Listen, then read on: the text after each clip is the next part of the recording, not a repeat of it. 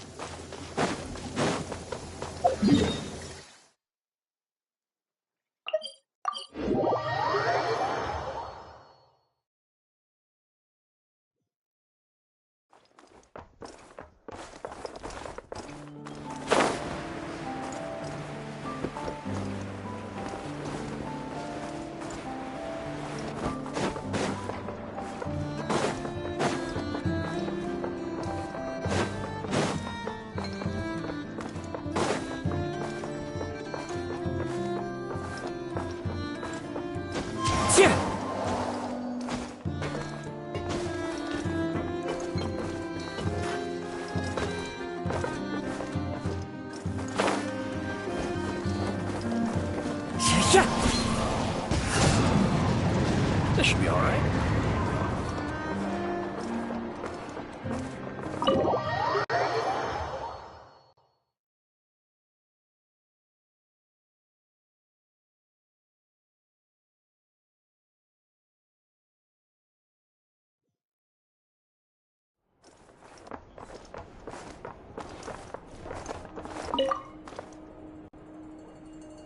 The people of the Academia may be clever, but those clever people simply can't stop themselves from doing stupid things.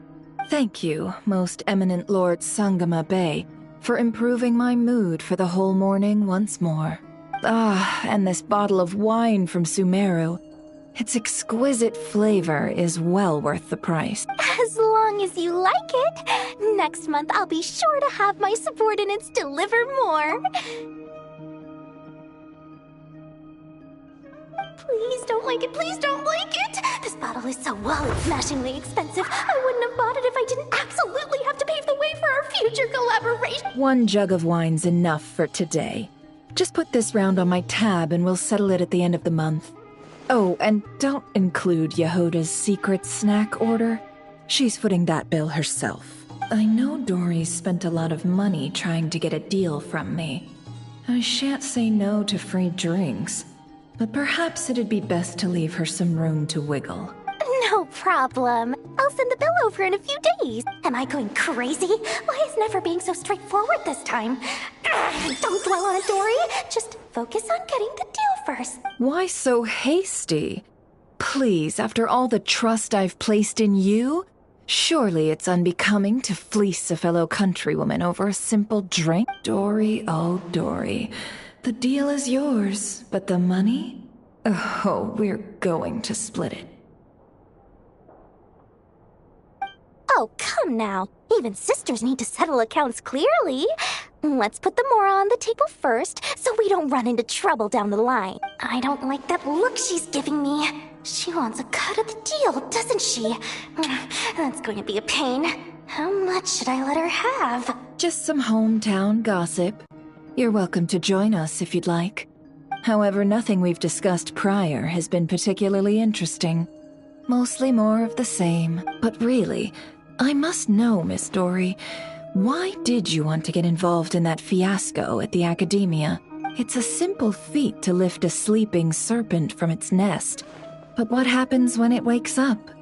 Had you no fear of getting bitten? She just won't stop.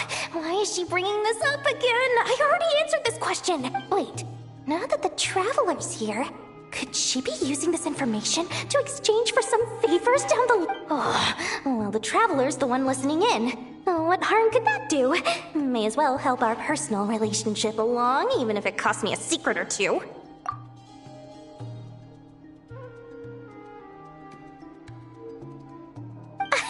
Why, business, of course. Sometimes you just need to learn how to wrangle snakes. That fiasco gave me one of the biggest orders of my entire career. Oh, fascinating. So did you profit from it all? I heard that after Azar fell, a certain group of cowards fled Sumeru. That must have played havoc on your trade routes, with no small amount of goods lost in the process. Right, and a sizable sum of Mora, too. But that's just life as a merchant. You win some, you lose some. Even big losses are small problems. With money, more helping hands can be found and more goods purchased. But I had to retain the ability to do business in Sumeru.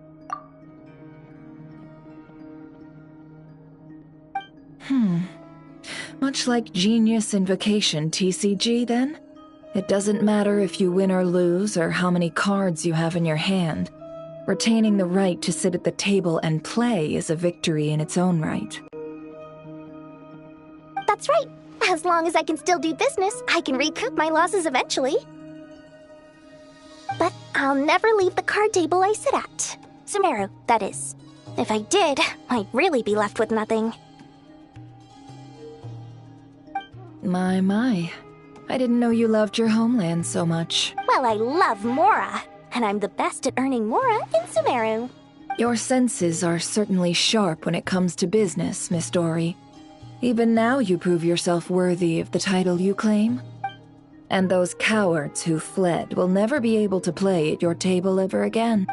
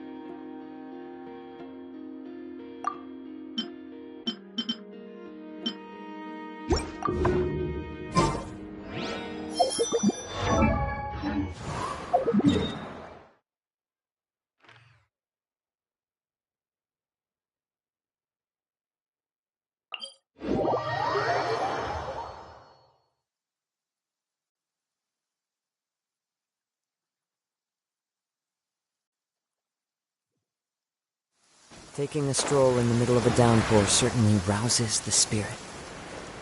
But it's best to dry your clothes as soon as possible after the rain stops.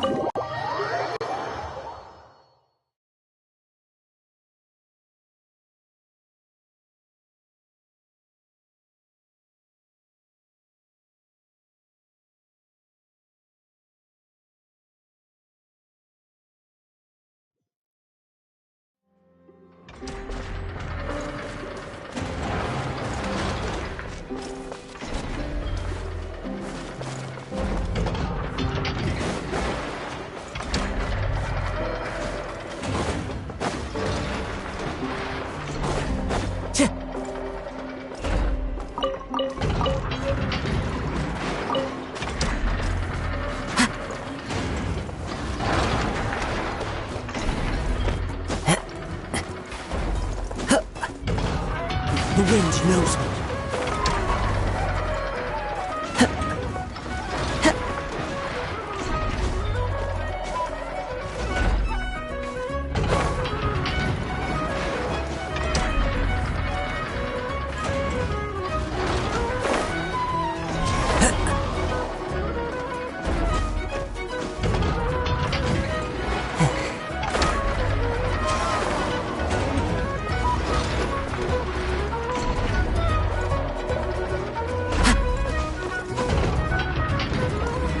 Into the wind.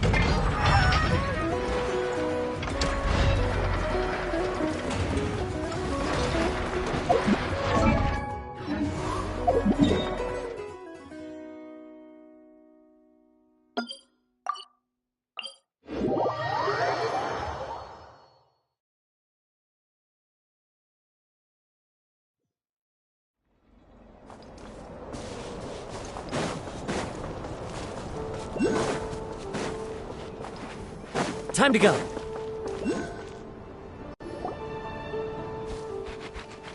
Yes, I'm sure you have very many friends indeed. But that's not the issue. Even if you summoned every ibis on Hisi Island, I still don't think you'd be able to move the moon mirror. And even if you managed it, the lunar semblance within would dig it out. You could, but moving the mirror would still pose a challenge. Huh? You really can summon every ibis on the island if that's what it takes? And you, on the other hand, think this plan is a joke, even if the ibis gets its entire family involved? Wow! Things are really kicking off over here. Looks like we've got a weasel thief and a heated argument with a bird. We're plotting and scheming, to be precise. I'm told we have to get all our ducks in a row before moving forward on this job. But my co-conspirators disagree quite strongly on the best approach. And they're not exactly being diplomatic about it. Choice words have been spoken. All right, I believe you. I'm sure you do have friends in high places. Although, where did you learn to speak like that? From a short girl with a metal arm and a hat. Oh, of course you can keep talking like that so long as you enjoy it. But be sensible around her, okay? Don't copy everything she does. I'm going to have a little chat with the Traveler and Paimon now, so be good and pipe down a little. Huh, it really did quiet down. Being able to understand animal speak is so cool. Paimon wishes she had that ability. Trust me, Paimon, you would not enjoy it very much at all. Don't misunderstand. Nothing terrible would happen, and it doesn't drive you insane or anything like that. Although, that being said, I do sometimes find it quite overwhelming. I was overjoyed when I first discovered that I could understand animal speech, but I quickly realized that it came with a downside. This ability is always active, and I cannot control it. Oh. Yeah, that would be a problem. And if you can't control it, that means... Exactly. People say that listening to the bird song deep in the woods gives them a profound sense of peace and quiet that lifts their spirit. But no matter where I go, I can never find peace and quiet. When I stand in the forest, I hear the chatter of the wildcats, the rabbits, the rhyme-horned deer, the chic badgers, and the long-plume ibis. They argue loudly about who's to blame for damaging whose roost, or which part of the woods the best twigs come from. Alright. Guess talking to animals isn't all it's cracked up to be. Waking up to the sound of birds chirping is pretty nice, but replace that chirping with bickering, and suddenly it doesn't seem so appealing. As for me, I've lived with it so long that I'm used to it now. In fact, it would probably be quite an adjustment if I woke up one day and couldn't hear the finches discussing which cup in which house makes for the best bath. Yes, plotting and scheming. Thank you for reminding me. I got a little sidetracked. Although, now that the Traveler's here, we might just have the solution to our... No, just you will suffice. This job involves breaking into a storage room by undoing the seal created with the moon mirror by a previous moon chanter. But for someone of your talents, I'm sure it will be a simple task. Don't worry, I'm sure you'll be fine. Come, let's go.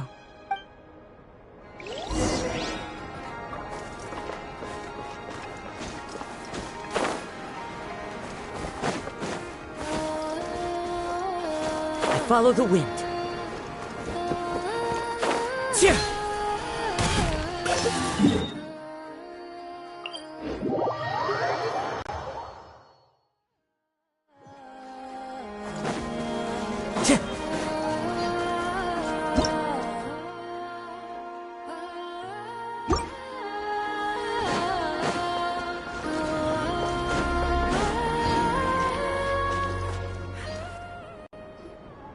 Here we are.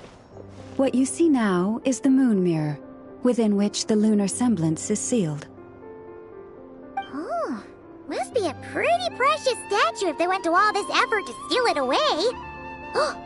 Will there be some traps inside? You know, the kind that send arrows flying out if you step in the wrong place? Do not worry. This little one did some scouting for me ahead of time. The seal does not contain any such fatal trap. Oh, nice. That's good to know. And yeah, that sounds like a job for a weasel thief. That's true. Each time I ask it for help, I have to pay it one more the next time we meet. Huh, what a thieving little weasel. Oh wait, that tracks.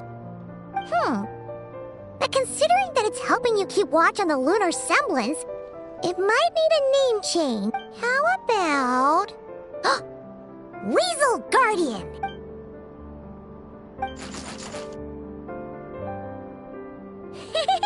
Can't catch Paimon! Paimon can fly!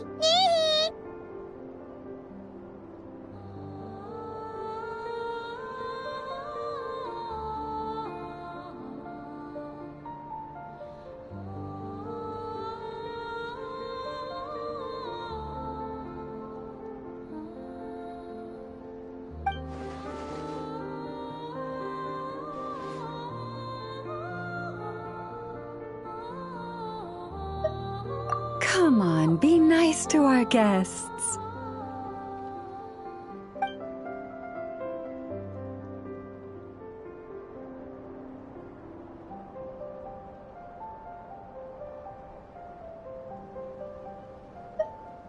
To retrieve the lunar semblance, we need to activate pairs of mechanisms in 2 different locations. So it's a 2-person job.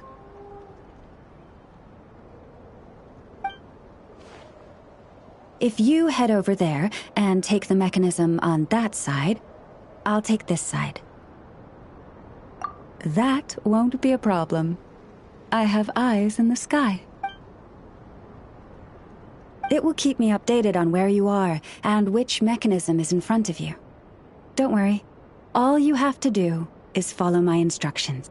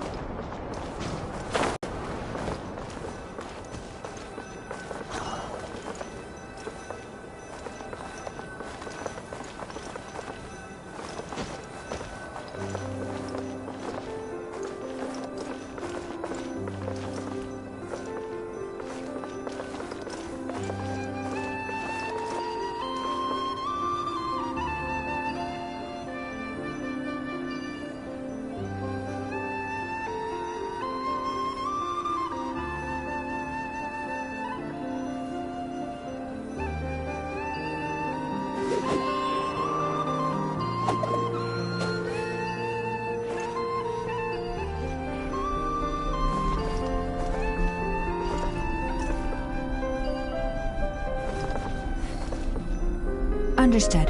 I will retrieve the lunar semblance now.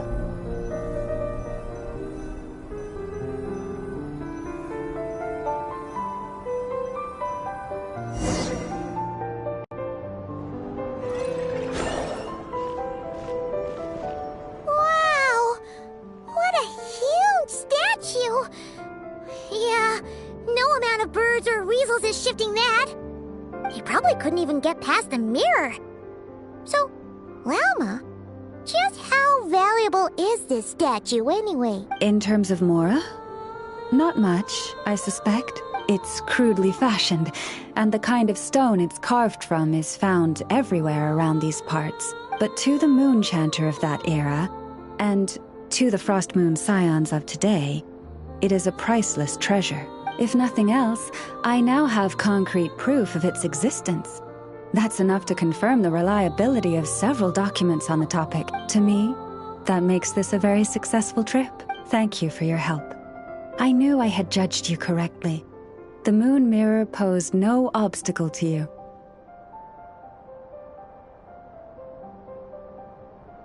And our little friend here was very impressed with your mechanism operating skills.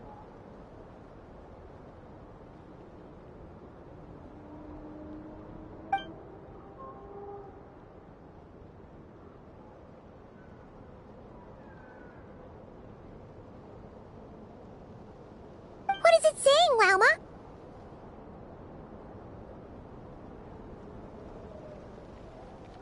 It says that the Traveler is the best treasure hunter it's ever seen.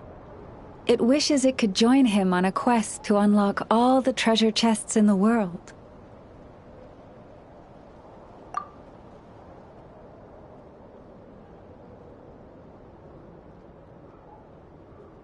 From now on, I'll call on you if I ever find a treasure chest I can't crack.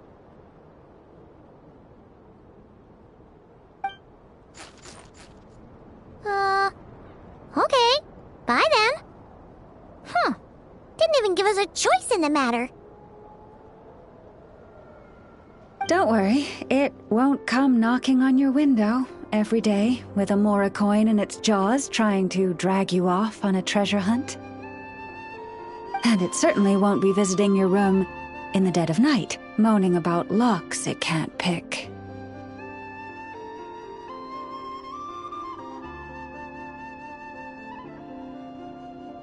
Uh-oh. We We better make sure to lock all our doors and windows before we go to sleep tonight. Relax. That weasel's only a child. It means no harm. It's just more talkative than most. All right, let's head back. It's almost time for dinner. Oh, and we still need to figure out how to get this statue back to our library. It seems like I'll need a little help from my friends, after all.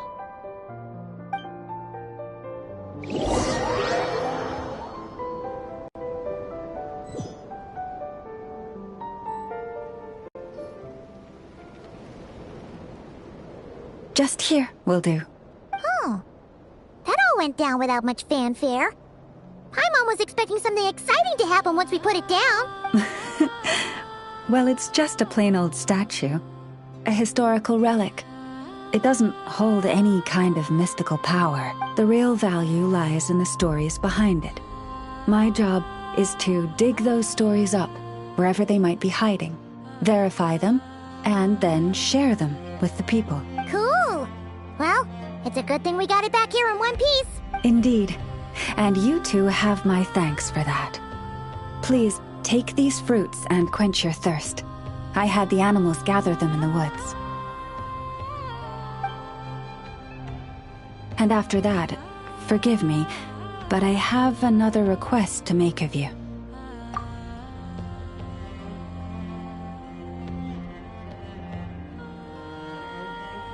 I apologize if this is presumptuous of me, but I've seen how well connected you are, and I've heard of your many travels into secret and forgotten places. On your future travels, if you ever come across any texts about the Frost Moon Scions, could I borrow them and make a copy with which to enrich our library? You have my sincere gratitude on behalf of the Frost Moon Scions.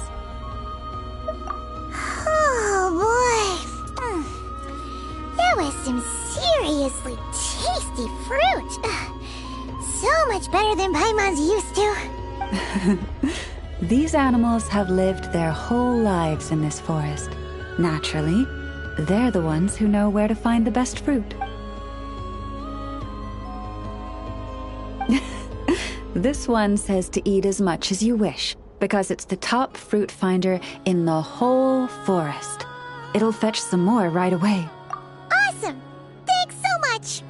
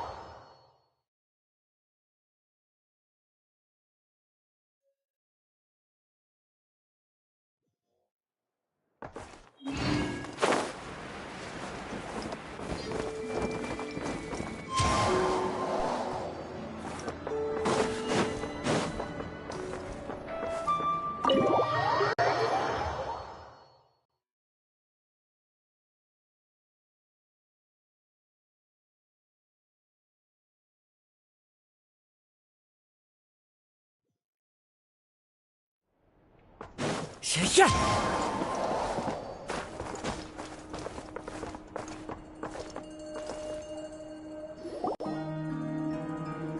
Oh, you're back. I just made you all a pot of tea. Better drink it while it's hot. Boss Neff, you wouldn't believe how scary our day has been! Seriously, I am never, ever taking random jobs like that ever again! You hear me?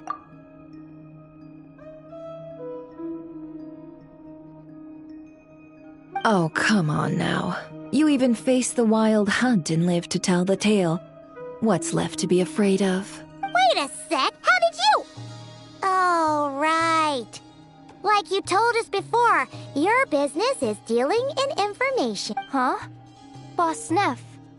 The teacups. Why is there one missing?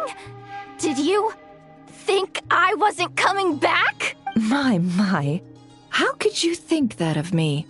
You know the rules. If a member of staff wants tea, they pour it themselves. Your cup's sitting safe and sound right there, in the cupboard.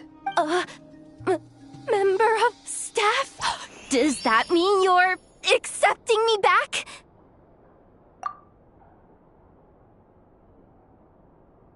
Wasn't that the deal? Boss Neff! You're the best boss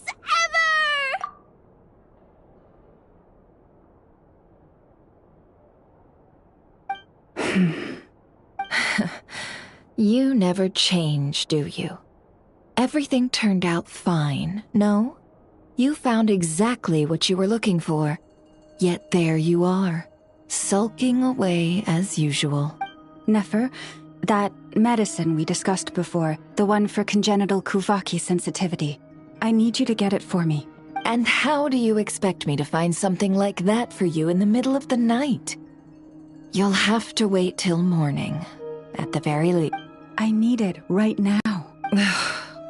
All right. I'll see what I can do.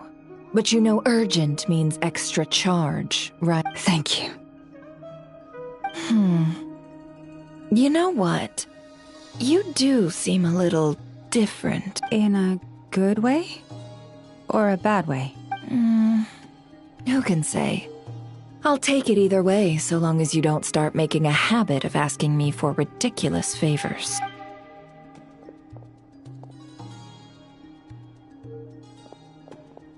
Traveler, Paimon, a lot has happened these past few days. I don't know what I would have done without you. Hey, don't mention it. That's what we're here for.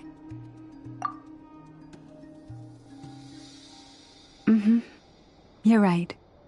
And tonight, I'm planning on telling them everything. Tonight? Isn't it a bit late already? The moon shines brightly this night. What better time for the Frost Moon Scions to usher in a new dawn for truth? Thank you for your kind words. But before I do, there's one more thing we need to deal with. Oh yeah! Now that we have the moon marrow... You'll have to forgive me. I used too much of my strength in the battle earlier. I fear I won't be able to help you uncover the truth of the past. Not right away, at least. That's fine. We're gonna be in Not Krai for a while anyway, so there's no rush, right? Thank you. But there's another problem. How to keep the moon marrow safe now? Huh? Can't we just return it to your secret chamber? The seal has been broken. Even if it were restored, now that the wild hunt has gotten in once, there's no guarantee that it won't happen again. Oh, right. Yeah, that makes sense. Back when the Frost Moon Scion's bloodline still ran strong, in special circumstances, a moon chanter could act as a vessel, safeguarding the relic within their own body. But it is a grueling trial of will and endurance. The moon chanter who did this only lasted 2 days. As for me, I might be able to last 5, at most. Hold on. You'd be using your body as a vessel? Yes. You can think of it like dropping a red-hot ball of iron into a bucket of water. How long the water lasts depends entirely on the bucket's size. Pardon? Hey, that's not a bad idea. You've always held up pretty well against the abyss. Surely the moon mirror can't be any more dangerous than that. It's not at all that I don't trust you, but it's too risky. But we're out of options, aren't we? Might as well give it a shot. All right. Well, I'll be right by your side. If anything feels off, please tell me immediately.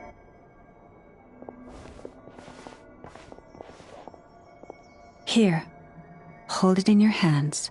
Feel its power. Imagine you're a lake, a cluster of stars. Let the moon become a part of you. Whoa! It went into your body! How is that? Are you feeling any discomfort?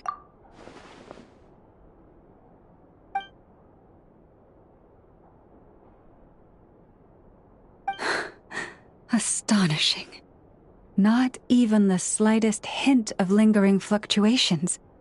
It's as if all that power just sank to the bottom of the ocean. Well, looks like we won't have to worry about the wild hunt catching its scent now. Phew! Paimon knew you have special abilities, but still, you never fail to amaze. Did I miss something just now? Yes, and it was nothing short of a miracle. Not something I'd be interested in then. Anyway, here's the medicine you asked for. This is all I've got for today. I'll have someone send the rest over when we Thank you, Nefer. I really appreciate everything you've done for me. Please stop being so nauseatingly friendly. It's creeping me out. So, what exactly did you all go through during that wild hunt attack? I'd prefer to hear it straight.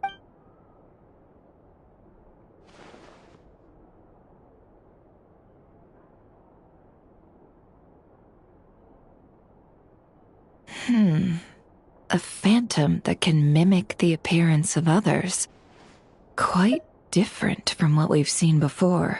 Yeah, and both times it appeared, its goal was pretty clear. It seems like it was after the moon marrow. And on both occasions, it was accompanied by the wild hunt, too. It appears there must be some close connection between the two. I must say, I don't often see you look this serious, Nefer. Too late in the day for thinking, that's all. We'll pick this up again later. You all feel free to keep chatting, though. Just don't forget to lock up when you leave. On that note, Traveler, please keep the moon marrow stored within your body for the time being. We'll take it back off your hands as soon as the wild hunt's been taken care of. Once and for all. Now that's what I'd call a joke. Anyway, if the two of you will excuse me, I'm heading back to Hisi Island now. It's time I came clean with the Frost Moon Scions. Hey, we're coming with you! Though, guess we won't be able to do much more than cheer you on from the sidelines. That alone means more to me than you could ever know.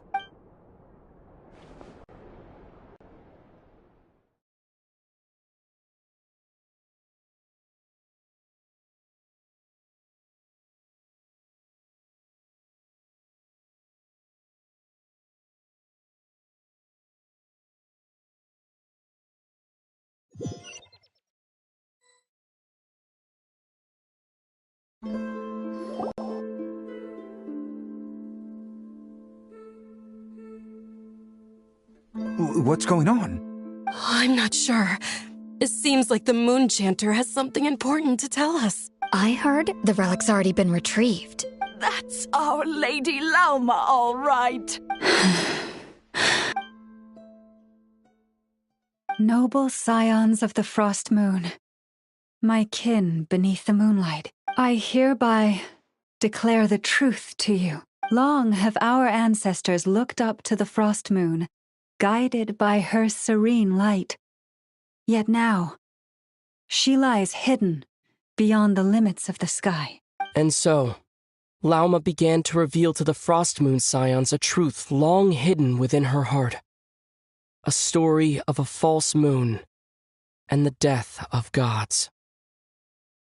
Kutar was indeed born of the moon, but that does not give us the right to reap without sowing, nor clothe ourselves without the toil of weaving. As she spoke, some who listened were stunned into disbelief, while others seemed to awaken as if from a dream. From this day forth, the road shall be paved with truth, and we shall pave it ourselves.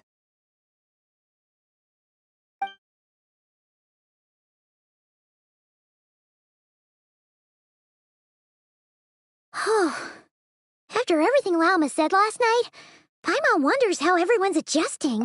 Still, judging by their reactions at the time, it didn't seem as intense as Paimon might have imagined. Says a lot about how much trust she commands, huh? Hey look! It's Lauma! Welcome, both of you.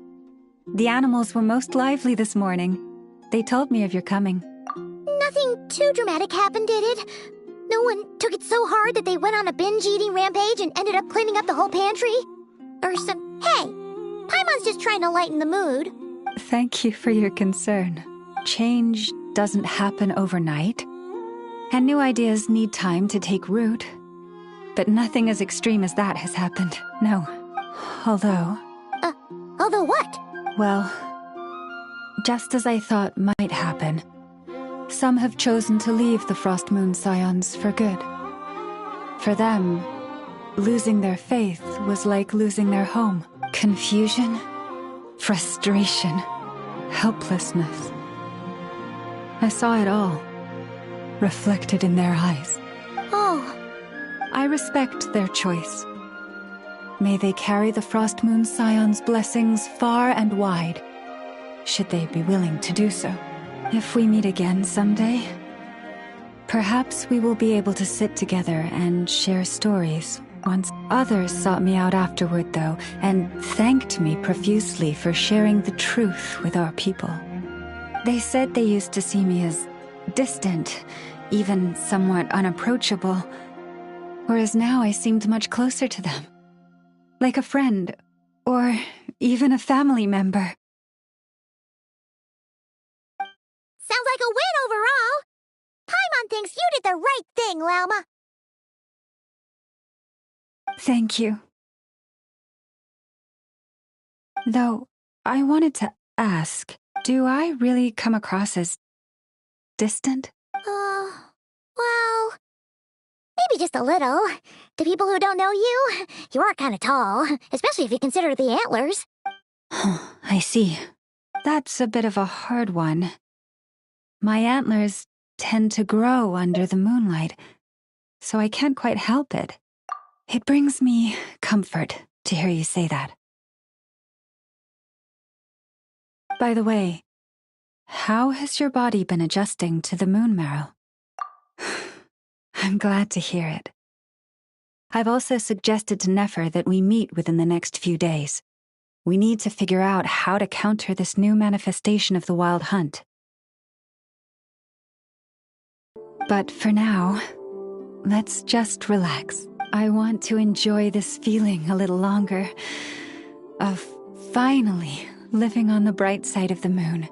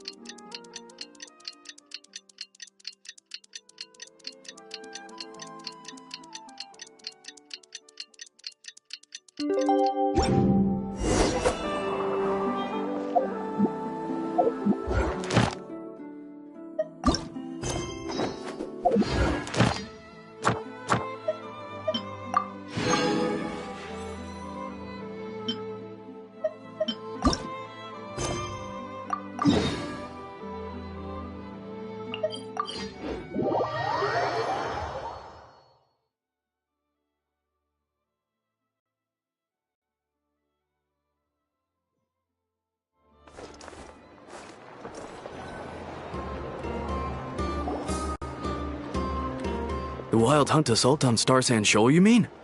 Huge wave. First I've ever seen of that size. Good thing it was so brief. No, I mean there's been another, to the north of Nasha Town. What? How many does that make in the last couple of days now? What are the Lightkeepers playing at? Can't be helped. There are only a handful stationed on our side in the first place, and the cannon hasn't been fixed yet either. They've been strained to breaking point for a while now. I'm bugging out if this goes on much longer. And here you all told me this was a good place to do business. Fool me once, I said. Hey now, this could be our big break. My second eldest brother made his fortune off wild hunt attacks, you know. Come on, let's get moving. There won't be anything left for us if we're late. Left for us to scavenge? I did hear about an overturned cargo vehicle over there. Hey.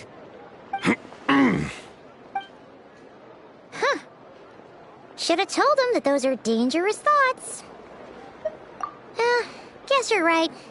Even if we solve this wild hunt problem, they'd probably just jump headfirst into some new danger if they thought they could earn some quick mora.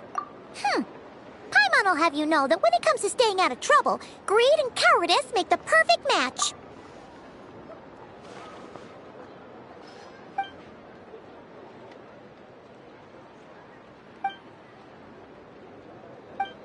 Hey look! I know an Inefa are here in Nasha Town! Oh, considering what those people said earlier, do you think they're here to fix that cannon up? Dying to know something, aren't you? You totally zoned out just now. What? No! Paimon doesn't want to spend her days running from that thing. Anyway, let's just go, shall we?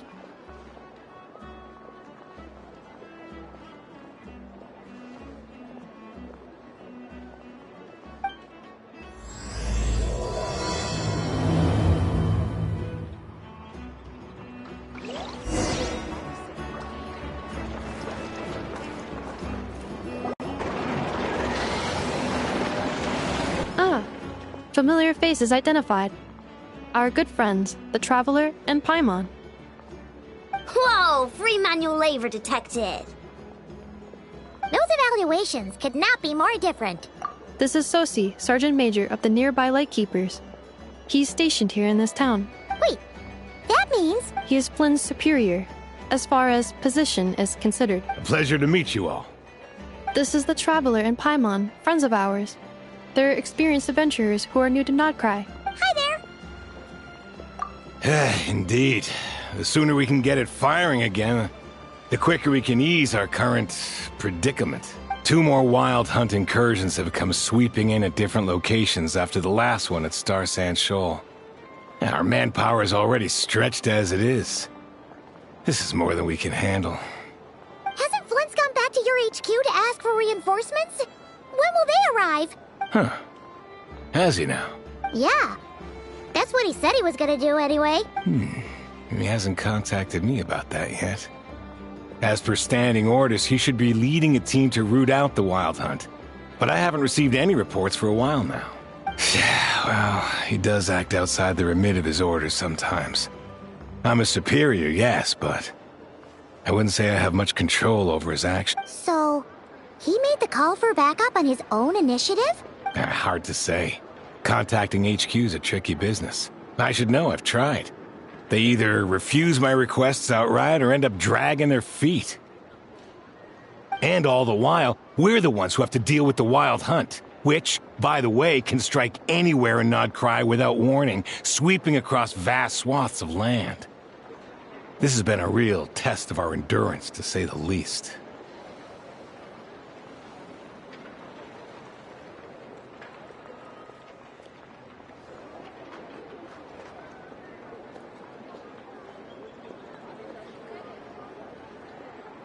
We need to send our personnel where they're needed most. A single missive will not do much to change HQ's attitude, I fear. Flynn's understands this well enough, I'm sure.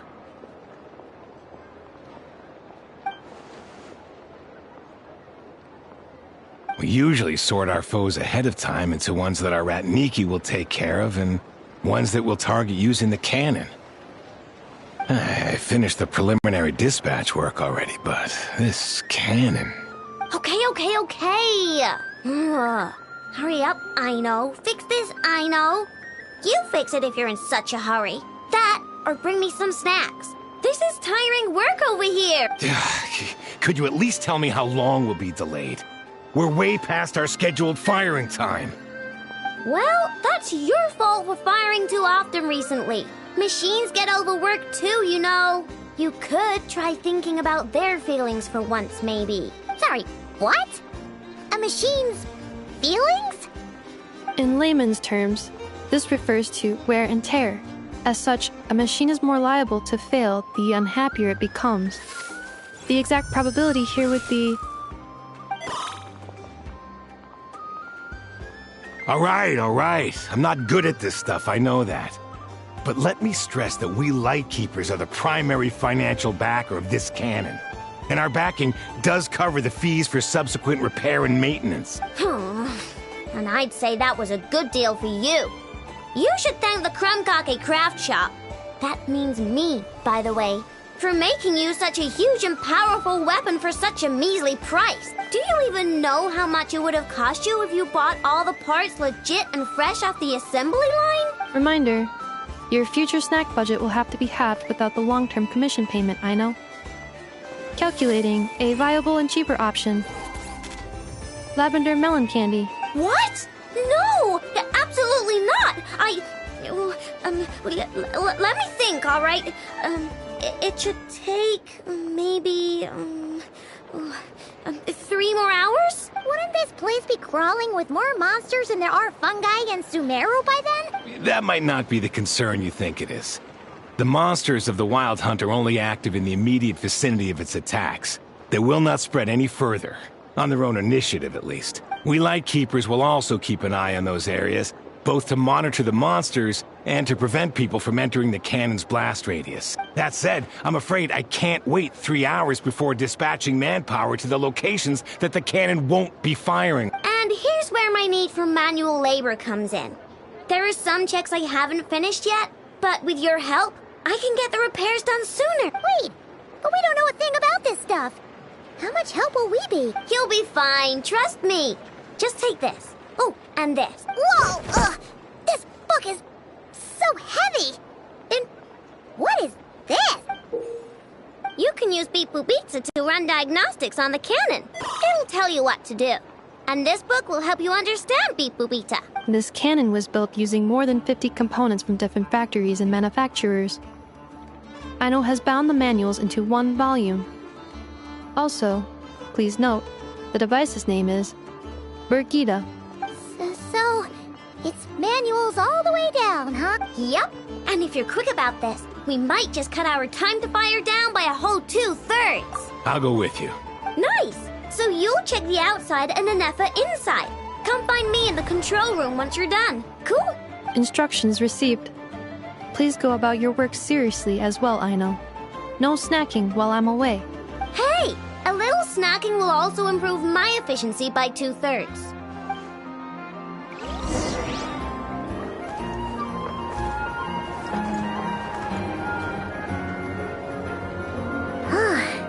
Aino's explanations for things that don't interest her are a bit meh, aren't they?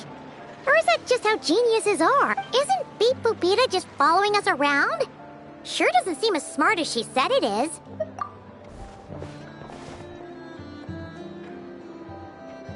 I've watched Nefa perform routine repairs before. It seems some sort of maintenance port must first be found, and then this small robot will automatically interface with it. Ah, so you're in the know. Nice. Well, oh, what does that port look like? Now that I'm not so sure of. Let's search around together and see what the robot reacts to. Works for Paimon. Is this it? Probably not. Or this one? Oh, ew! Stinks of machine oil.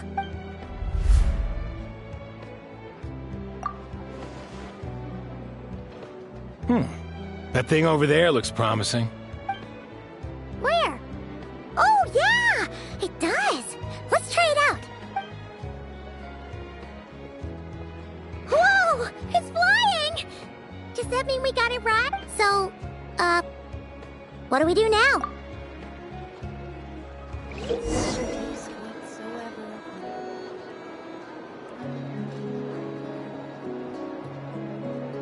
Now, dear. This is just a temporary stop along the way.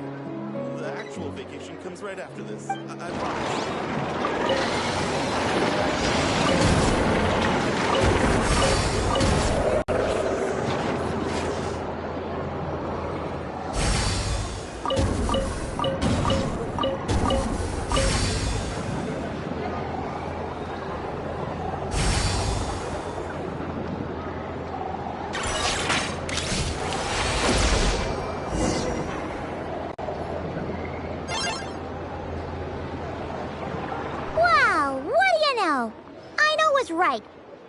this working without understanding a thing Beep Boopita said. Still, it's impressive how you figured things out right away. Paimon's up next, along with this stupidly heavy book. Ugh. Let's see. Should be just like checking a dictionary, right? The matching result for this symbol is... check passed. All systems normal. Wait, is that it? Well, as they say, no news is good news. Yeah, guess you're right. Just feels like we did all this stuff for nothing, that's all. On to the next spot, then.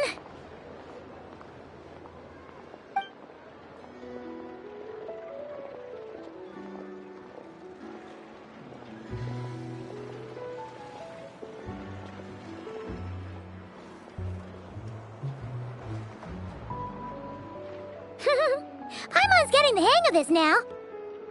It's this thing, right? And this time... Huh? Why are you angry? Oh... Huh. Looks like its expressions are also prompts of a kind. Which page is that on? Oh... We need to take note of the order in which its eye colors change. Purple, red... Hey! Slow down! Paimon didn't catch that!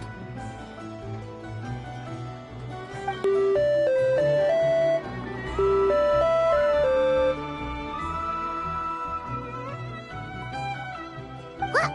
So now we've got musical prompts too? Weren't you only supposed to be a beep-boop machine?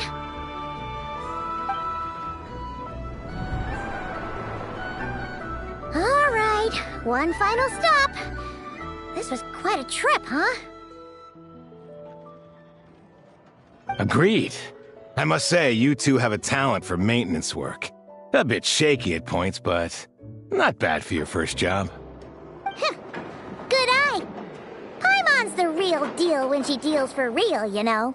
Really, I'd have liked to share the load, but you were really getting into it, and I didn't want to interrupt.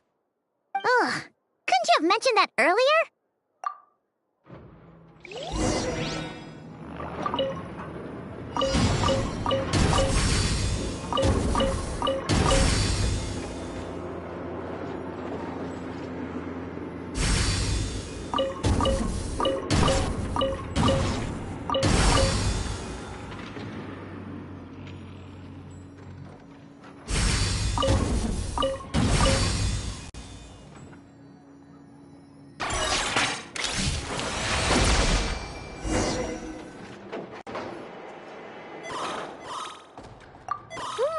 A pictorial prompt this time. Don't worry, Paimon's just about gotten the hang of which prompts are listed where.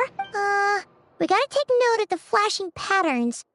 1 yellow flash, nothing for 2 seconds, then 2 yellow flashes means the components here are overdue for regular maintenance. Maintenance is a high priority task. The device will be rendered inoperable until it is complete. Switch Beep Boopita to input mode to send out a signal to unlock component. The description of input mode isn't on this page. Ugh, more page flipping.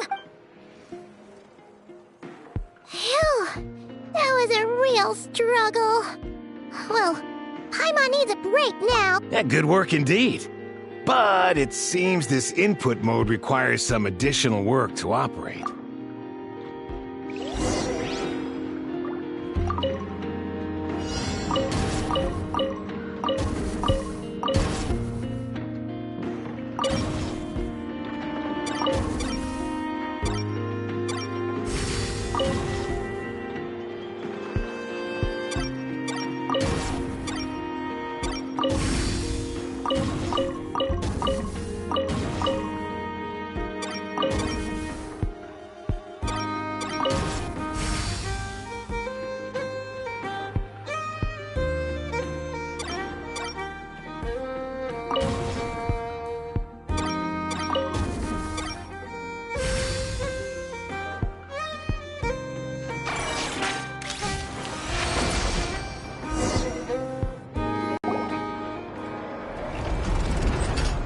Well, looks like we're all good. We can remove this thing now. I've no clue, frankly. But whatever. I got a feeling we've all given up trying to figure this cannon out. I'll go get the replacement component. We should be done once we pop it in here. What do you think? Maintenance work's easier than running errands, wouldn't you say? That's for sure. We're counting on you, Sosie.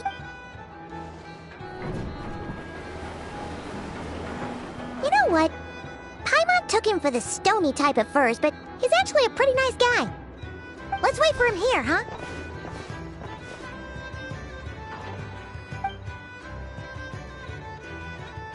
Are your tasks complete? Yep. Sosie's gone to get the replacement component. We'll be done here once we put it on. Allow me to check against the recorded data. Yes. This component is approaching its replacement deadline. The cannon will generate immense recoil when fired. If this is not controlled, the firing platform will become misaligned. This part is designed to anchor the cannon and ensure accuracy when aiming. Huh. So, if the cannon isn't fixed in place, will it start spinning around like some kind of massive firework? A novel analogy, but an apt one. The large-scale damage that might follow would be undesirable by anybody's standards. This component is currently easily damaged. The materials are not up to par, and there are still some design flaws. But Aino and I are working to improve it. Estimated waiting time remaining: 7 minutes. Would you like a krumkake? Yeah! Dessert's just the best after a hard day's work. Certainly. It will be ready shortly. Observation. Freshly baked krumkake results in the most efficient improvements upon human happiness indices. As such, I activated an internal heater before starting repairs. Thanks for the treat. Aino's lucky to have you. Thanks. Things went great over here, too. So, as we agreed, I'll have the cannon up and firing in no time. Understood. I will inform the inhabitants of Nasha Town and have them make preparations for the shock and noise that will inevitably ensue. And I'll inform the Ratniki stationed around Wild Hunt anomalies to make sure they fall back in a timely fashion. Thanks for your kind assistance. I better make a move. Ratniki from other sites should have sent reports back here, and I'll need to sort them out. Righty then. See ya! Bet this huge cannon's a real sight when it fires. That is correct. A huge crowd tends to gather on its own accord on such occasions. Pure, bright energy rays have never failed to inspire obsessed admirers. If you are interested, you can come back later to behold it in all of its glory. Sure. We did help fix it after all. It'd be weird if we didn't want to see it in action. Oh yeah. Wonder where that strange phantom went. Never mind what it's doing. Let's try our luck at the flagship. See you later, guys. Just be sure not to miss my masterpiece in action.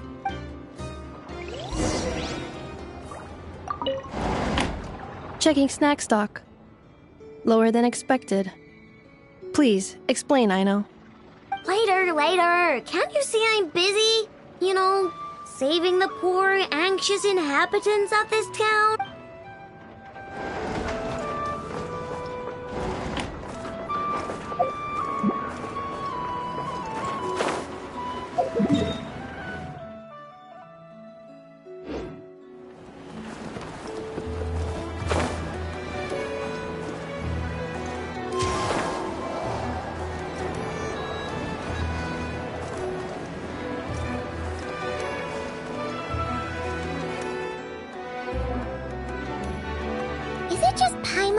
Are there more people here now? Oh, just as well, since we're sniffing for intel and all. And maybe, just maybe, let's get some of their berries and fried meat too, huh? We still haven't had it yet. Oh, come on. Why so uptight? Excuse me, are you guests? If you wish to return to your room while the banquet is on, please use the side door. No, we're not heading back to our room. Are we not allowed in here right now? That is correct. Only those invited to the banquet may enter. Our goal is to ensure that our regulars can enjoy peace of mind and comfort, so that they can speak freely with one another. Familiar with our ways already, I see. But here in NOD KRAI, channels hold equal value to Mora. I am but a lowly employee, so you'll have to forgive my inability to help in this matter. It's fine. Can't be easy being you. Looks like we'll have to switch channel. Never, right? The Curatorium does seem to already have an amazing intel network up. But if we ask her straight up, she'll likely squeeze us for all we're worth. Ooh, Paimon's got a plan. Llama got Never to help her prep some medicine, right? We'll be heading to Hisi Island later anyway to ask Llama to help us use the moon marrow.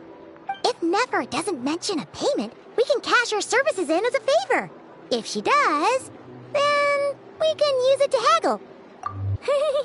The thought of Mora made it worth the effort of thinking up.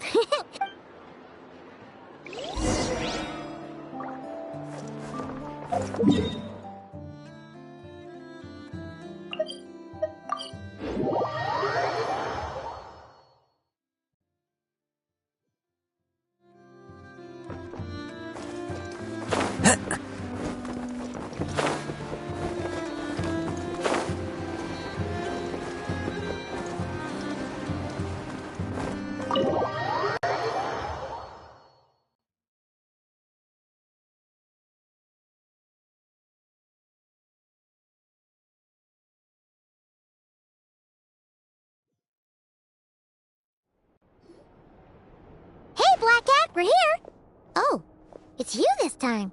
Hello, you two. What's up? Not much. Just here to say hi. Also, we'll be going to Hisi Island later, so we can deliver the medicine to Llama for you if you need. How thoughtful of them. Bet they want something from me in return.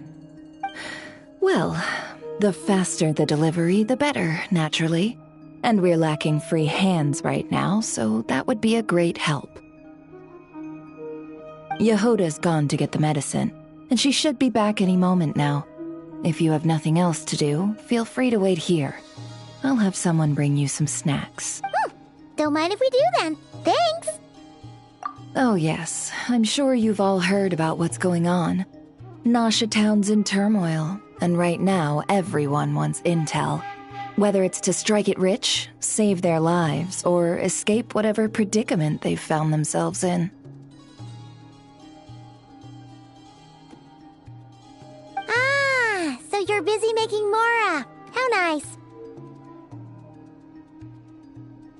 It's not all good news, I'm afraid. We're stretched so thin that our clients have taken to competing for our services via auction. The price for taking priority slots has all but skyrocketed. In other words, we've had to suspend free intel handouts for now. She cornered us right away! Did she guess what we really wanted from the start? If there's anything that worries me right now, it's the Wild Hunt. It affects everything we do, yet the number of people who can ensure cargo safety in the face of such a threat is vanishingly small. That doesn't sound too hard. If you need something delivered, hit us up and consider it sent. Is that so? But... no. Forget I said anything. I mean, you're great heroes. How could I waste your precious time on trifles like these? Is there now? You should have said so sooner. Far be it for me to extort you, of all people, for intel. But seeing as you so kindly made me an offer, I suppose I'll accept. What's there left for us to say here? More like our common perspective. Most who live here only wish to defend their own interests. But we are different, are we not? We both seek to resolve the chaos that the Wild Hunt has caused. Or like make a profit off the Wild Hunt. Paimon doesn't believe a word she says. Dissatisfied, are we? The number of commissions over at the Adventurers Guild spikes during tumultuous times, too. Would you call taking those jobs for Mora a sin? Well, that's... We might squeeze some advantage out of chaos, but equally, chaos could uproot everything we've built at any time. Such is the threat of the Wild Hunt today. And what business would there be left should it end in some great slaughter, or put to flight many who call Nasha Town their home? And as I understand, the two of you are here in Nod Krai to follow a trail of clues yourselves, no? Well, yeah. In that case, we should keep Nod Krai the paradise people say it is. At least, until our respective goals have been accomplished.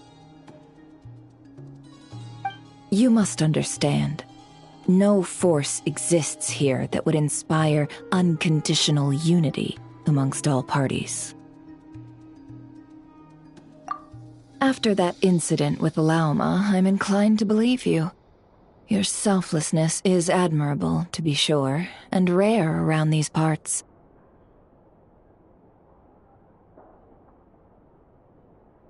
Though it's rare for a reason, kid. Just a shame that our mysterious phantom has hidden itself well. Between that and its ability to shift shapes, it will no doubt be a most slippery customer. Really, I'd be all too glad to pass on any additional intel I gain. We make a good team, after all, don't you think? You front and center, me behind the curtain.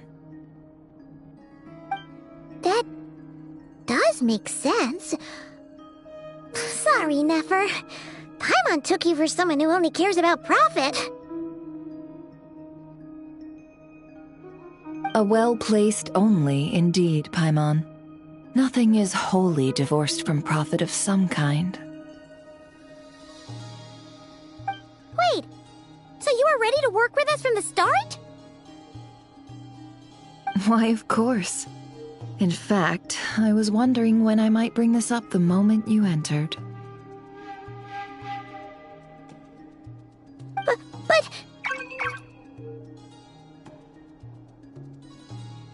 Hey, boss, I'm back! Huh? Oh, you guys are here too? Indeed they are. In fact, they've volunteered to deliver the medicine to Lauma on our behalf. And totally free of charge. Such kind souls, aren't they? Really? Great! Oh, in that case, guess I'll be clocking out now. Got a few more places for you to visit right here, dear. Huh? Haven't I already worked a few days' worth of overtime already? Well, guess the extra more is pretty nice.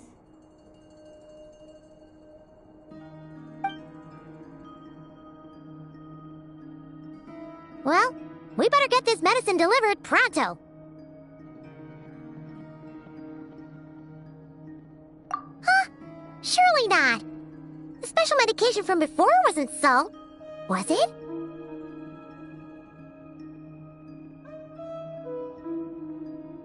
Wait, that can't be. Let me see. This isn't right. How could it be salt?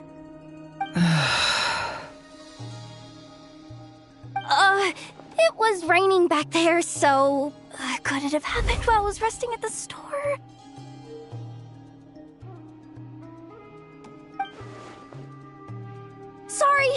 Sorry, boss. I'll get it back right now. Trust me, I'm super fast.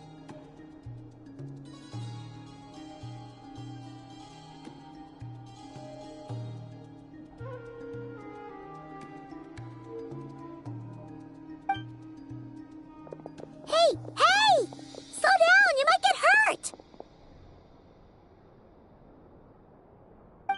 then, any plans? If not, what say we go into town and ask around about the Wild Hunt? Oh, we were thinking of doing that, but we didn't get much out of it.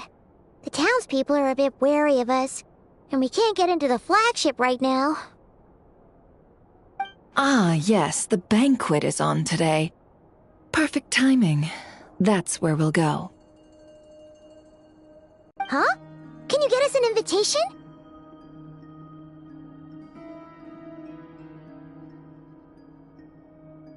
Oh, come now. What are we, sticklers for the rules?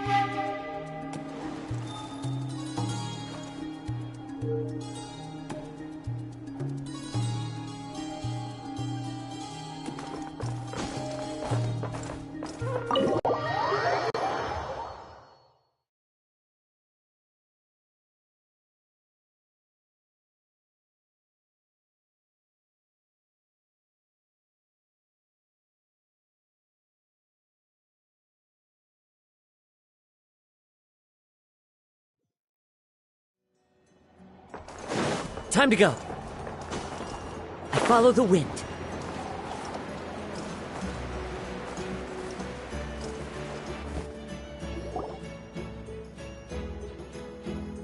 Lady Nefer, a pleasure to see you. Oh, and our guests from earlier, I see. That's right. My apologies. Consider it my fault for not having explained the banquet's rules to them beforehand. Oh no, it was no trouble at all. Please, do come in. Yeah, sure, thanks. Not even an invitation check? Oh. Paimon didn't realize Nefer was such a big shot. Yes, channels really do take you places.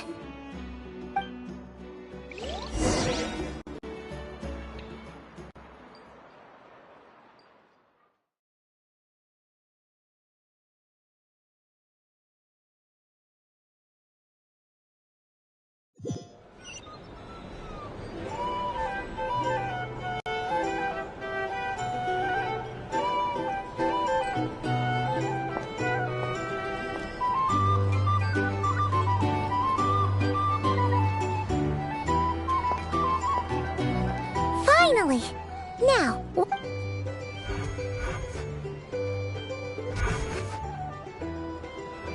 Pardon me? I'm sure we're all having a good time, but I would like you all to meet a mysterious guest I invited for just this occasion. I give you tonight's special guest, a renowned mixologist from Mondstadt. Are you serious?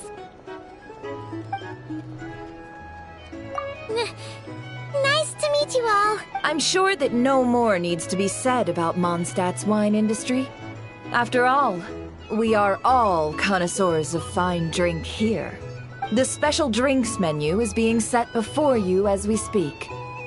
Now then, for a time, let us set aside our worries and enjoy these exotic spirits from afar. Ah, I see. A new face for the bar. And here I was thinking, that ain't a familiar face. No wonder. Well, it's a rare occasion to be sure. Want to order a glass or two? Sounds intriguing. I spoke to the owner. The bar is all yours. The recipes are available for your perusal here. Not to worry. I've taken the liberty of removing the more challenging options. How'd you set this all up so quickly? Well, as long as you know what both sides need, negotiations are essentially just a process of confirming the deal. No one would turn a beneficial offer down now, would they? The flagship already had plans to invite a professional mixologist from Mondstadt anyway. So consider this a trial run. With the list of drinks brought out in advance, Demyon will assist you. Serving guests with drinks will be the perfect opportunity for you. Of course, every guest will have their quirks, so you'll have to be careful not to arouse their suspicions. Got it! We'll give it a try! In the meantime, I'll go mingle with some of the guests who pique my interest. There'll be a little event during the banquet's second half, by the way. See you then.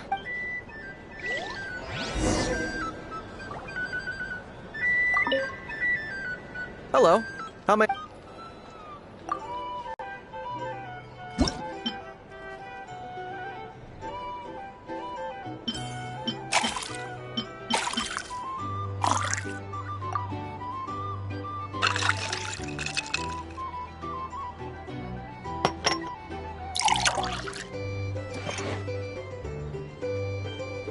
Good work. Now then, get the drink to the guests.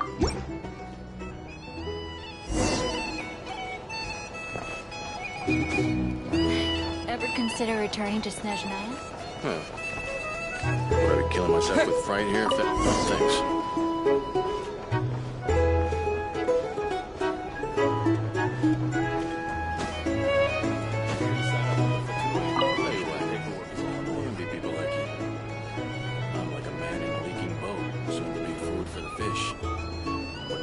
Dump if there were any better place to be. Come now. Surely it isn't that bad. We've still got the Lightkeepers. You trust them? I wouldn't. Wouldn't trust anyone, really. We're stuck with a wild hunt here. The Snezhnayans can't be bothered, the Lightkeepers can't spare the people, and everyone else, a mess. I'd sooner put an ounce of faith in that cannon. You're here to sign up with the Fatui. Let's just structure your paperwork. Let's see if this new mixologist is worth the billing.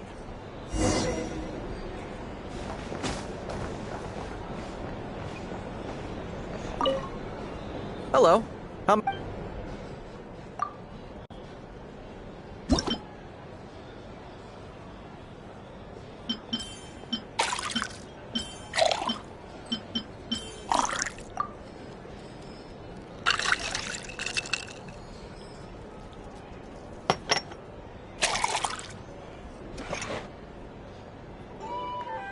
Good work.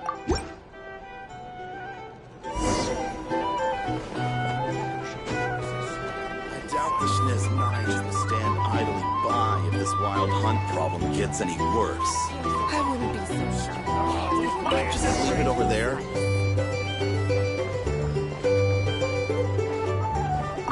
Bet you some people are just waiting for this place to fall further into chaos. You've got a plan for that, then? Hard to say. But what I can say is that the situation in Mashatown will get out of hand if that cannon isn't fired soon. That gun's a symbol. The most solid proof that ordinary folks like us can stand up against the wild hunt.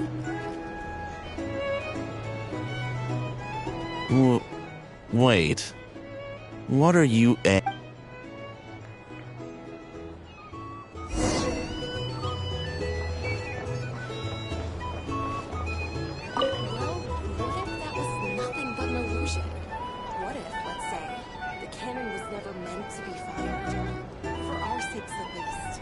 Surely this town is still of value to those who control it. Of course. That's all it is. Value. For us, though, there's no place but Mashatown. And we're putting its life and ours in their hands. I get what you mean. Let's just see how this plays out first. Ooh. Seems like they're all talking about the cannon already. Guess that's why Sosie was so anxious. Hello. How may I...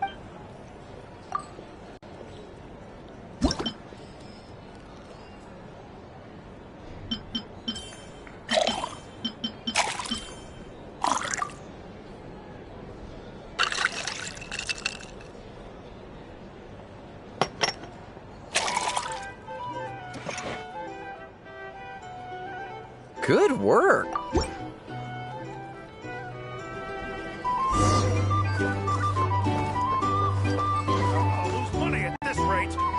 Oh, so this order was yours, huh? Indeed. So... Ah, you two must be Nefer's friends. A pleasure to meet you. If you've got a moment, let's have a drink. On my tab, of course. Paimon doesn't recall there being any other orders right now. Sure then, we can take a break. Then come, sit. Dimyon, 2 wildberry trails if you would. Without alcohol, much obliged. Hints is the name. I help out at the Rossum workshop in town. They usually put me in charge of making and repairing simple machines. Paimon's name is Paimon. Pleased to meet you. Ah, yes, I've heard. Lots of nights over there in Mondstadt. I imagine your title's an impressive one back home, huh? We were just messing with you there. Anyway, help me keep an eye out, all right? Valuable intel will be suitably compensated.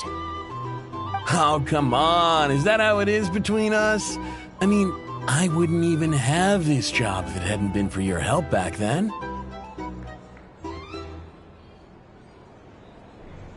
So, you've known each other a long time? That's right. I came to NOD KRAI with nothing at all. Would have starved on the streets if I hadn't met Nefer.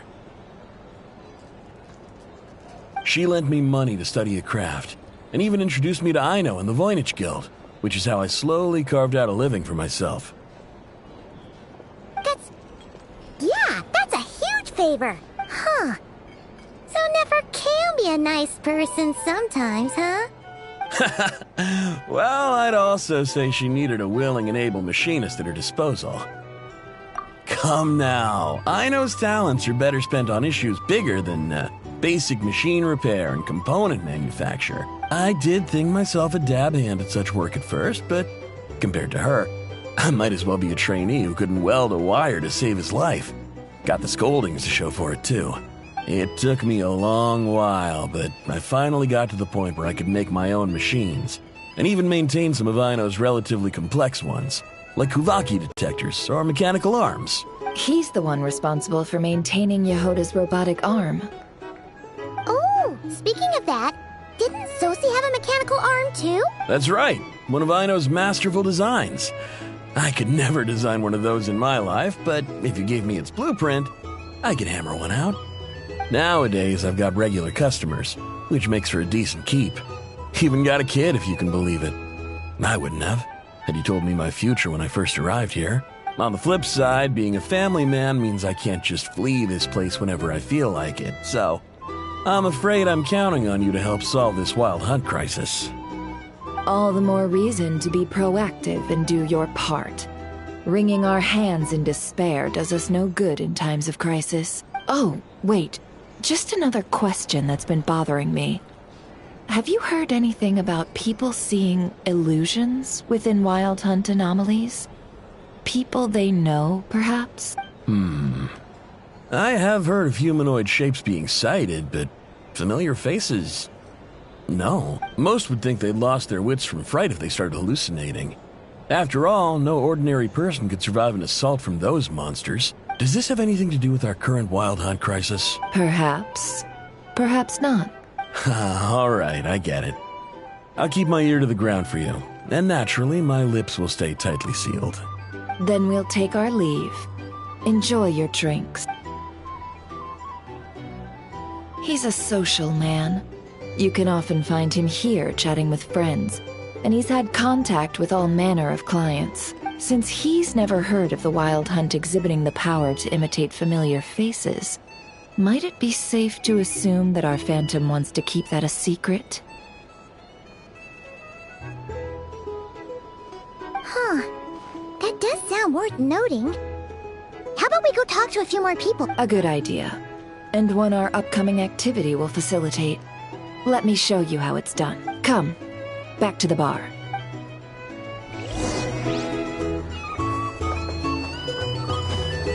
I'll lose money at this rate.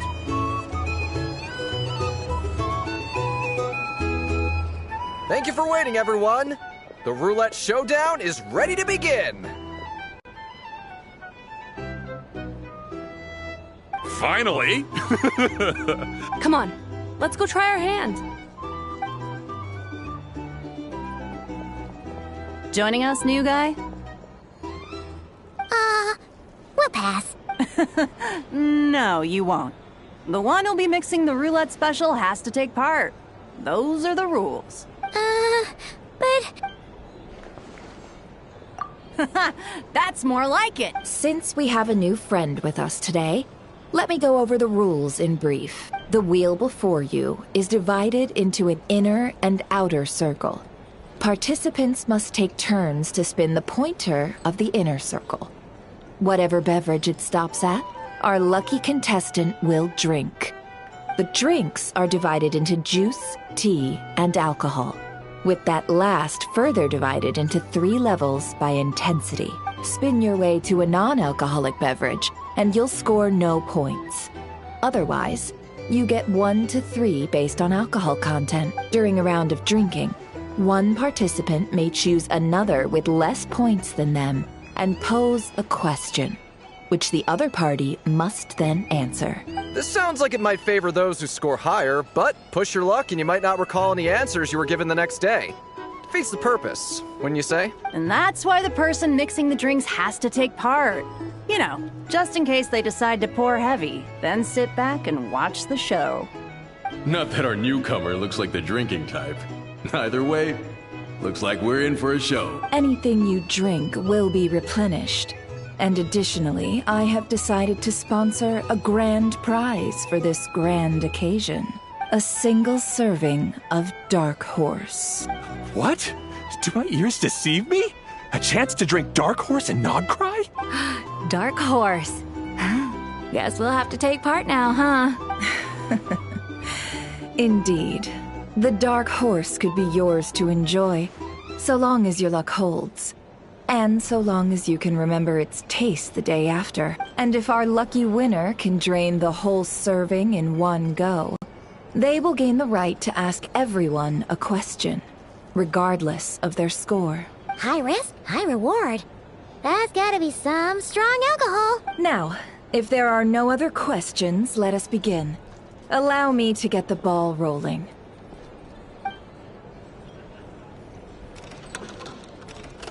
Intensity 3. Looks like I'll have to put my back into it today.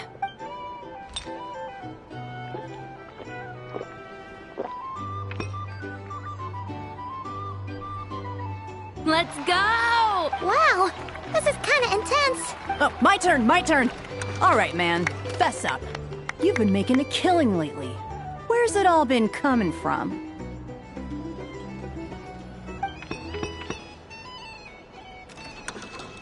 Hey, bro. I heard you met up with some big shot from the Voynich Guild. Mind introducing me sometime? Ugh. A normal drink, huh? Must be my lucky day. We've reached the final round of the roulette showdown. Let's see who gets the last laugh. I gotta say, you monsters really know your alcohol. These recipes are super good. Teach me, would ya?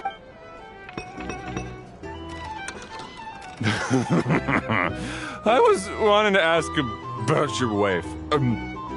Your wife.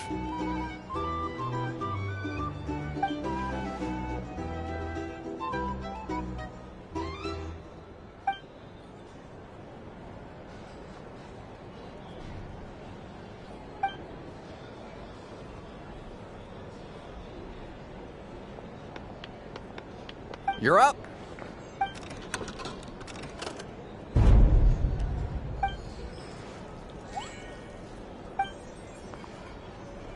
Whoa! New face here just drew the Dark Horse. Bottoms up! Bottoms up! Hey, will you be alright? You wanna just give this one to Paimon?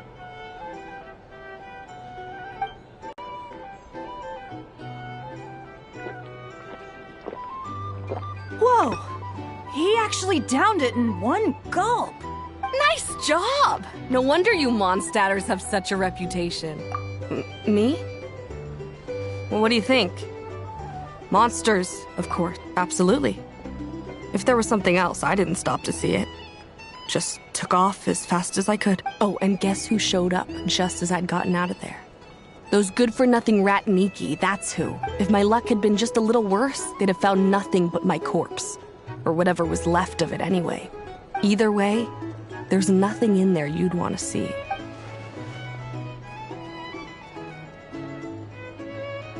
I see some downcast faces.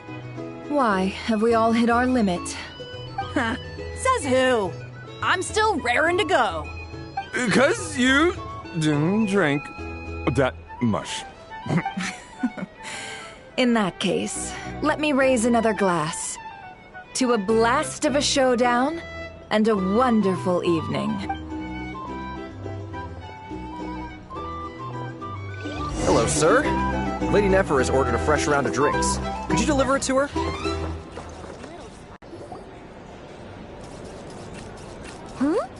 Are they playing cards? I want to spy some elemental dice. Same as usual, then? 1 die, 100,000 mora. I'm not here to do business with you. Come now, I've already ordered us drinks. Or are you looking to add another line to your ledger of arrears? Oh, so this is a business. So, let's go over this again. 1 die, 100,000 mora.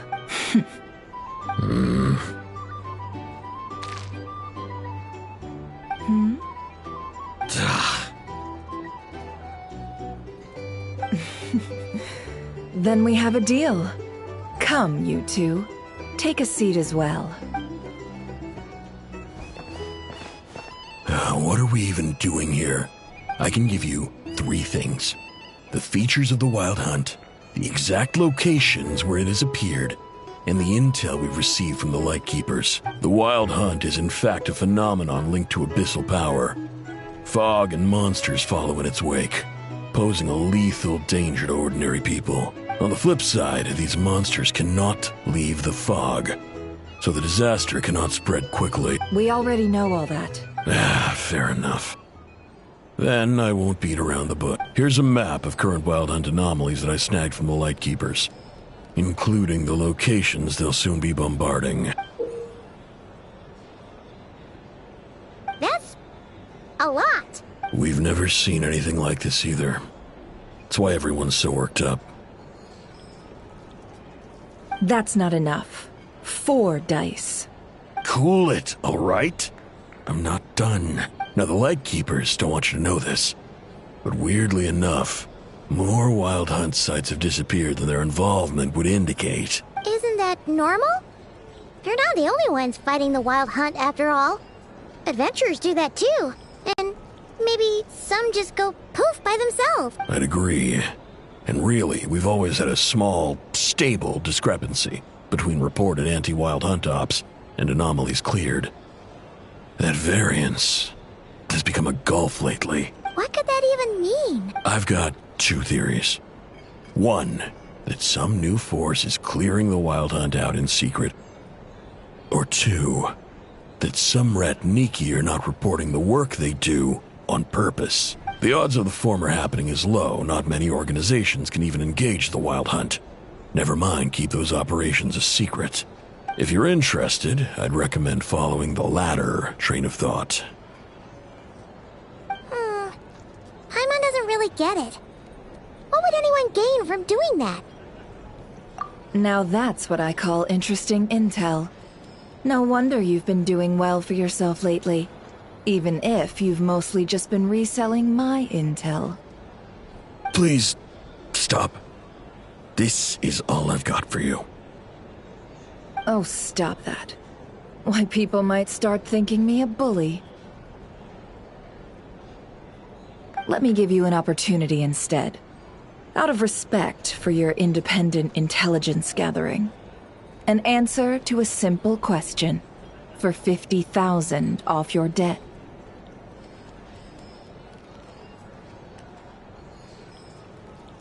Have you heard of people seeing familiar faces within a Wild Hunt anomaly? Or experiencing something akin to, say, an illusion?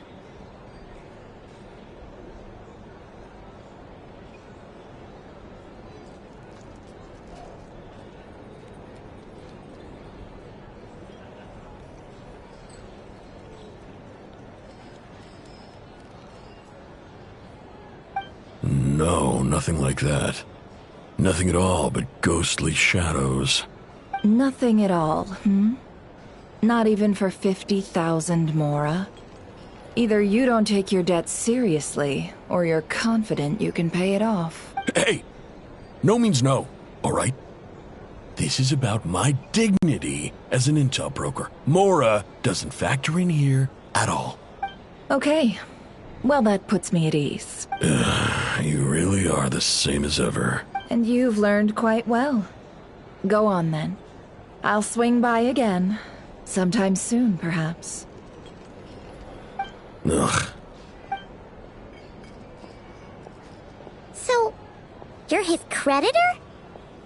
Indeed I am. He's resold my intel quite a few times now, pocketing the difference afterwards. Rather dishonest dealing, if I may say so. As luck would have it, he would only purchase information from me when he was just about done negotiating with his buyer. So I arranged a little something just for him. A painful lesson, you might call it. Ooh, that sounds brutal. Oh, I was downright beneficent in charging for that betrayal. It was more about the message, really. In any case, I believe that's all we'll get here. Let's go through what we've learned outside.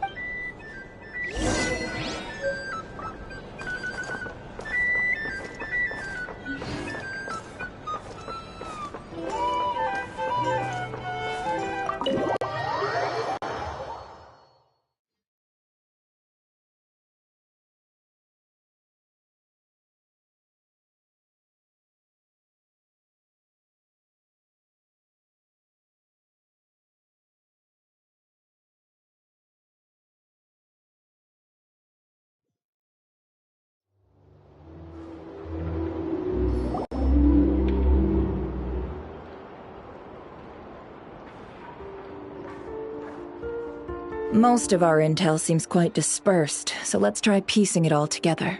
Well, first, no one else has seen that weird phantom, apart from our encounter on Star Sand Shoal. Indeed.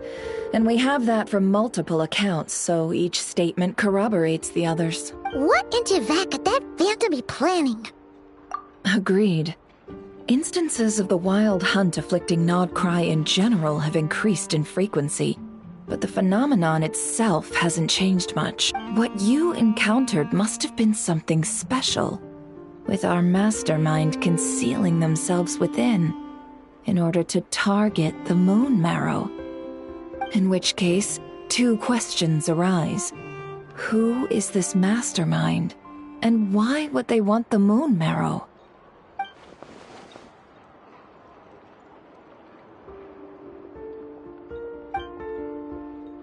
I'll continue investigating along these two lines. We can reconvene again if any progress is made. I'm back!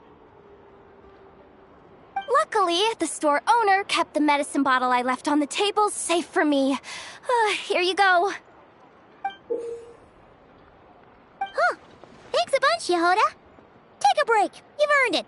Oh no, I've got work to do later. And anyway, isn't the cannon about to go off? I was watching it the whole way back, praying it wouldn't fire. Not until I got back, you know? Again, lucky me. Huh. So you're interested in that big gun? Of course. I mean, just think about it. Something that size is bound to be comprised of thousands, even tens of thousands of parts, fused in such a way that it can operate smoothly and fire off a supergiant, super strong beam! Isn't that just so cool? I mean, miraculous. Like a miracle created through countless careful calculations. It has been a while since the last time it fired. Go on, feel free to go watch. Work can wait for a while. Thanks, boss. Anyway, y'all wanna come? It'll be worth the while and worth your wait. Might as well. Fruits of our labor and everything, you know? Woohoo! Let's go! Kaboom! Wow! What a crowd! People seem pretty excited, too. Just goes to show how big a deal this cannon is. Oh, for sure. One shot, one kill, problem solved. Simple and practical. Just the way we like it. And even if that wasn't how it worked, just listen to how it roars. If that isn't power, I don't know what is. If only I had that kind of strength. Hey, don't think like that. Your skills and smarts have been a big help to us, too. Really? They think that? Oh, I'll do my best the next time we work together. For sure.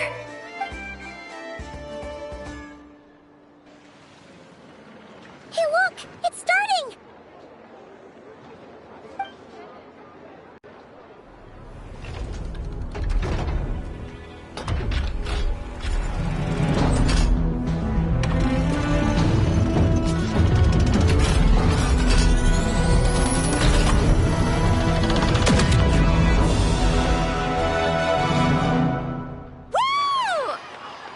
Nice one! Finally, all fixed up. Nothing to fear now. Awesome! Felt that one in my bone. Whew. That sure was powerful. And pretty dazzling, too. Guess that's why everyone's been counting on this thing. Surely the Wild Hunt doesn't stand a chance. I feel so alive right now. Overtime. Ha! It's gonna be a piece of cake. You know, Paimon's been wondering, if you're so interested in machines, why don't you go work for Aino? That's what we call drawing a line between your work and your hobbies. I've got some mechanical talents, sure. But this job I have now, no one can do it but me. Not even Aino or her silly robots.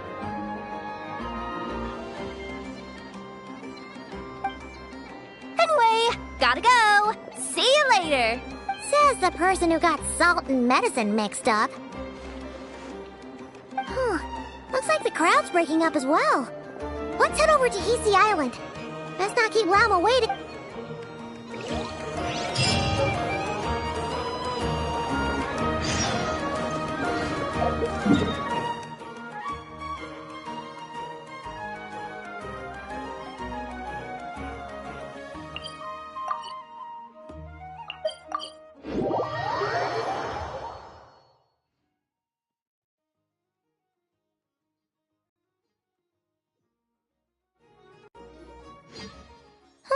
Let's see now. What's changed since we were gone? Yeah, if anything, looks like things are settling down. That's Llama for you. Hey there, Llama. We're back.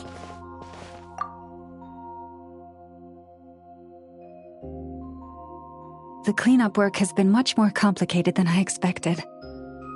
Solving problems that have built up over time is a tall order, to say the least. I believe it will take a few weeks more. Fortunately, those who remained appear to have shaken off the initial confusion and are becoming more proactive by the day. It's as if they've finally been forced to come face to face with what their faith actually... And it's all thanks to you. No, I should have done this a lot sooner. I've been focused on taking care of myself these past few days, so I'm in a good place. And since you're looking after the Moon Marrow... Speaking of which, have you heard anything new about that phantom? I've tried asking around, but to no avail. What about you? We haven't made much progress either. But here's what we've got.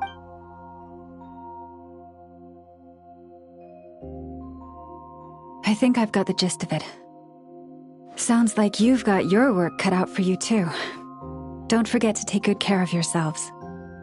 In any case, please, come this way.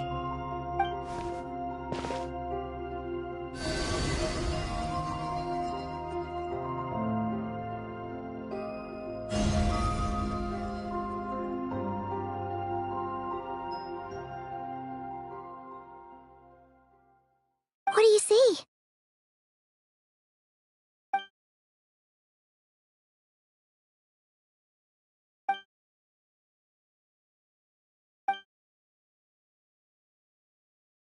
What? Is it over already? This appears to have occurred a long, long time ago. The memories I sensed are highly turbulent and disordered, so that is all my power allows me to discern.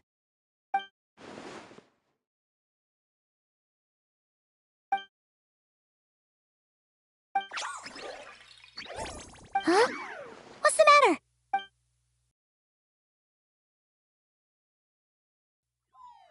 The flowers changed color.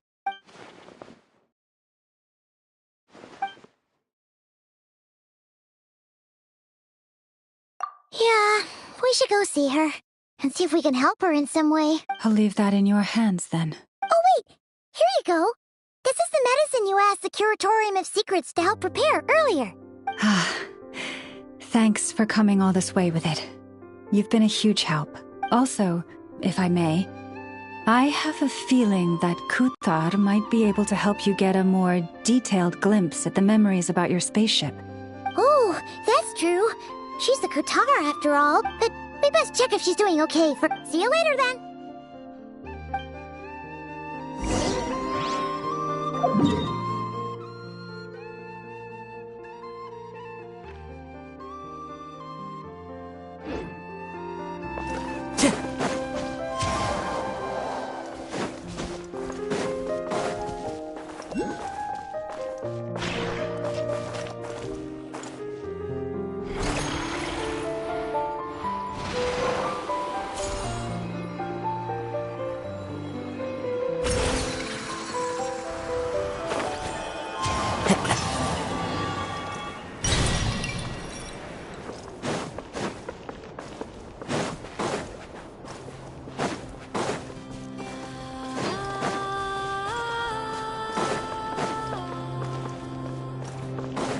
Time to go.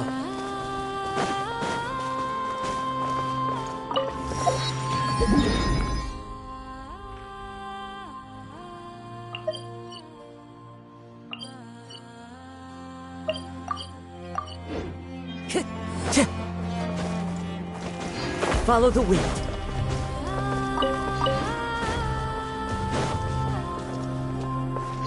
Time to go.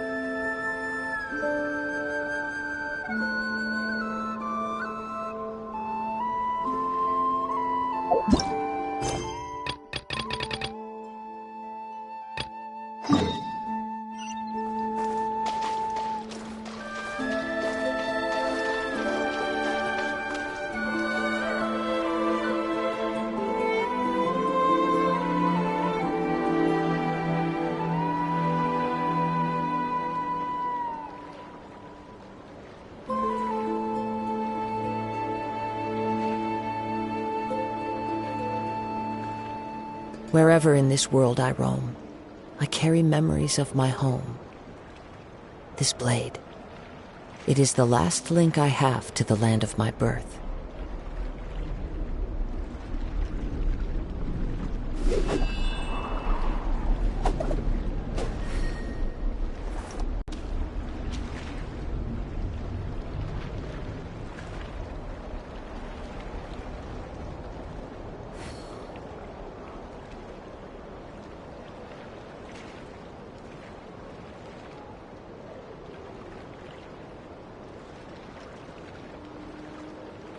There are leaves around, and I know just the tune to accompany them, if you wish to hear it.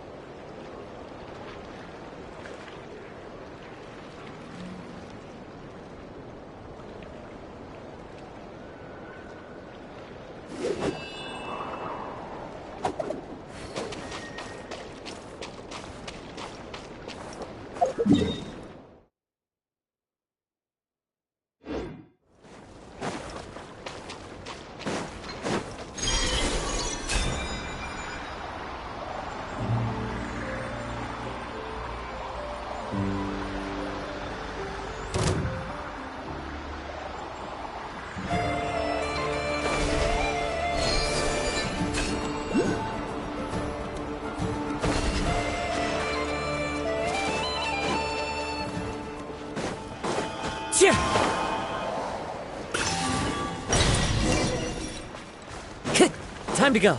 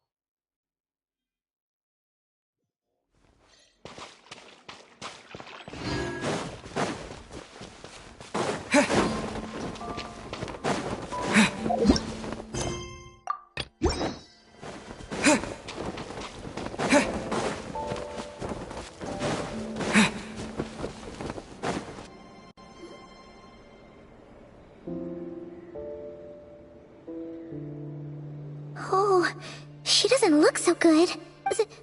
Sorry for disturbing you, but are you okay? Dizzy. It's like I'm returning to the moon. Wait, it's not that bad, is it? I sense the moon's power within you. We got the moon marrow back from the Fatui. Can it help you in any way? And what do you require this time? Come on, don't even think about that. Right now, you gotta focus on getting better.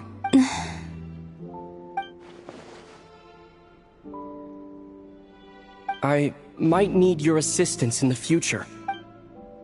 Oh. Very well. Give me your hand.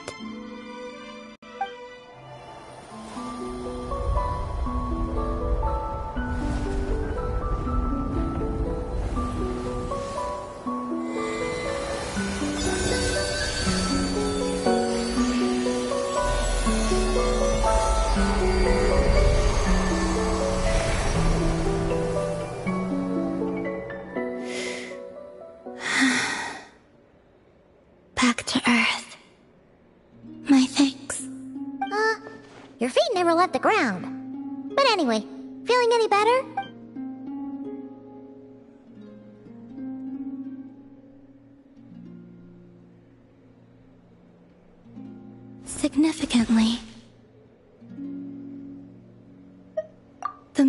within your body. It is as silent as a reflection in the water. Fascinating. I merely drew forth a ray of its light from the water. Enough to keep me tethered to the ground for now. I think I sense some other changes as well. That is the moon goddess's favor. All things I come into contact with will bear this mark. It is harmless, and will fade over time. Speaking of which, do you want to be the Moon Marrow's custodian? Now that you've got your power back? It's supposed to be something that belongs to a god in any case, right? It is the remains of Arya, goddess of the eternal moon.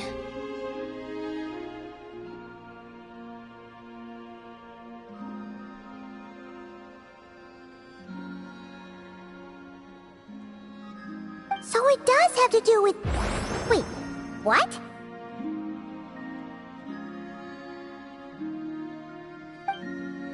Did you not know this already? Llama just said it was different from the other fragments, and that she could sense divine power within it. And she is correct. When I drew that ray of moonlight from the marrow, I also drew some memories from within. That is how I know that it belongs to the goddess of the eternal moon. But Llama also saw the past by using the moon marrow. Why didn't she see that? There were once 3 moons in the sky, each belonging to a goddess who ruled over it. But after the War of Funerary Flame, all 3 lay slain, and 2 of the 3 moons were shattered during the conflict. After Arya's death, her power coalesced into this moon marrow. The iridescent moon's remains have never been found.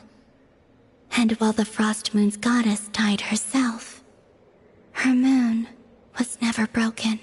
As the prophecy stated, this moon would birth a new deity sooner or later.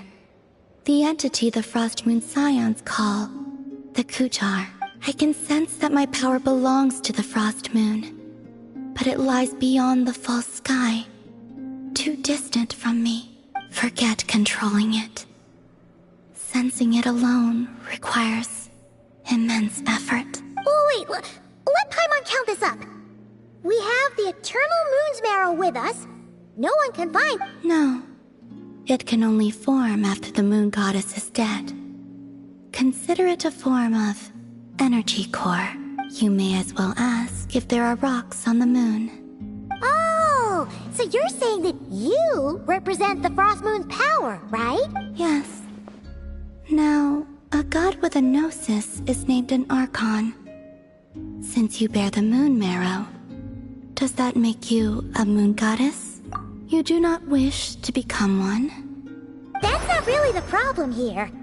Also, why are you so eager to pass that title on to someone else? Anyway, never mind this becoming a moon goddess stuff for now. We're asking if we should return this moon marrow to you. I do not desire it. Huh? Nor does it desire to come to me. And what does that mean? When I came into contact with its power, I sensed a kind of rejection. I can only guess that this is because I, too, am a moon goddess. 2 moons will not rise at the same time, let alone consume one another. Guess it's stuck with me for now, then. You sure that's gonna be okay? Llama did say that you've hidden its power well, but the damselette sensed it just fine. And it's the wild hunt we're dealing with here, not some run-of-the-mill enemy. If it detects the marrow... The wild hunt? You speak of that phenomenon as if you were describing a person. Well, it sure looks like there's a person behind it all. Someone with a super clear goal, too. They've been after the moon marrow non-stop. That seems to ring a bell. Huh? Is it really? My colleagues used to mention someone, back when I was still with the Fatui. He hailed from Conria, gaining abyssal power during the Cataclysm, and he had a consuming fixation on the moons. Conria? Well, we don't know if the phantom we saw has anything to do with that, but the details kind of match. What was his name? I only know what others called him. The Reihir of Solnari. Huh. There was that title too. Yes. Wait a second. Dane mentioned him, didn't he? Does that mean that our enemy is Rerir, one of the 5? If that was the case, surely he'd be stronger than this, though. I have heard that he disappeared not long after the cataclysm. But when I asked my colleagues where he went, they replied, "Do you really not know?" Why would they say that? The tale of his final fate has it that he fell into the moon's reflection, from which there can be no return. Wait, hold up, pause. There's just too much information.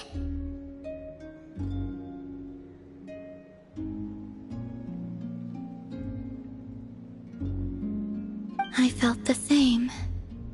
They seemed to think that I should be the one who would know everything about the moons. But as I said, my prologue lies beyond the false skies. I do not even remember my name. Oh. Either way, following his departure, the Wild Hunt situation worsened drastically, and it has since become a byword for abyssal disaster. The present phenomenon may have inherited the same title, but it far surpasses its past incarnation in both scale and lethality. Oh, to think that we're up against one of the infamous 5 sinners! That's way too much for us to handle. That incident on Star Sand Shoal must have been luck then. Or maybe he wasn't giving it his all.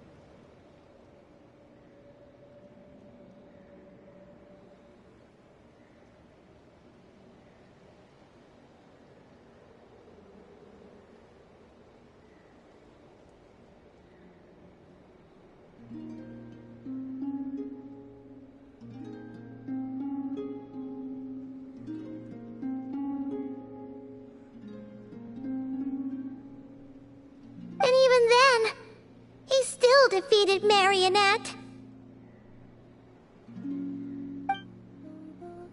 Oh? What did you just say? Would you mind repeating that? That's your ex-colleague? So, we were on Star Sand Shoal together, and she was beaten by the Wild Hunt too. Did you just laugh? No. She totally did. Are you two on bad terms or something? No. I simply imagined the put-out expression she must have worn in that moment, and found it interesting. She seemed quite shaken. Oh, she'll adjust soon enough. She's very good at that. Okay, anyway, we've gotten off topic. Now that we know how dangerous the guy targeting the moon marrow is, you sure you want to carry it around with you, Traveler? If Fatui intelligence is to be believed, Rerir would prevail even if all of Nod KRAI were to stand against him.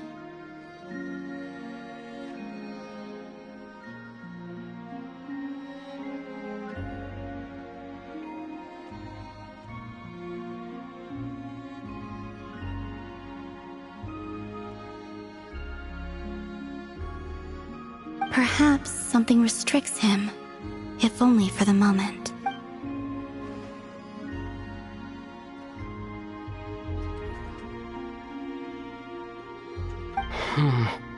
Before I decide, there's a favor I'd like to ask you, Columbina. What do you need? Do you think you'd be able to show me what happened when my sister and I arrived in Nod KRAI? I mean, when our spaceship first landed. Sure. That was quick. As I said, This, to me, is but a single ray of moonlight.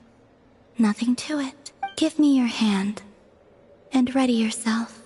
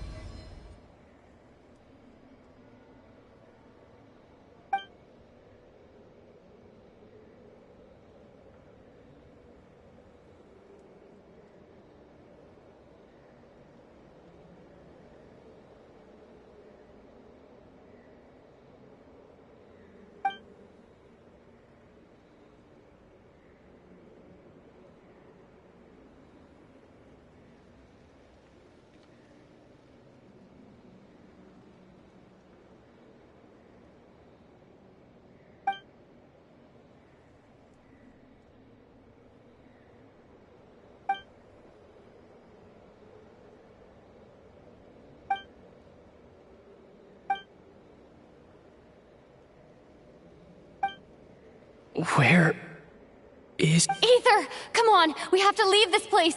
What? Hey! Are you okay? Our spaceship. A long, long time passed after we landed. No one left the ship during that time. But you mean... found me from outside of it somehow. Huh? How would that even be possible? I don't know. The secrets within memories are like cookie crumbs. Take a bite, and they go everywhere.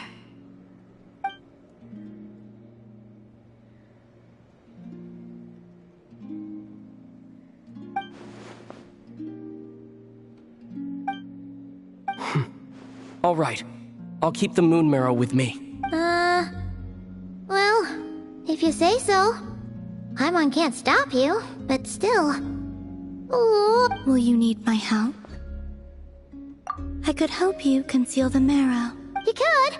Oh, that'd be great. Detecting it within you is already no easy task.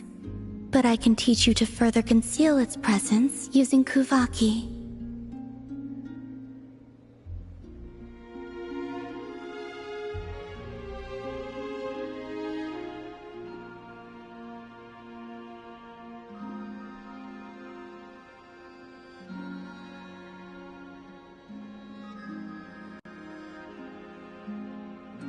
Like this.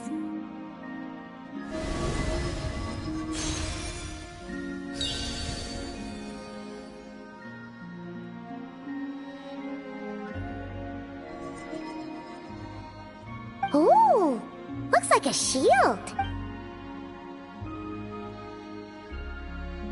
Can you sense it? Now, try to maintain it. You learn quickly. Huh. Looks pretty sturdy. Could probably be used in self-defense in a pinch, huh? Are you always here, Columbina? It's kinda dangerous out there, sure, but have you, taken a walk outside or something? I dislike strangers. Slightly better. Yeah, the Frost Moon Scions have changed since you last saw them. Who knows? You might actually like them. I will consider it. She seems kinda tired. Either way, thanks for agreeing to help us. It wasn't much. The flowers here. They like guests like you.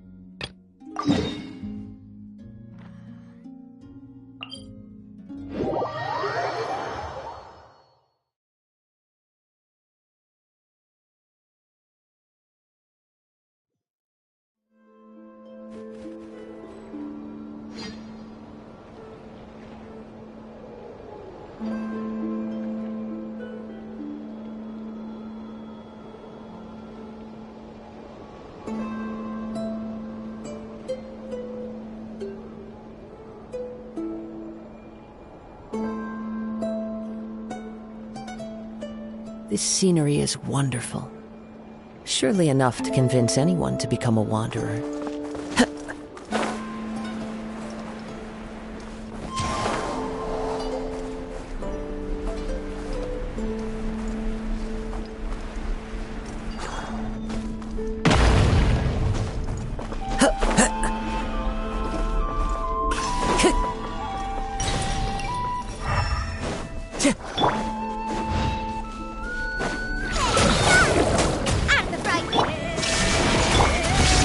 With nature. Time to go. Inazuma shines eternal!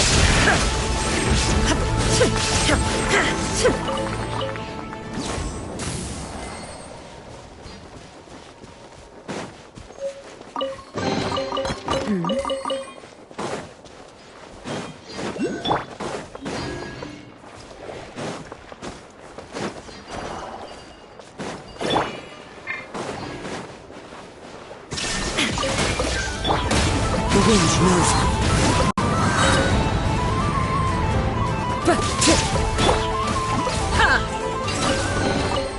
Take them.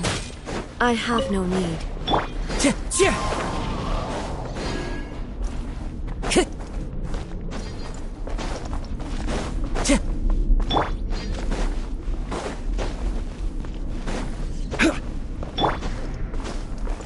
Time to go. Stabilize!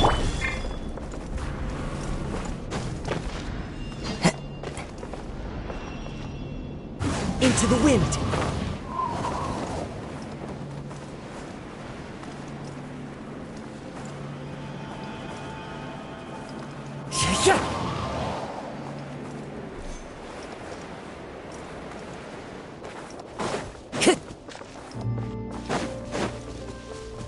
Time to go.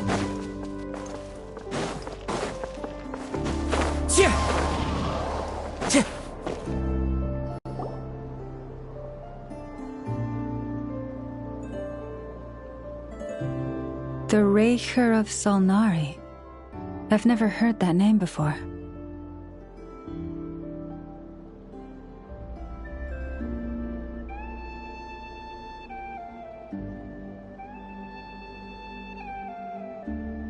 Let's keep this news confidential for the time being.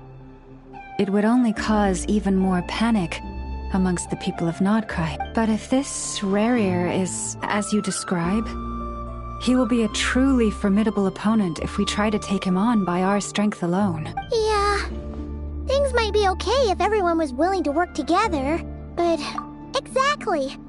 Whatever the case, let's start by telling those we can get to join up about the crisis. As it happens, we have our own reasons to protect NOD KRAI. But even if we didn't, we'd never leave people in the lurch. That ain't our style. Thank you. The Frost Moon Scions will stand with you to prevent this crisis as best we can. In addition, I believe that the relationships between the various factions in this land are not cast in stone. The winds of change are blowing, and we Scions have nowhere to run. Our faith, our sect, all of it is here. Whether our foe is the Fatui or this Raker, we must stand our ground and remain true to ourselves. Let's see. Speaking of allies, the Krumkake craft shop is the closest by, right? Enough is sure to help us.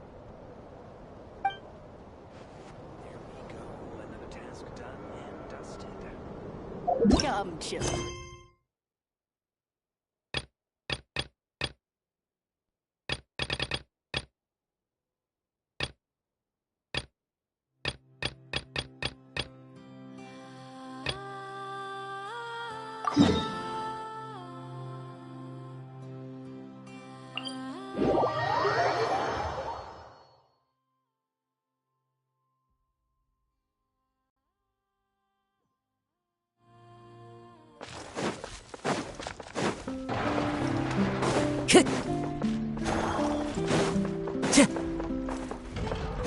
Time to go.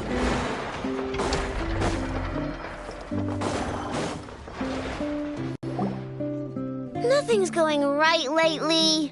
Is a good night's sleep too much to ask for? There, I know. If nothing is going right, then nothing is the problem. And if nothing is the problem, everything is going to be alright. You really think so? You know, Inefa, you've gotten a lot better at comforting people since you went away. I bet it's the Traveler's influence. I could not say, but thank you. Please get some rest. I will inspect these sorting robots for you. I'm gonna give each one a hit on the head with my wrench. I gotta see for myself which one is going haywire. Oh, Traveler! Paimon! It's you! Hi, Aino! Hi, Inefa! It feels like it's been ages since I last saw you two. Or, wait, maybe not. I don't know. It's all a blur. Sorry. I didn't sleep too good last night. My head's a mess.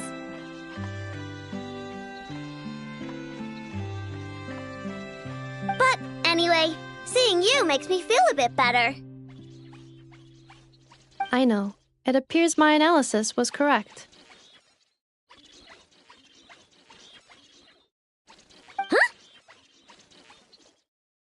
You were getting upset over nothing, but now that the Traveler and Paimon are here, your mood has improved. Conclusion. Everything is going to be alright. Huh! Well, I can't fault that logic. Oh, what's the matter, Aino? You can tell us. Whatever's going on, we'll help you out. Oh, it's nothing major. People keep getting into fights around here, and last night they crashed right into my workshop. All the clinking and clanking makes it hard to sleep. Oh, sounds like the Clink Clank from Kage Craft Shop is living up to its name. Oh, sorry, not the point. So, who are these people? They sound dangerous. Do not be alarmed. It's a group of treasure hoarders on the run after stealing from the Fatui. Treasure hoarders? Dipping into the Vatui's pockets? Wow, the NOD KRAI faction's pretty bold. Sorry, again, not the point. What matters is, disturbing people in the middle of the night is unacceptable. Yeah, before Inefa came back, all I could do was hide in the workshop and curse them under my breath. But now, I can teach them a lesson. I already cleared them out last night. You will not be bothered again, I know. You're the best, Inefa.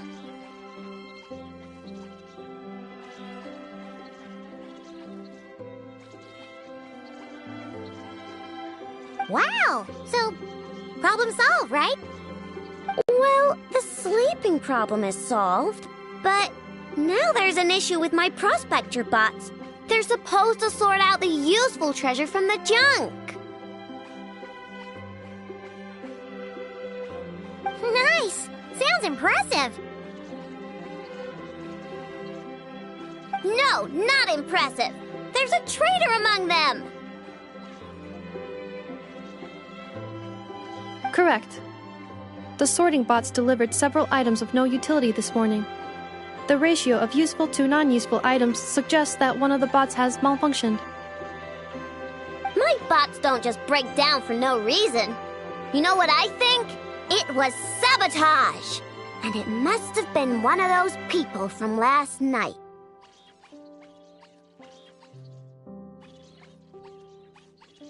Then we'll find them and make them pay. Yeah! But first, I need to figure out which bot they messed with. How are you going to do that? By staring him down.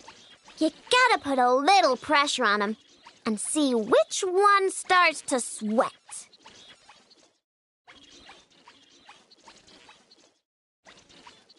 Okay, so psychological warfare?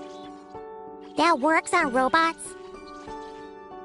I don't if it doesn't work, I'll just drag them into a small room and interrogate them one by one. Whoa! How's that fair?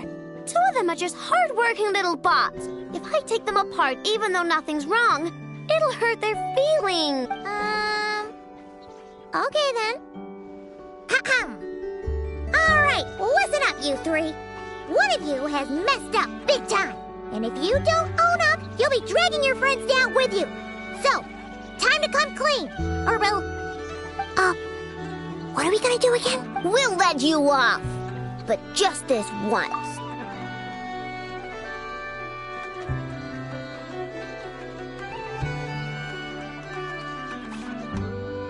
You stared them down all right, Traveler. Notice anything off? Come on! It's clearly the one on the... Yep, that's it! What did I say? A little psychological pressure does the trick. Come on, help me catch him. Nope, wrong one.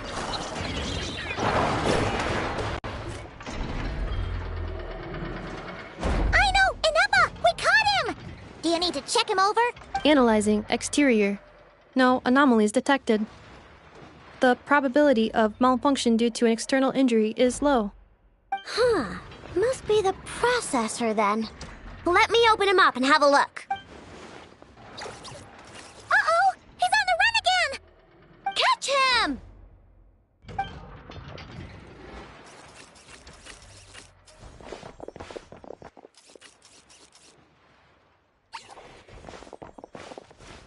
What? Is that him? How did he get so big? No, those are scrap sorting bots. It appears he can still connect to... Okay, well now I'm getting curious.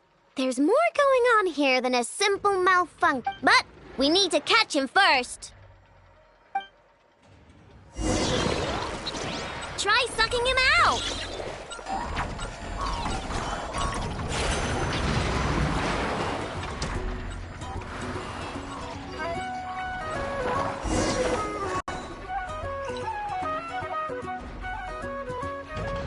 Oh, finally!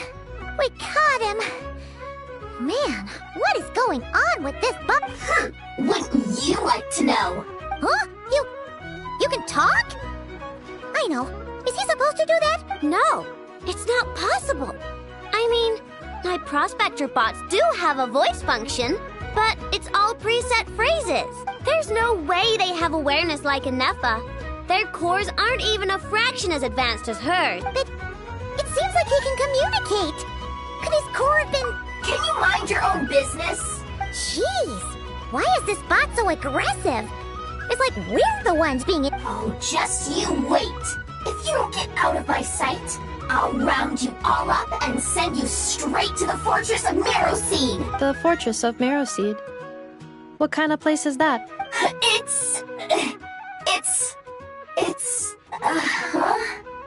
What is it again? Marrowpeed.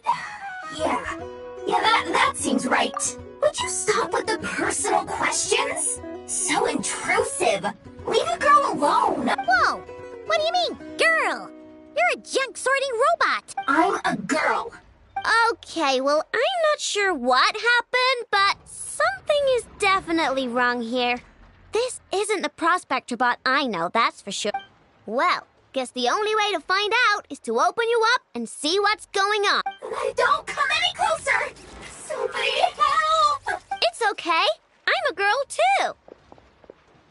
That doesn't change anything!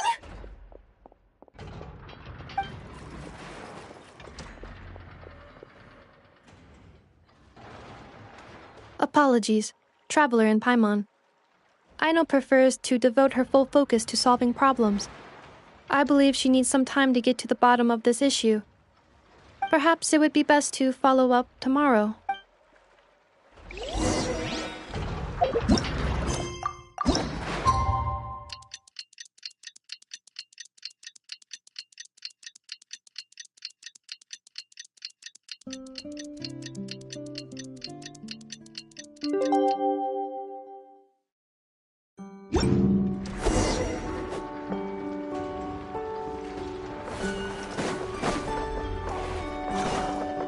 Weird.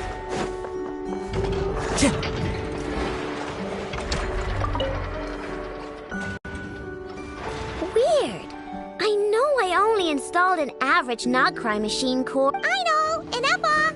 We're here! Greetings. I mean, I found the source of the malfunction, but now I have way more questions than answers.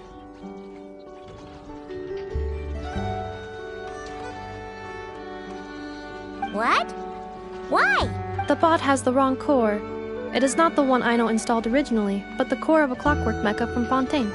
It has the wrong core? Oh, so now we have to hunt down the original one?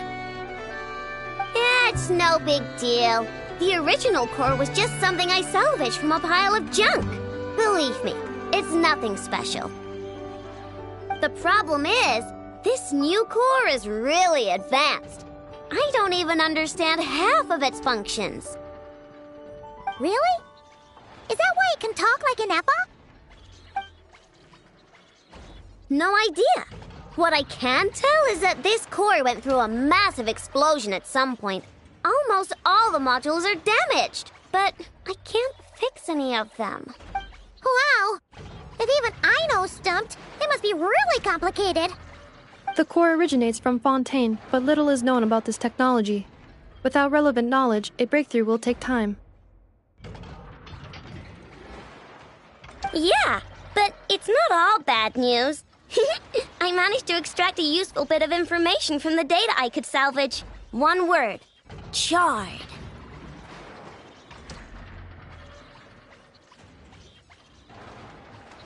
Charred? Is that its name?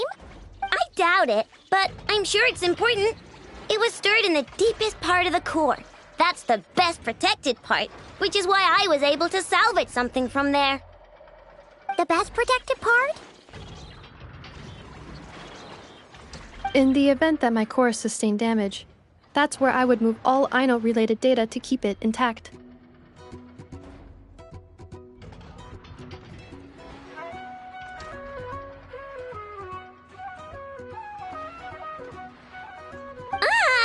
Knock on wood, knock on wood! Your core is gonna be just fine, Inefa. Don't jinx yourself like that.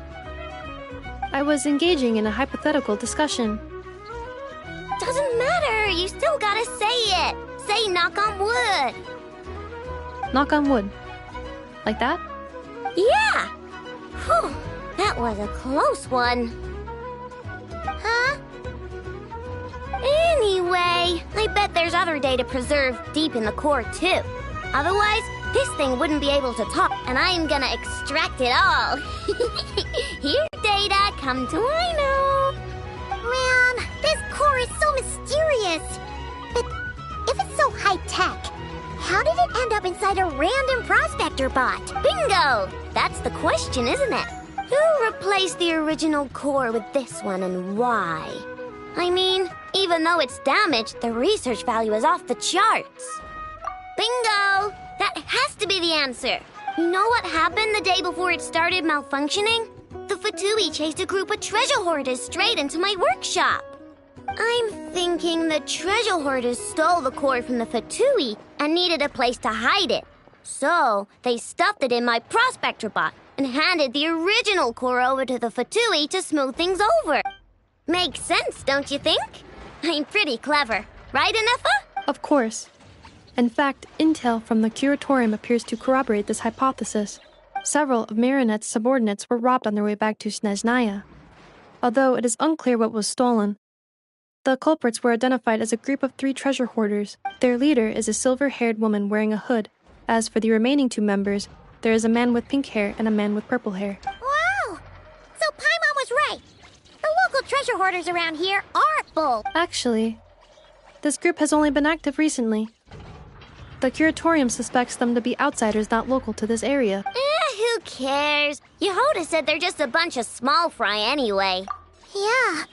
If those treasure hoarders really did mean to hide the core in this bot, they're probably gonna come back for it. Let them come. If they're nice, I'll even share my crunkakes with them. And if they're mean, Inefa will give them a good old knuckle set. And if they try to take back the core? I already thought of that. I'm just gonna hide it. Enough, can you get Little Chard and the others to come over here?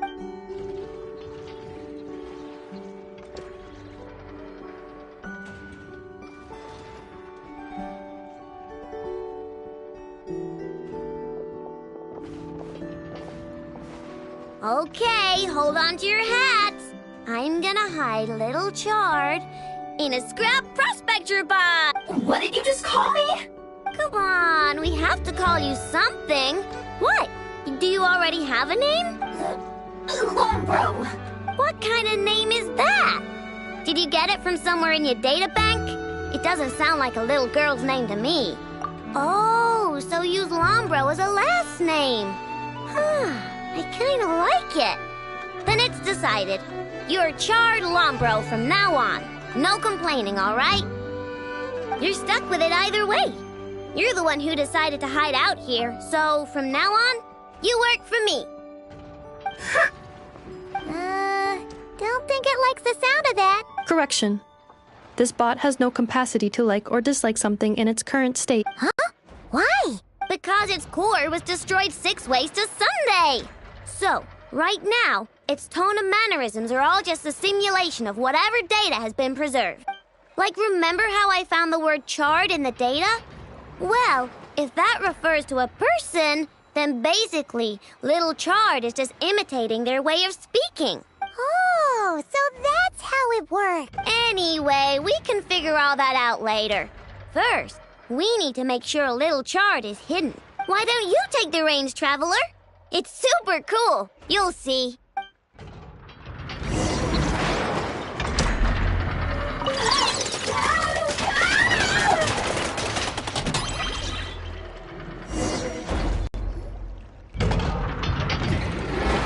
Nice job!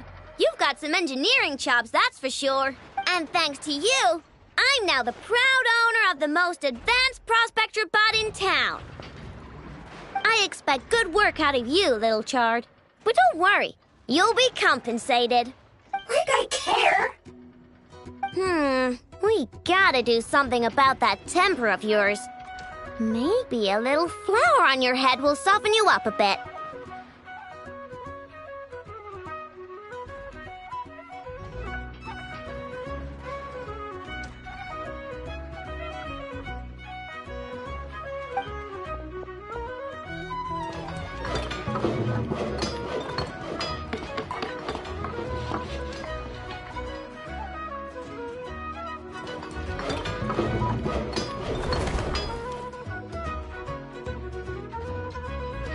There, much cuter.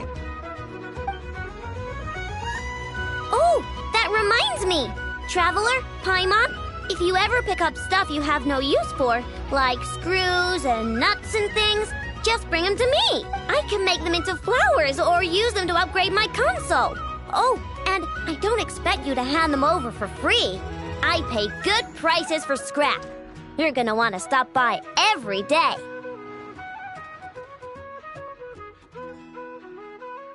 Deal. Awesome! Turns out Ineffa was right all along. Everything is gonna be alright. Good luck out there on your travels. I hope everything goes alright for you too.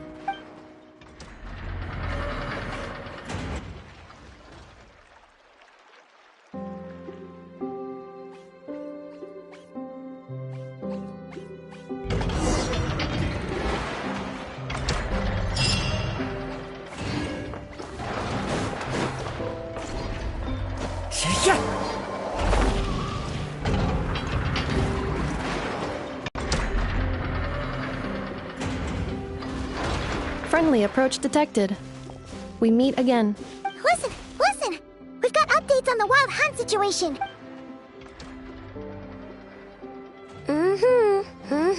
Threat level exceeds expectations. Phew, doesn't matter if he's the Rahira Solnari or Solari or whatever.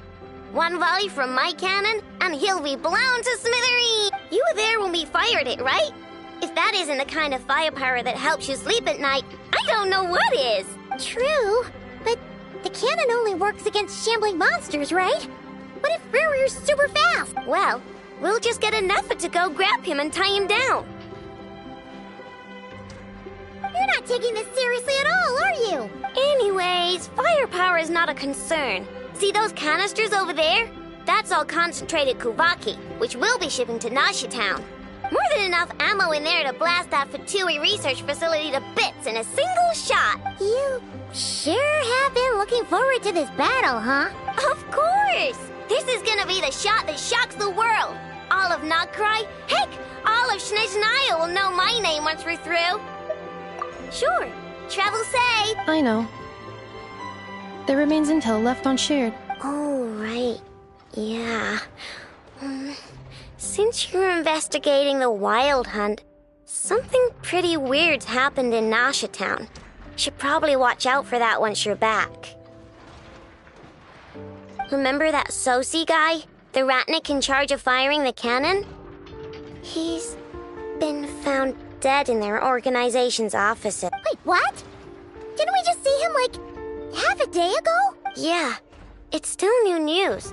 So not many people are in the know. We were only informed because we'd worked together closely. And even then, only just now. I'll send Nefa over to Nasha Town with some flowers later. Oh, he seemed like a good guy. The data concurs. This gentleman appears to have been one of the most accomplished amongst the Lightkeeper's sergeant majors. His character has also received commendation. Most would have lacked the motivation to fatally attack him. Oh, that makes it even worse. Hey, what do you mean, actually? Either way, I'm not clued in on the details. Only Ratniki have been allowed on site to investigate the scene. You'll have to find some way in if you want to check it out for yourselves. Got it. Let's go then. You coming along, Nefa? My tasks are incomplete. The last few batches of ammunition must be randomly inspected.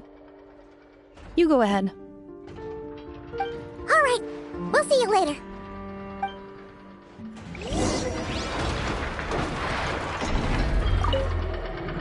Batch inspection complete.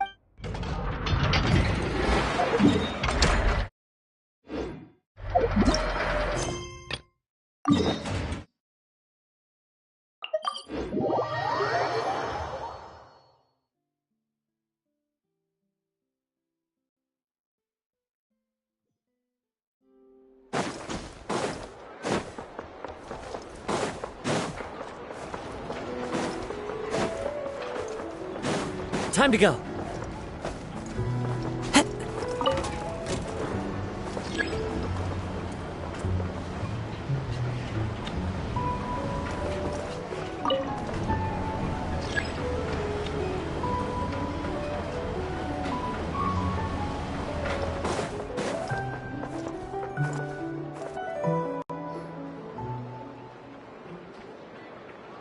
This must be it. Oh. Doesn't look like there's any chance of us getting in with that Ratnik guarding the door. Should we go speak to the guard first? Might as well try squeezing blood from a stone. Ah! Never! When did you— I came over to take a look as soon as I received the news just now. Aino told you about this then? Before we start, shall we see if we've made the same guess? Indeed. Quicker than we thought as well. Keep your eyes peeled for any clues once we get in. No need to jump to conclude. But how are we supposed to get in at all? Just follow me.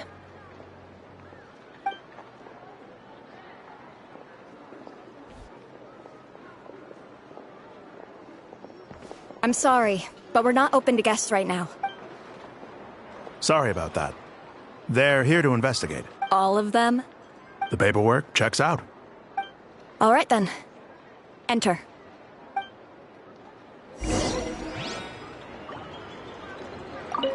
For now, please keep the current situation confidential.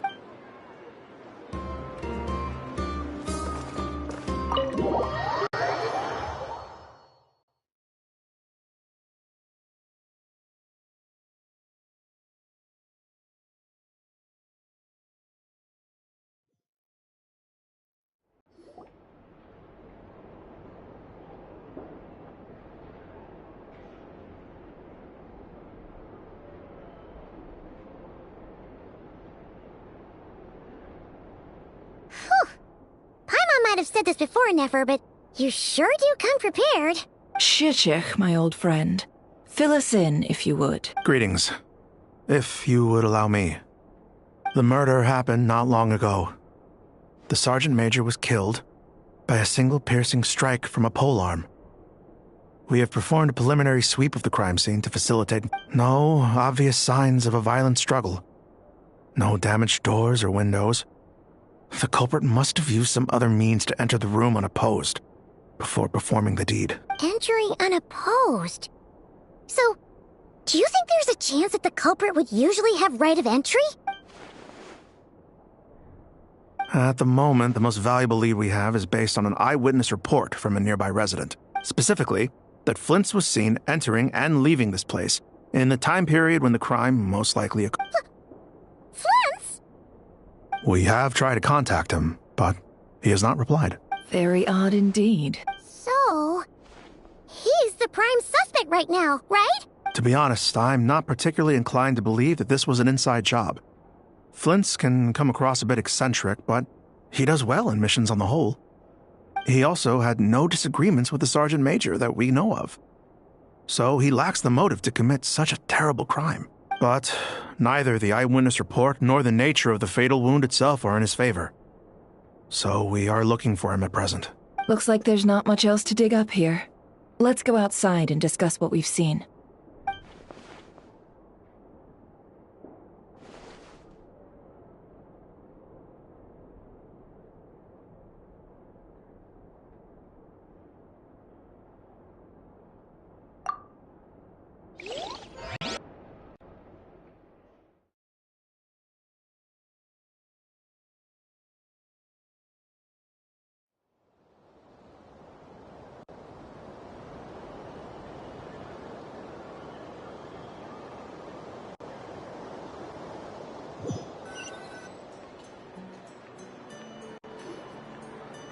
So, the evidence points to Flint's, and he just so happens to have disappeared without a trace. A sticky situation indeed.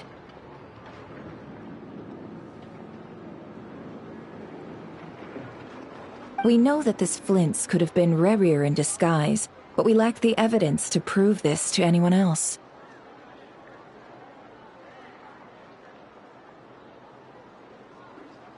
Furthermore, Flint's has left us with many questions, all of which will require a reasonable explanation.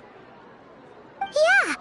He said he would report back to headquarters, but it seems he hasn't gone at all. What could he be doing?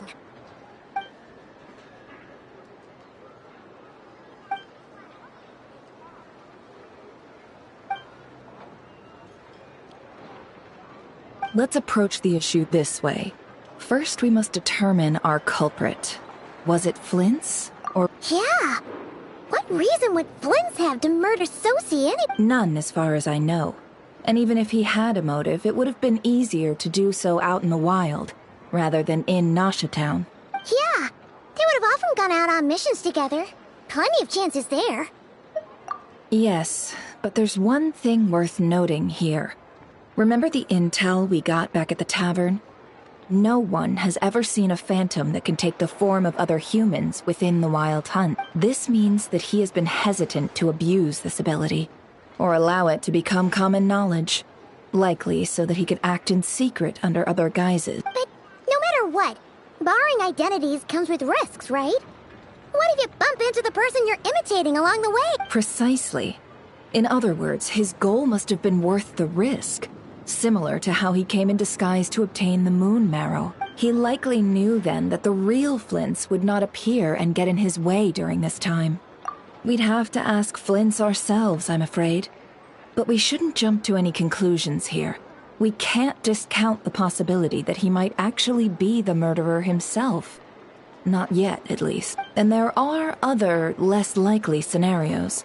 For instance, Rerir may have already killed Flint's long ago, and been living as him for some time now. Yes, that is our ticket to a breakthrough. Then we've got to find him before the Lightkeepers do, or we might never see him again. Steady now. Our friends should be back soon. We've tracked him down, to a beach north of Nasha Town. The Wild Hunt is present too, so we're putting a force together. I'll have you know that this is top secret information I'm leaking here. Don't worry. You'll receive a top-class reward in return. The beach is all yours. I'll stay and slow the Lightkeepers down. Things might go south if you bump into one another. Oh, right! Before we go, should we reveal Rarier's secret? Since he's trying to keep it all hush-hush, why don't we just pull the curtains on his little trick? That'll teach him to sneak around pretending to be other people. Hey!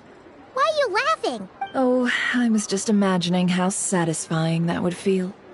But I'm afraid this revelation would only stir up more chaos. Setting aside the matter of evidence, some may trust Flint's on our account, whereas others would suspect him on account of his behavior. Tossing him into a swirling tumult of public opinion like that might just give Rarier more opportunities to capitalize on. And think about it.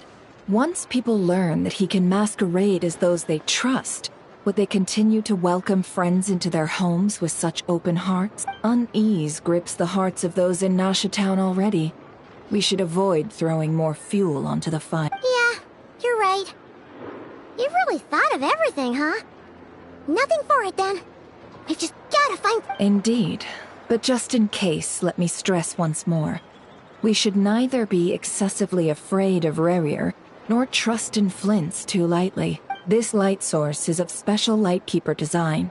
It provides illumination within Wild Hunt anomalies, and can briefly dispel the abyssal fog within.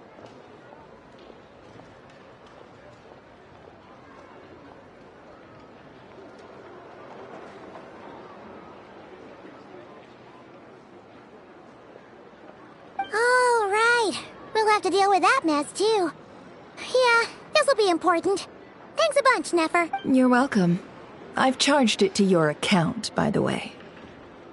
Hey, you!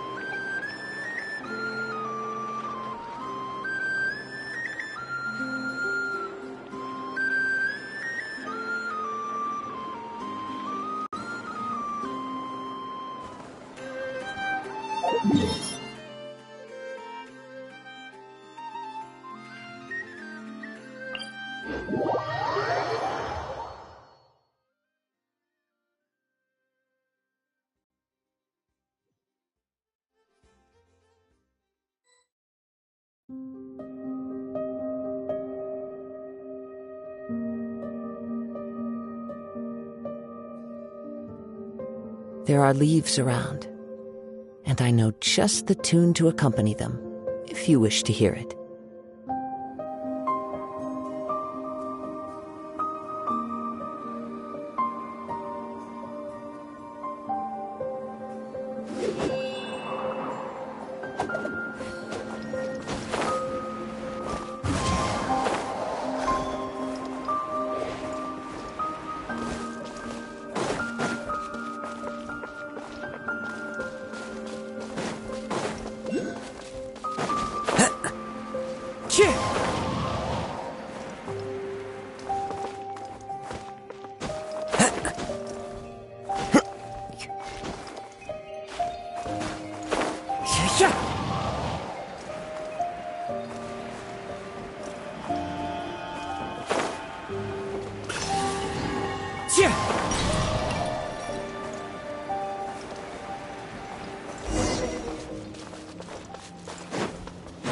Whoa! Is that a Lightkeeper's lantern? Is there someone up ahead? Will at last.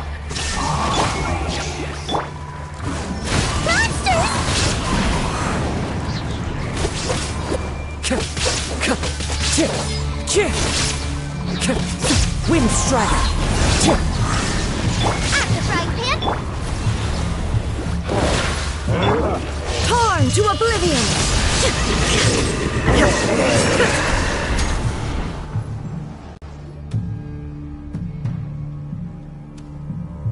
This monster was lurking near the lamp. That must have been a planned ambush. We're not falling for that again. There's something inside it. Some Small device, huh? Why isn't it giving off light anymore? Is it broken? Oh, we better take it with...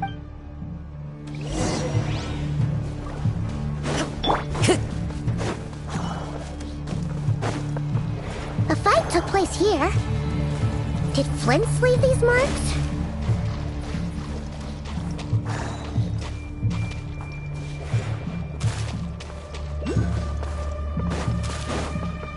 Is someone there? Please, help me! Isn't that Flints' voice? Did you hear that? How shall the Savior save themselves? Ah! More baddies!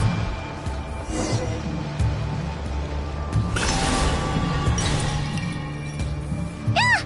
We'll be in trouble if these spooky shadows touch us! Quick! Use the lantern!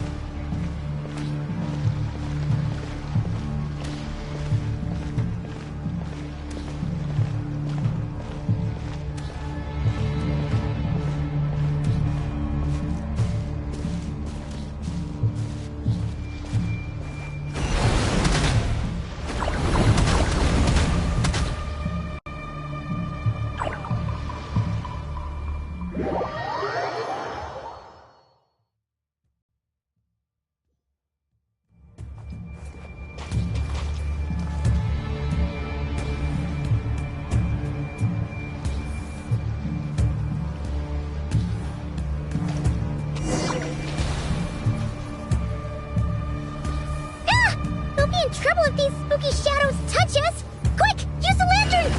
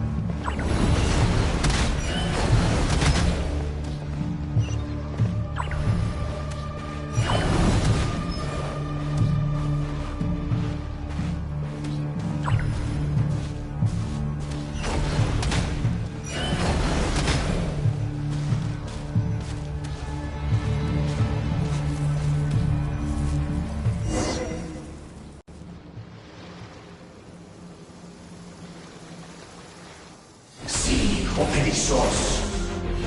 Sí, lo haremos.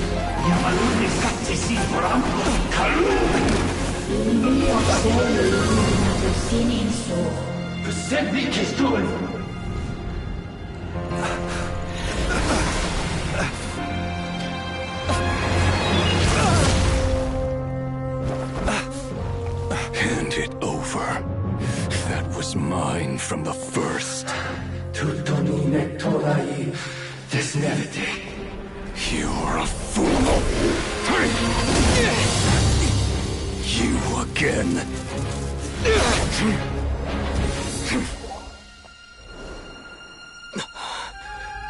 What the? It's stronger than before.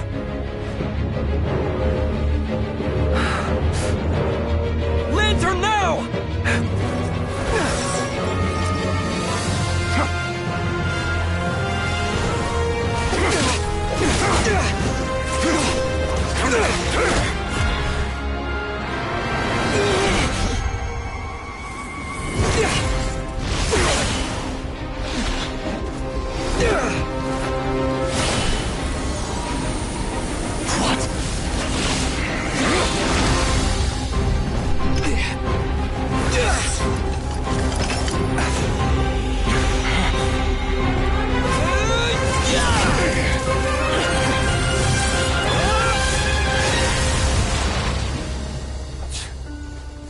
It escaped again.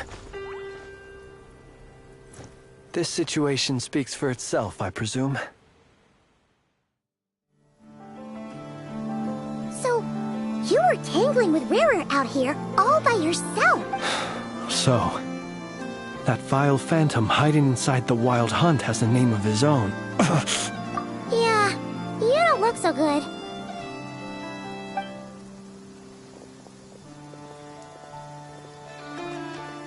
Sorry you had to see me like this. All the same, you have my sincere thanks for your aid. To think you had the power to so easily cleanse the filth staining the lantern, which tormented me so. Might I ask what magic that was? Or whose pupil you are? I believe I might have saved some face had I mastered just a fraction of such abilities. And an enviable constitution it is. A pity that such abilities cannot be acquired. Why did abyssal power just burst out of your lantern anyway? That is a long story. Many moons ago, when on Wild Hunt clearance duty, I shattered one of its cores only for a special crystalline object to fall out.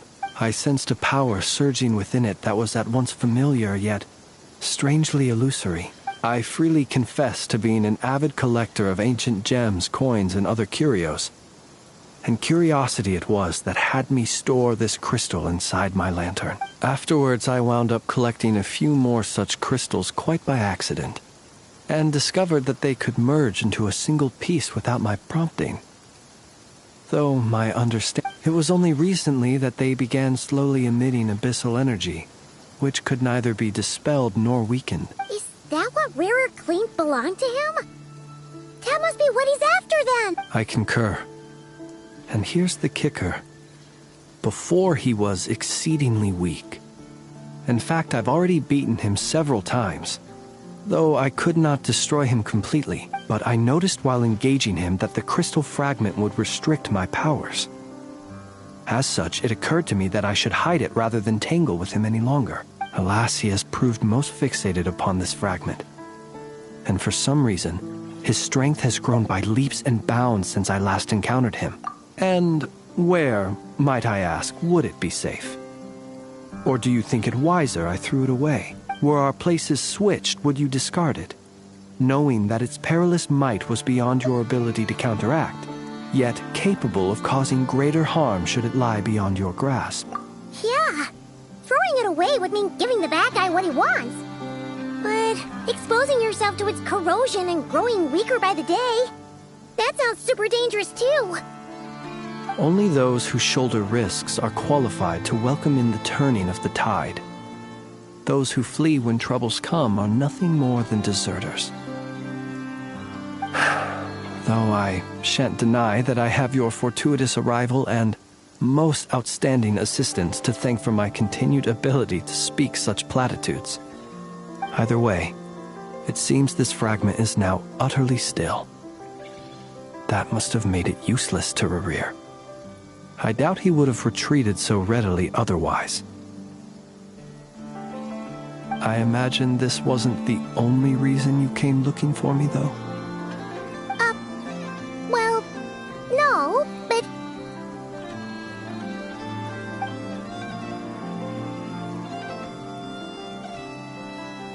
Ah. I see. To use the Lightkeepers to find me, I suspect. I did not inform anyone of my true whereabouts, so he should have had more difficulty tracking me down. They alone have the ability to quickly pinpoint my position. Our Sergeant Major has a Kuvaki-powered device that can be used to detect others who bear a lantern.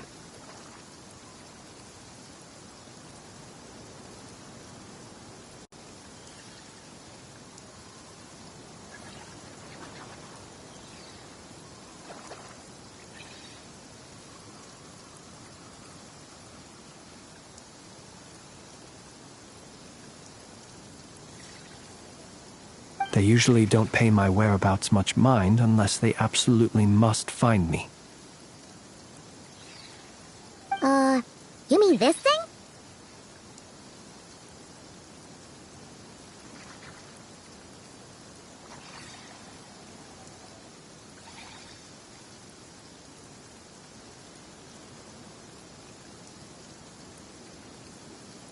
Yes.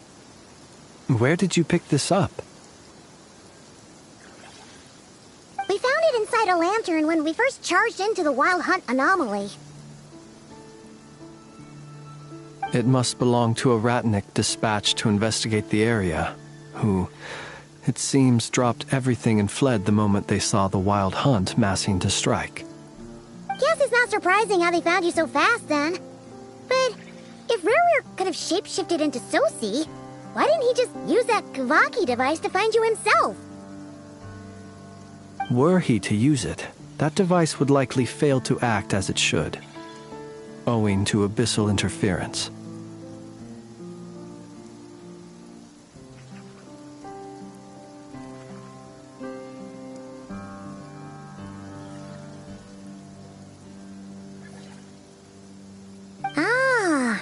Guess that explains it. So not only is this Rerir ruthless, but a purveyor of dirty tricks, too.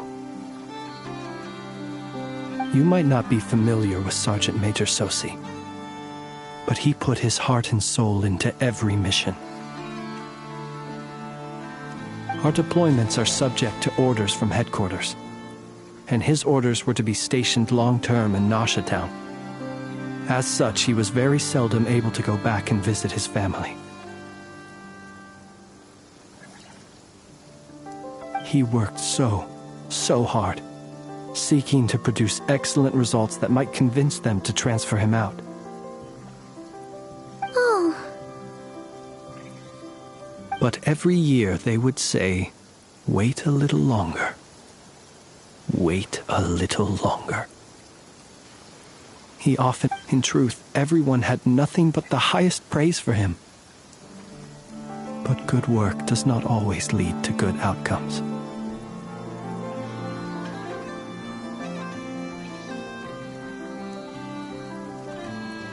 The higher-ups would think, he's doing great where he is. Let him stay there forever. A most convenient choice for them, at least. Whereas his subordinates would think, wouldn't it be a shame if we were to lose such a talented, easygoing boss? So he waited. And he waited. Until the world closed its eyes in the depths of the night, and a lantern was slowly lit for him alone, that no one could see.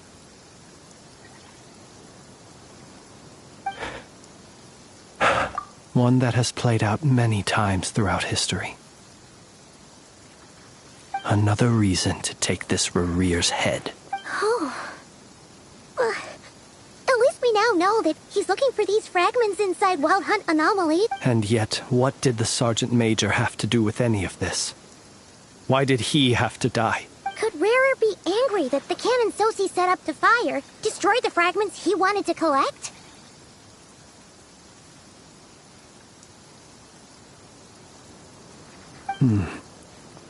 Could you take me to the scene of the crime? We shall just have to exercise some discretion then. Come on. Let us be on our way.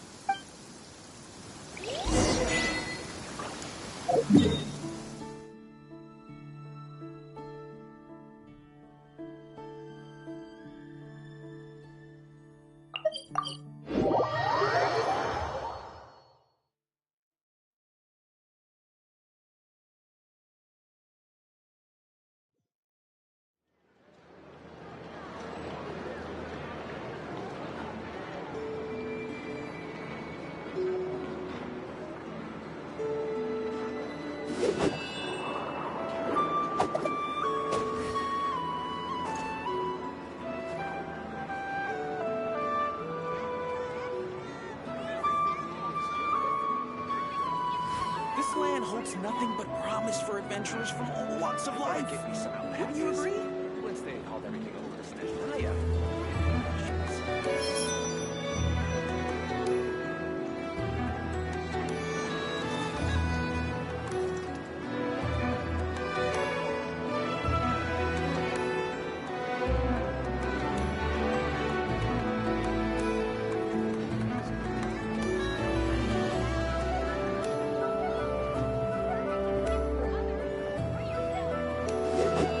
This land holds nothing but promise for adventurers from all walks of life. Wouldn't you agree?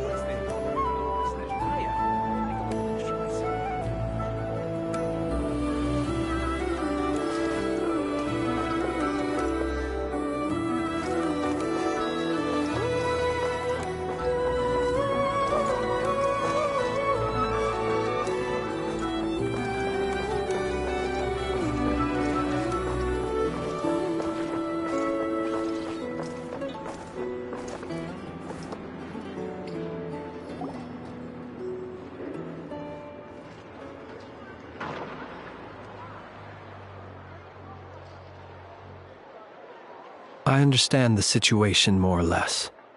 Much has happened, I see.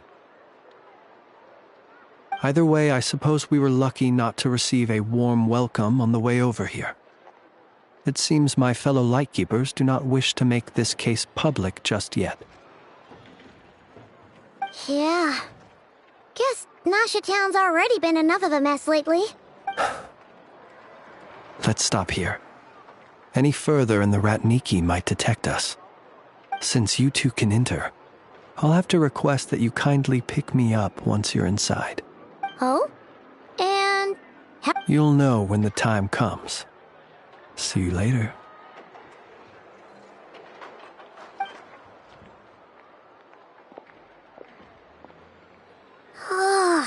Still acting all mysterious. But he seemed pretty confident, so guess we've got to trust him.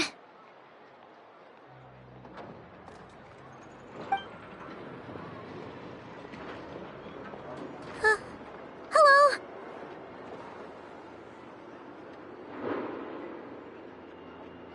Ah, you're the special assistants for this investigation, right? Yep, that's us.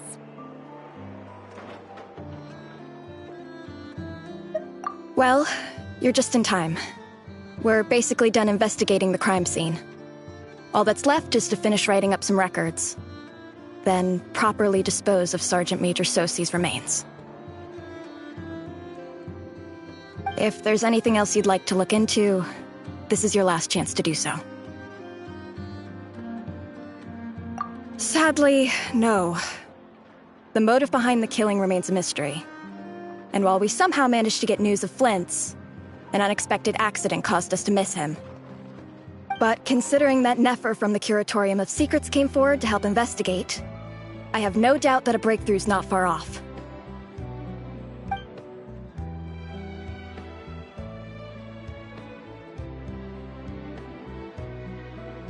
we'll do our part too.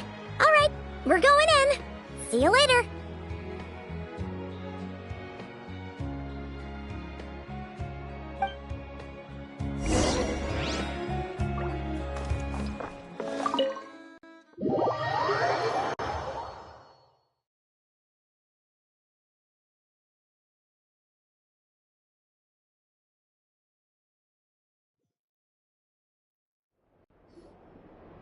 Phew, we're in.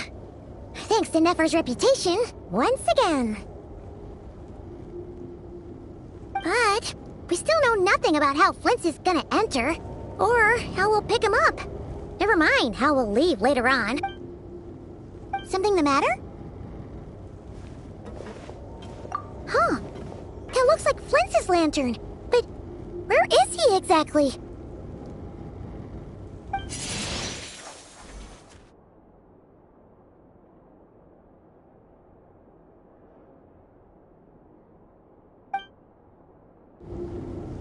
Well, we've got the lantern. What now?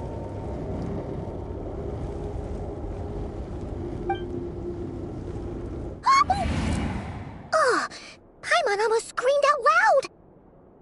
You never said you could do magic like that.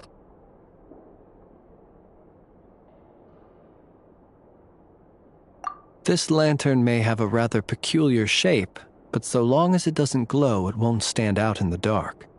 I calculated that you would have already entered, so I chose a spot visible from the window before using light to send you a signal.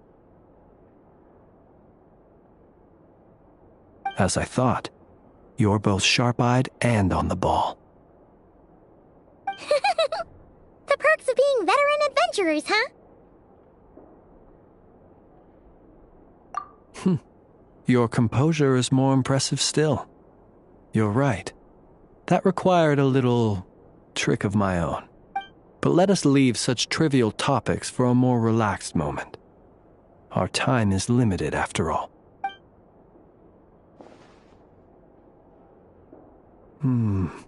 Just as I thought.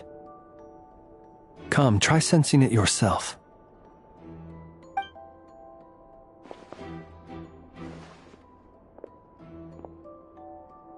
Identical powers must flow from the same source. It was the wild hunt, then, that took my form and killed the Sergeant Major. But why do this?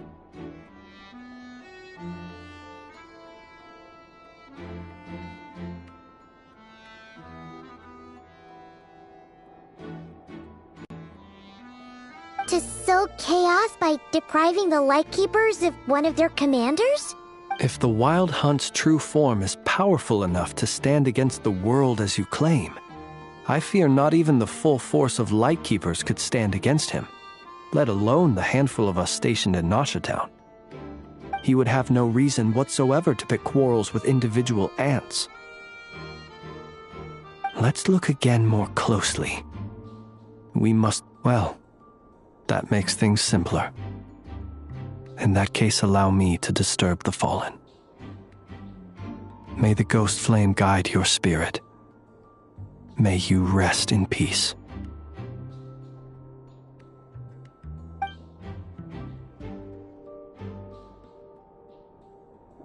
When we fought, he seemed like quite a reckless foe. Certainly not the meticulous mastermind type. Yet here we are, grappling with this enigma he has left us.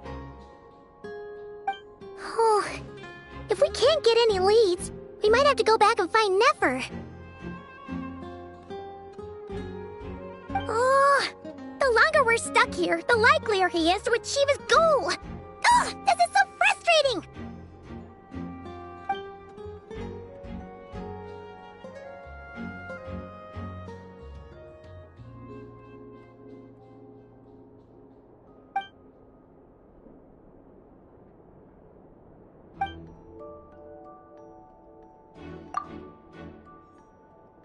You mean this? I'm not well versed in machinery, but that means his mechanical arm is malfunctioning, right? It might have been broken in combat. No, that's not right. Paimon remembers this signal. We saw it before while repairing the cannon.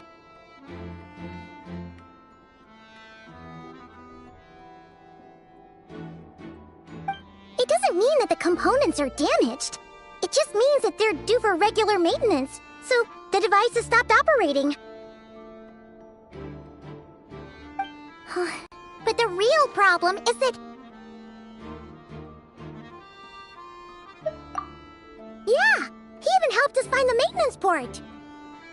It could still be a coincidence, but considering it hasn't been long at all since we were repairing that cannon... The Sosi you met could have been Rerir in disguise. In other words, he played the Sergeant Major before disguising himself as me. That's right! If only there were some way to prove it. You mean Hintsa? We had a short chat with him once at the tavern, but it's so late. Guess it'll have to wait till tomorrow. I know where he lives. The situation is critical, so let us now take up the role of uninvited guests ourselves. Ah, yes. And one more thing. Remember to pick me up by the window.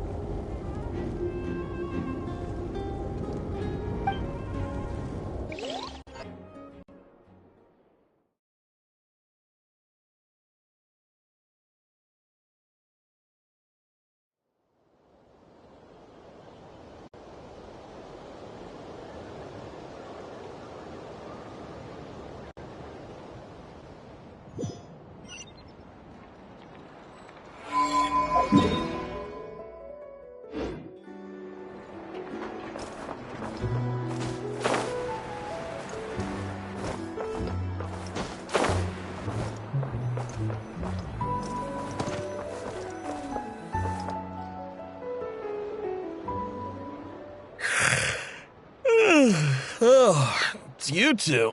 And Flint's. Given the hour, I guess it must be an emergency. It is indeed. Our sincerest apologies for interrupting your rest. We are investigating a certain matter in connection with Sergeant Major Sosi. We'd like to know if he has sent you a request for maintenance to be performed on his mechanical arm. Sosi. Oh, so the rumors I heard, are they true? You know what? Forget it. I'm sure it's complicated. No further questions from me. Just a moment. I need to check my records.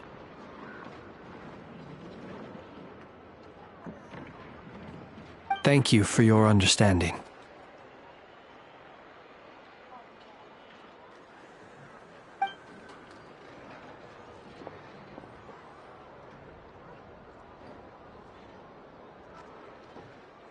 Got it.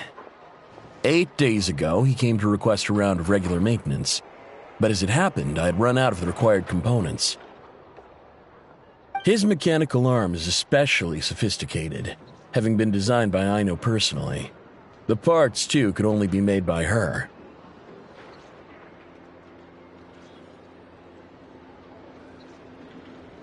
As such, they usually take several days to arrive. In fact, this time, he even asked me if we could push his request forward, and I understood, completely. Not being able to use your hand, that's rough for anyone. But even more so if your job involves fighting out in the wild. So I did my best to convince Aino to rush the job, and eventually, the parts arrived. 3 days ago, if I remember correctly. I sent word to the Lightkeepers immediately, but he never showed up. I assumed he was just out on some mission or other. What's with those faces? Everything all right? You've provided us with some very crucial information, Hintsa. We can't make everything public yet, but once our investigation is complete, I will return to thank you and provide an explanation on behalf of all the No worries. Just glad I could help. Thanks. Good night. Good night. Hope the investigation goes well.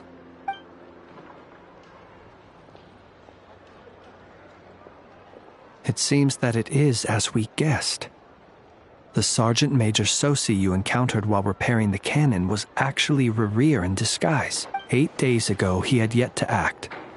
But at some point after that, he attacked and imprisoned the Sergeant Major.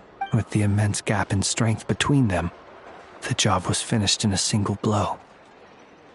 and thus Rerir had no opportunity to discover the malfunctioning mechanical arm.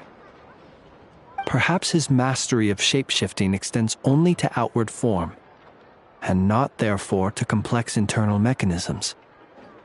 Hence his oversight of the uniquely mechanical traits of the Sergeant Major's arm, and in turn, this flaw in his disguise. You're saying he thought no one would realize his mechanical arm was actually made of some kind of black muck on the inside, so long as it worked? Still seems like there's a lot of guesswork involved here, but it mostly makes sense. This also has me stumped for the moment. The cannon has always been used to destroy the wild hunt, and it works as intended. But how would that help Rerir exactly? Assuming he plans to collect the fragments within wild hunt anomalies, firing the cannon works against him, since it would blast those fragments to smithereens. So we solved one mystery, only to dig up another. Whew. This is getting Paimon kind of down. Yes, I'd say it is high time we took a break. Seems like there's a lot left to investigate.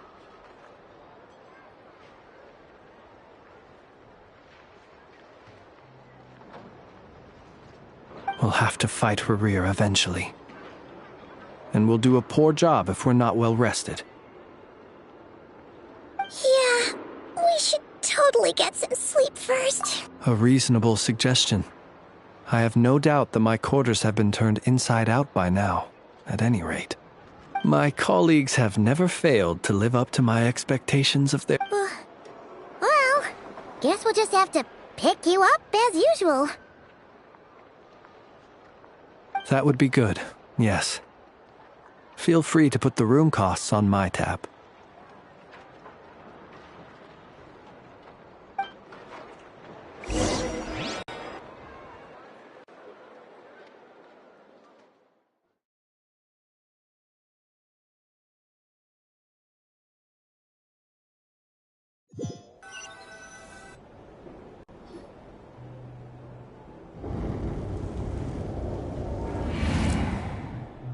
Phew, back inside. We can finally take a breather. Okay, Paimon. In and out. I suppose we could all take a moment to unwind. As I recall, our first meeting took place not far from here. Ah, the nostalgia. Had you already sensed the unique power within my lantern at that time? I see. Words truly do fail to capture your superlative insight. Fortunate then that abyssal energy was only leaking from the fragment in minuscule amounts when we first met. Or, Yeah, hard to say how that would have played out. We've had a whole bunch of unpleasant run-ins with the Abyss. You mean to ask why I'm going this far to oppose him? Well, as a light keeper, I'd say I'm simply doing my job. Yeah! You're covered in more mysteries than Paimon could shake a skewer at. You can't just get out of explaining yourself by making lame excuses.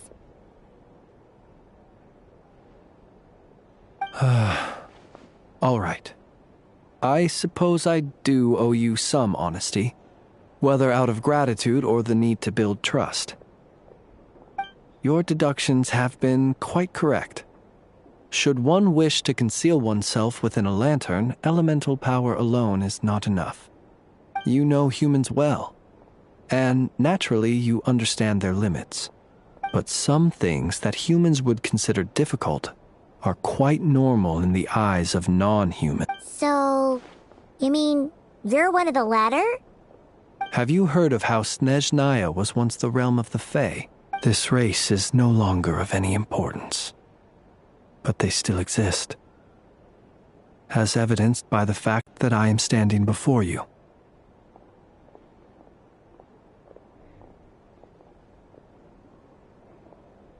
We've heard some scattered legends, but that's all Paimon thought there was to it. I once turned my heart toward humanity, and thus did I experience loss. I once labored and did much, and put an end to my tale with my own hands. When you realize you are floating in the middle of a vast ocean, you cannot help but feel that swimming in any direction would be equally meaningless.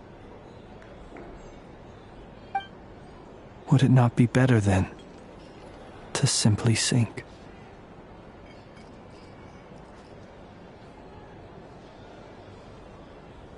But before I could sink to truly lightless depths, chance had it that I should be awakened by a band of Ratniki. They were facing a horde of abyssal monsters, and could not last against such a disparity in strength. Yet none fled. Those who dwell in darkness for long enough become exceedingly sensitive to all light. And the first light I saw upon awakening was that which shone from their eyes. Is that why you chose to help them? Perhaps I was moved by their valor. Perhaps I simply saw my past self in them, and was moved to action for the first time in a long, but I was freshly awoken, and my powers were limited. I could not prevent casualties altogether. The survivors and I buried the fallen heroes. That was the origin of the final night cemetery. Well, not exactly. I was just more familiar with them, so joining up seemed the most convenient way to experience human life. Doesn't sound too believable. Well, I believe it.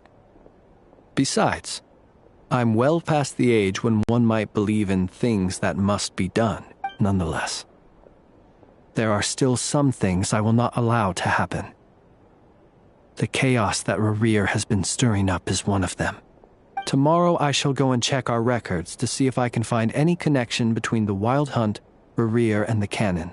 Will you need us to get you where you need to be? Oh, I'll be fine. I keep a backup copy at my residence in case of emergencies. Can you even go back there right now? Won't there be Ratniki watching it? Thanks for the reminder. I believe they'll have checked my place, but they won't have stayed. All things are ranked according to their priority, and we lack the manpower for such an open-ended stake. And even if someone is waiting, I have ways around that. I am the master of my own house, after all.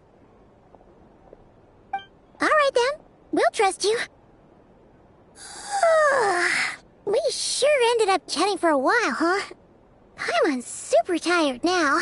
But, you know, feels like we can breathe easier, now that we know you better. I didn't take you for the cautious sort. Anyway, I hope you'll help me keep this a secret. I'd prefer others not to know about my past unless strictly necessary. Nor do I want to attract more trouble on account of being a fae. Paimon's lips are sealed too. All right. Thanks again for your help. Good night, you two. Finally, we can rest. Let's go get some sleep. It's getting late.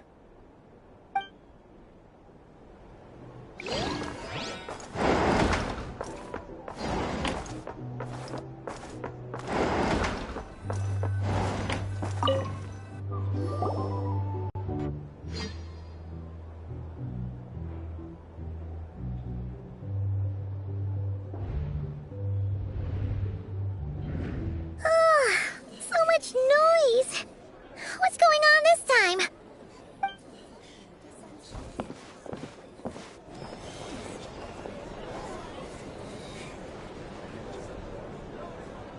Hey! Where's Flint's? Is he here, or isn't he? We would be most obliged if you would pipe down a little, dear guest. Our other guests are resting. Resting? We're all about to be done for, and you're talking about rest?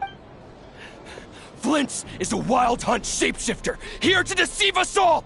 If we don't get rid of him now, there'll be no end to this! You'd better give him up. If anything happens, your business here is done for. You want that, huh? Or are you in cahoots with him? You with the Wild Hunt too, huh? What happened? Did something leak out? But we were so careful last night. How did anyone see us? What do you mean? Ugh, this is so confusing! What do we do? These people are no match for Flint's, but they're super heated right now. It's not like all the unusual stuff about him will make it any easier to Okay! Hey! Let us in! My apologies. Hold on! Calm down, everyone! What in Tevat is the meaning of this racket?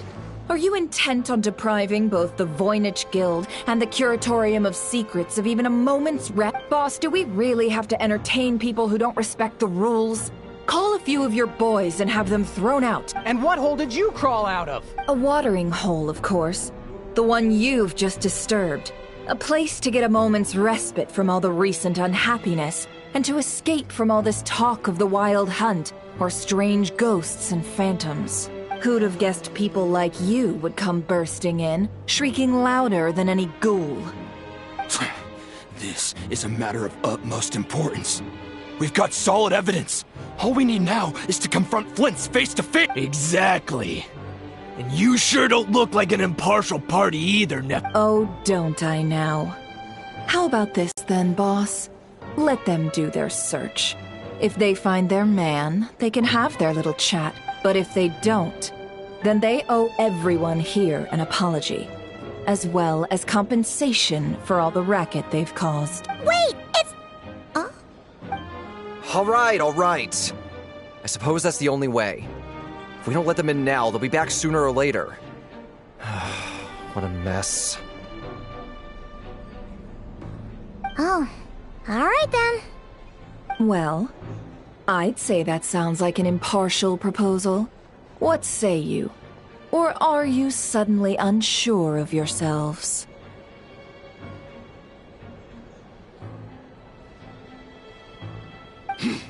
Come on, everyone! Move it!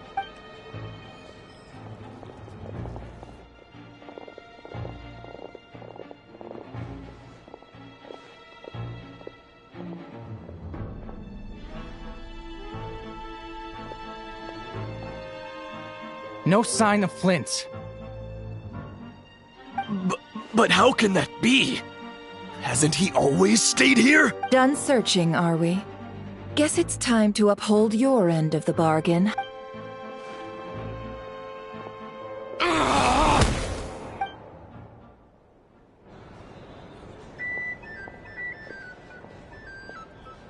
So, Paimon, you've been waiting to ask me something, haven't you? Yeah, how did they even find us here? My inside man with the Lightkeepers informed me that you paid the crime scene a late-night visit.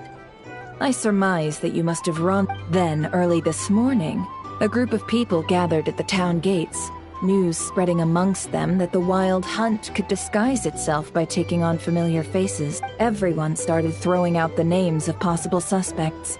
No one seemingly was exempt, and amidst it all, Flint's name started gaining more and more traction. I'm sure his solitary lifestyle may have played a part, but I wouldn't discount Rerir throwing fuel. So, did Flint's make his escape after hearing about this? And that's where I, Yehoda, the quick-witted, fleet-footed backbone of the Curatorium, got my chance to shine. While everyone was super focused on the argument in the main hall, I, alone, noticed an opening. I got her to climb up to a window to help Flint's out, only for her to return with nothing but a lantern. Aw, come on, boss. I was just getting started. We initially intended to bring Flint's back to the Curatorium and wait those people out, but I never expected this to be all that was left. I imagine, though, that he wouldn't have left something that was so seemingly important to him behind. Might he intend to come back and get it later? Well, he's out of harm's way now, so that's not super important. Oh? What Paimon means to say is, we've got lots of new intel to share. All right then. Yehoda, contact the others. We're going to need all hands on deck. Let's have this discussion over at my place.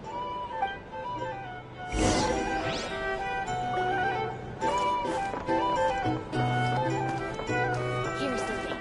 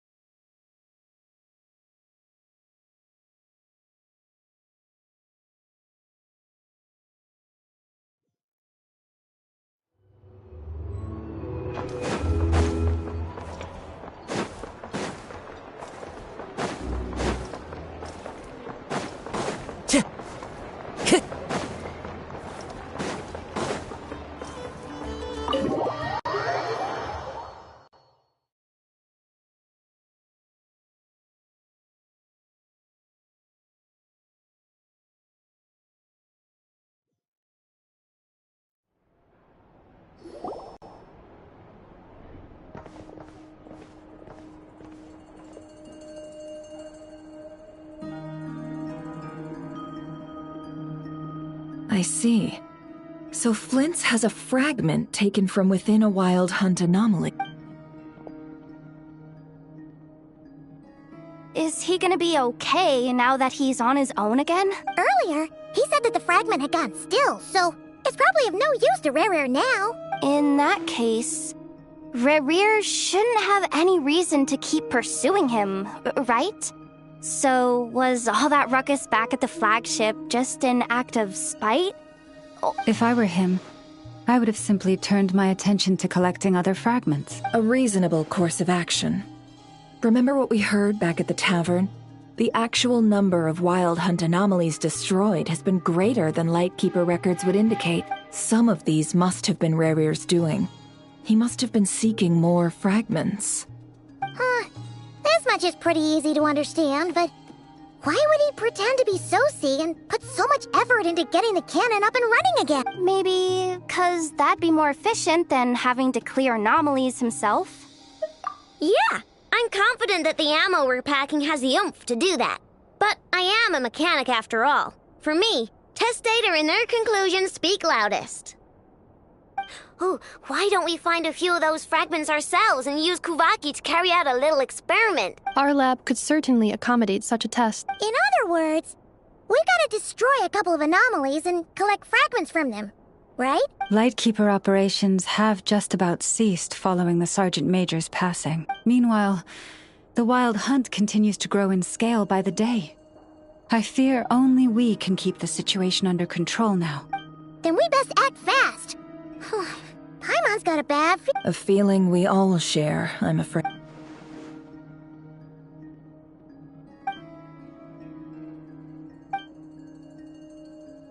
There are 3 wild hunt sites that must be dealt with urgently. But I believe we have the capacity to Works for me. Ineffa and I will take our workshop assistants to deal with one of the sites. The Curatorium will handle another. And we Frostmoon Scions shall deal with the remaining one. Paimon didn't think she'd ever get to see everyone here carrying out a plan together like this. Never mind you. This is a first for me, too. Let's head out then. We'll meet back up at my lab with the fragments. Understood. Time is of the essence now. Our foe could make his next move at any moment, so we must stay in contact with one another. Gotcha! Stay safe, everyone.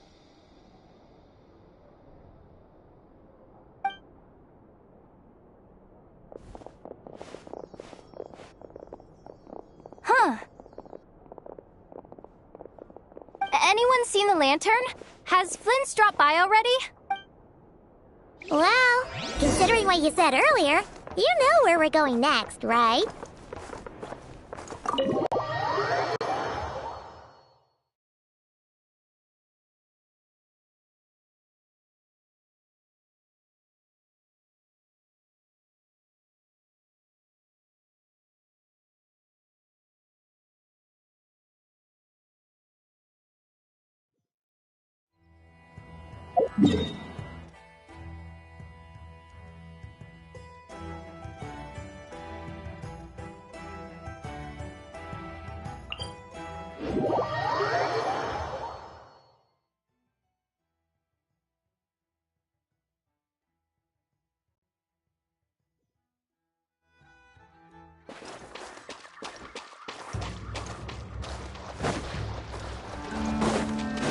Time to go.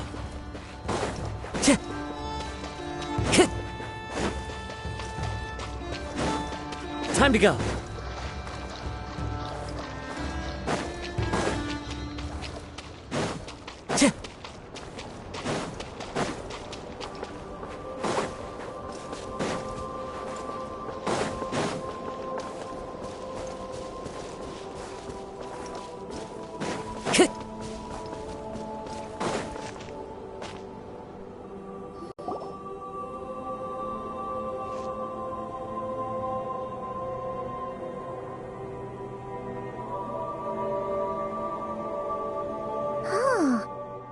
Guarding this place just like he said.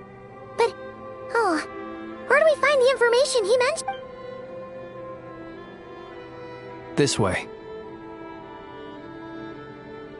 Let's move. We're running out of time.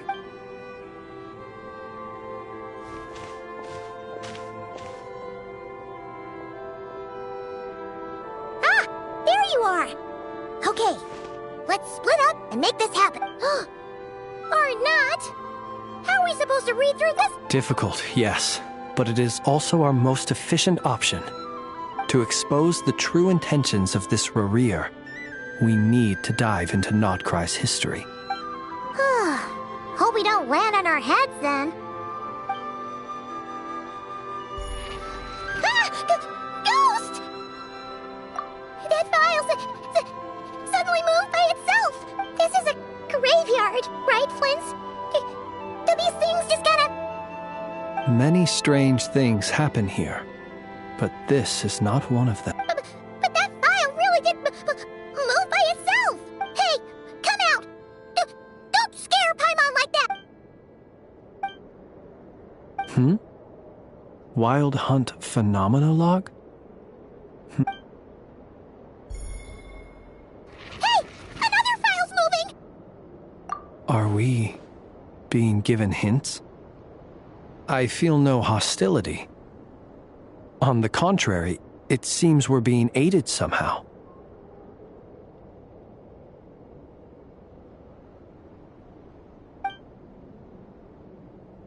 Really? Hey! Seriously, another one?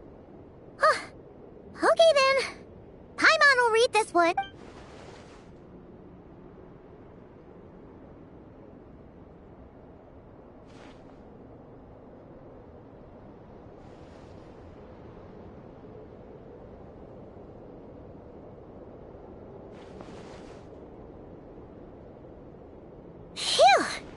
Finally finished.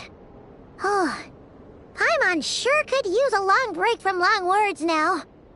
Hope she can... The material I've read through has all been about past Wild Hunt incidents of enormous scale. Paimon as well. Guess that makes 3 of us.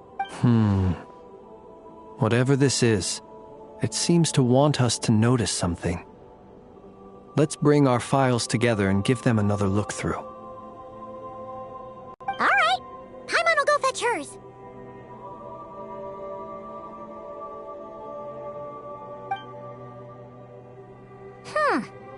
All these incidents look pretty different.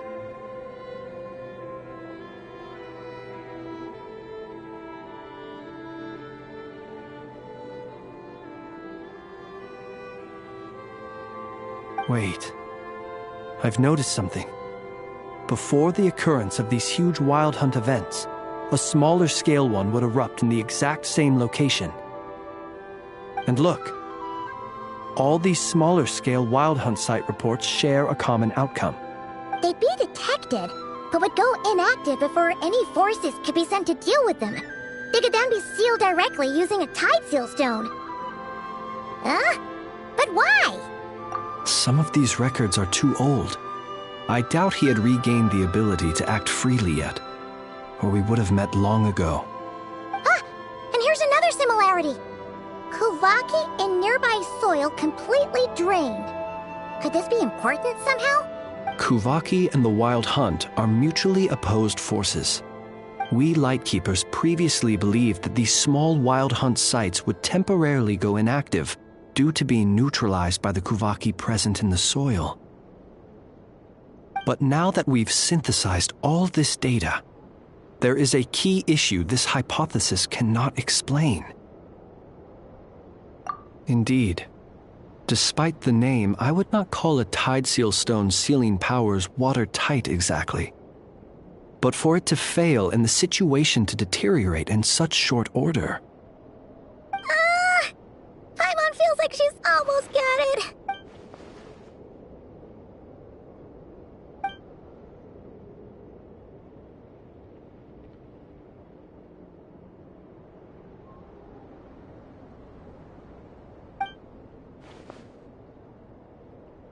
Yes, that might be it. It could be that when Kuvaki and abyssal energies meet, the stronger side will suppress the weaker one. And while Kuvaki can indeed destroy small-scale wild hunt anomalies, should Rerir be strong enough, the Kuvaki might be his for the taking instead. Paimon kinda gets where we're going with this. What are you referring to?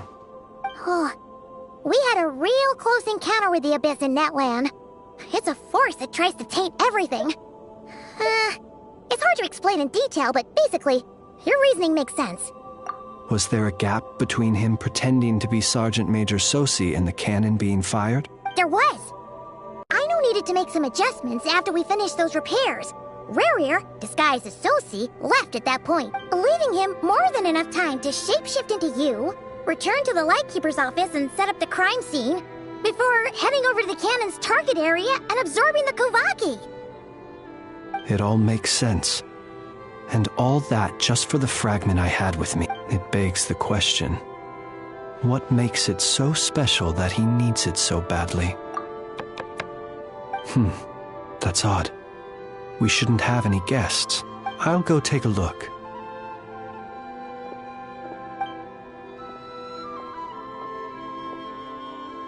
Ah, it's an ibis. It's carrying a letter! Ooh, Lauma must have sent it. She can speak to little animals. Let's see here. Situation urgent.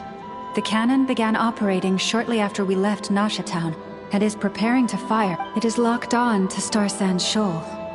Please return to Nasha Town and assist with all haste. Lauma.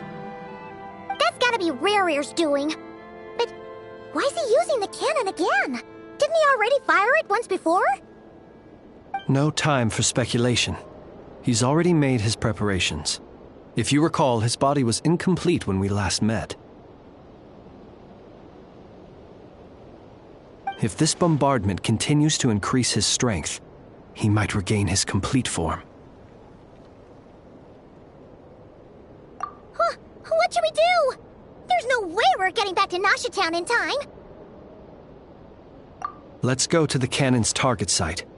That's where we should find Rerir, and that's where we'll stop him.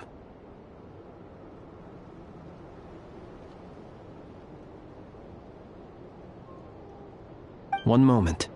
Just let me get this news to Lauma. Nasha Town is in their hands now.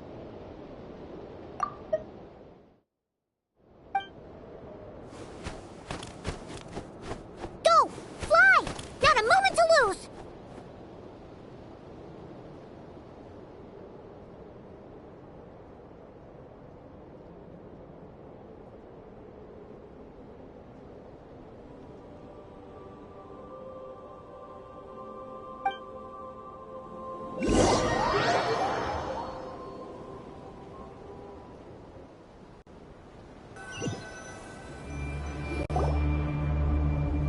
You're here, as expected. Humans, you never change. Always trying to use powers you neither comprehend nor control.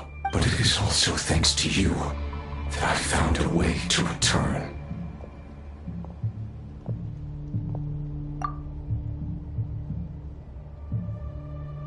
You've messed with the cannon again, huh? Sorry, but this round's not gonna go your way. Such faith in your companions. But will the inhabitants of Nasha Town understand why they wish to stop the cannon? I think not. When all they see is the wild hunt surging up everywhere they look, The cannon must seem like their only lifeline. This is the truth I have revealed to them. They did this all of their own volition. The zealous worship of power leads only to annihilation of equally zealous proportions. True power does not heed the commands of the weak. You were waiting for us to leave Nasha Town then? Of course. I imagine the one you call Aino would have managed to stop the cannon otherwise. Shame, then, that you proved one step too slow. In their folly, the townspeople will bar the path of all who seek to stop the cannon. And your kind-hearted, weak companions have not the stomach to deal with them. The cannon will not be stopped now. Well, sir, you look most pleased with yourself. In that case, before you put us out of our misery, I would like to ask you a question, if I may. See this fragment? It once haunted your dreams, but now it seems useless to you. What is it exactly? That is my corpse.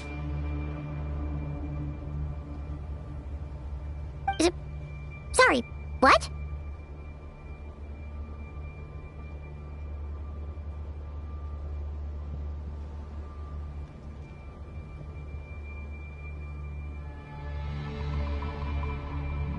My body was once torn into countless pieces and hurled into the swirling chaos of time itself. But even so, my life and will were not extinguished.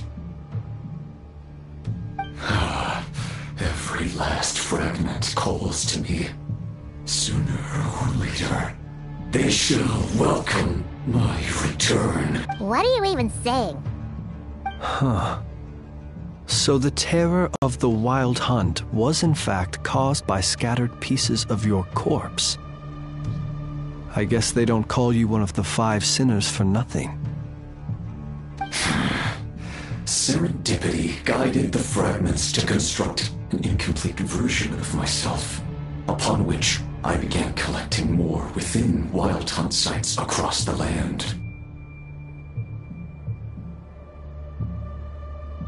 But each time, the fragments I obtained were hardly worth mentioning, while that which you hold in your hand was my heart. So that's why it responded so strongly to you. Only by retrieving this most critical piece could I gain mastery over the turbulent Kuvaki energies and be fully reborn. Hence, you fired that first shot, hoping to regain enough power to seize the fragment from me. Are you completely crazy? Weren't you afraid of dying? Dying? Such power has no hope of killing me. It may destroy my form over and over, yet always I rebuild it. It may smash my flesh and crush my bones thousands of times and more, but that is of no consequence to me.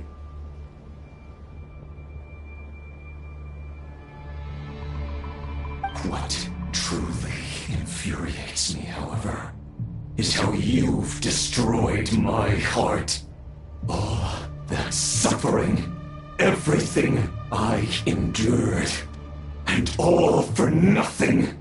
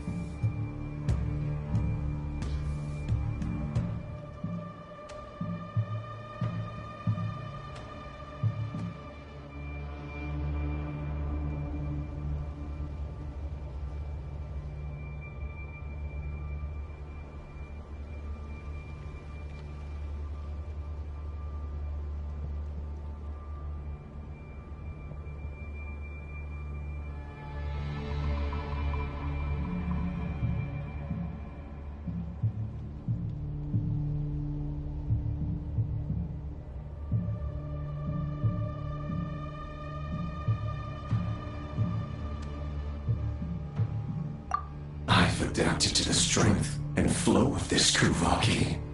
The next cannon shot will multiply my strength immeasurably. It will not be a full restoration, no. But it will be more than enough to destroy any in this world who stand in my way. Still, I suspect the Kuvaki will have rendered you down to nutrients for my consumption well before you have the time to kneel before me. Traveler! Behind you! Look at that light!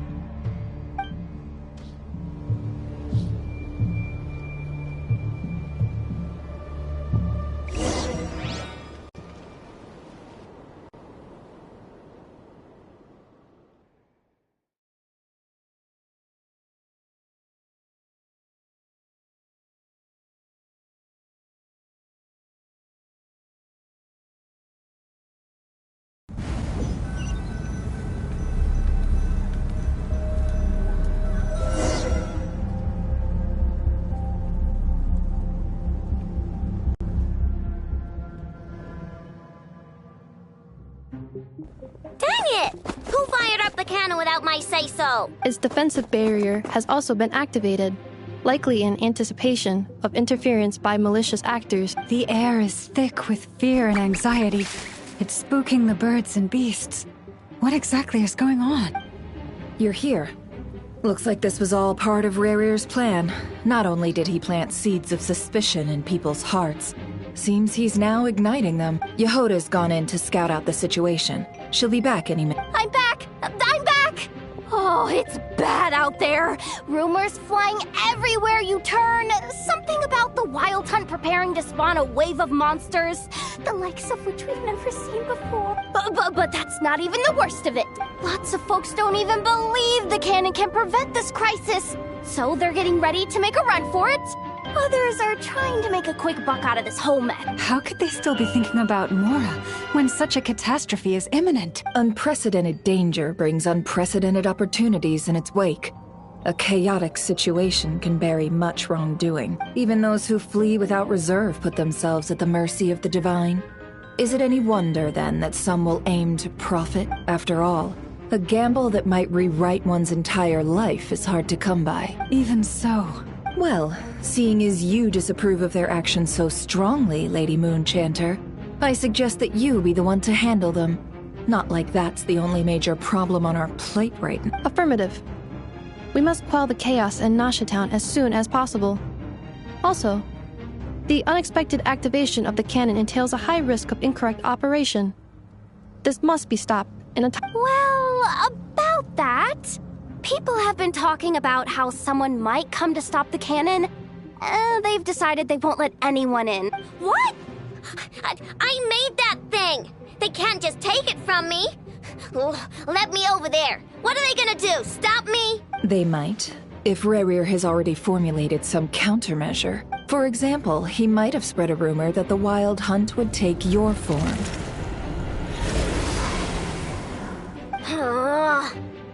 Possibility high.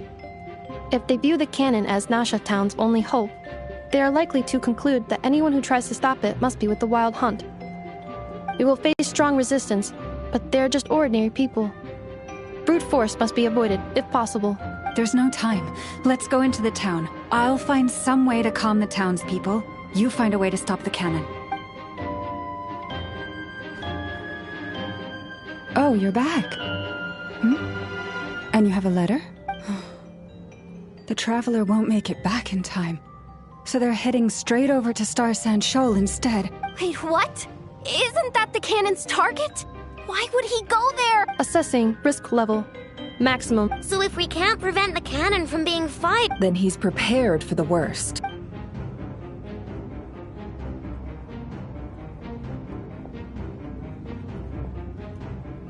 And we must ensure that his trust in us is not misplaced. Let's go.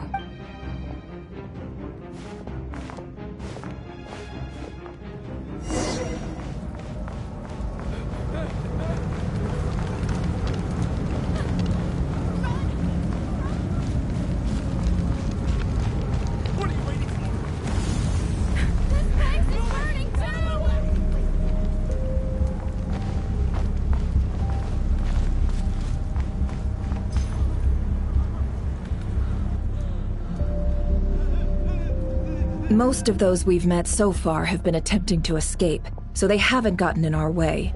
But it won't be so easy from here on out. Looks like they formed groups to protect the cannon. If they believe that we're with the Wild Hunt, we'll have no choice but to force our way. Is that Lady Lauma? But are you really her?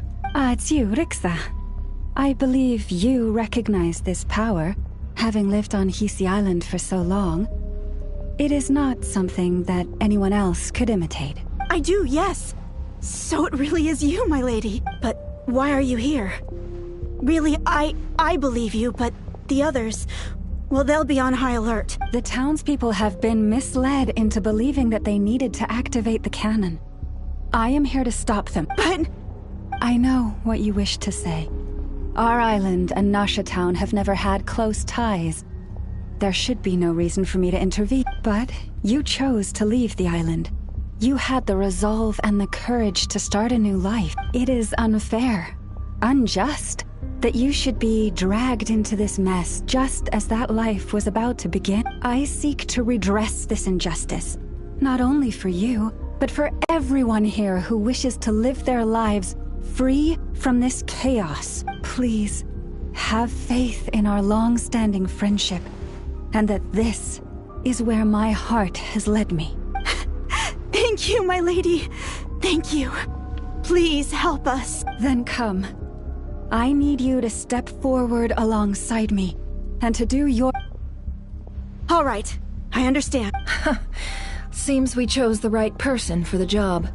All right, everyone. Let us meet again later. Huh? You're not coming with us? We won't be able to calm this storm by our power alone. As such, I'll need to contact some... let's call them friends in high places, shall we? Let's go, Yehoda. Okay. See you again, everyone. That is, if we can.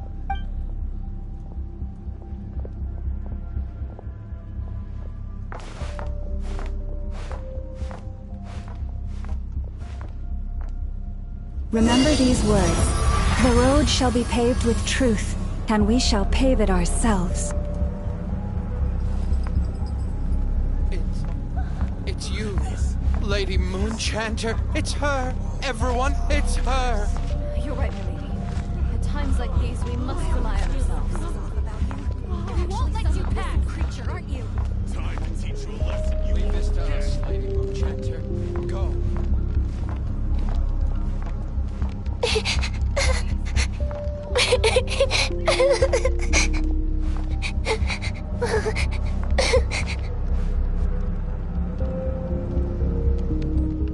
Lady Moonchanter, there's a child here! It's all right now. Go, quickly.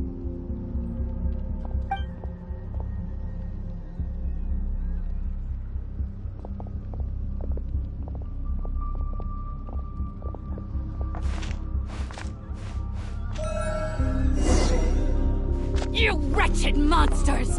You're not getting anywhere near the cannon! The monsters you fear do not exist here. The madness you have fallen to has been the source of untold disasters. You think we had a choice? Destiny is no excuse for greed and destruction. The choice has always been yours to make, and it remains so, even now.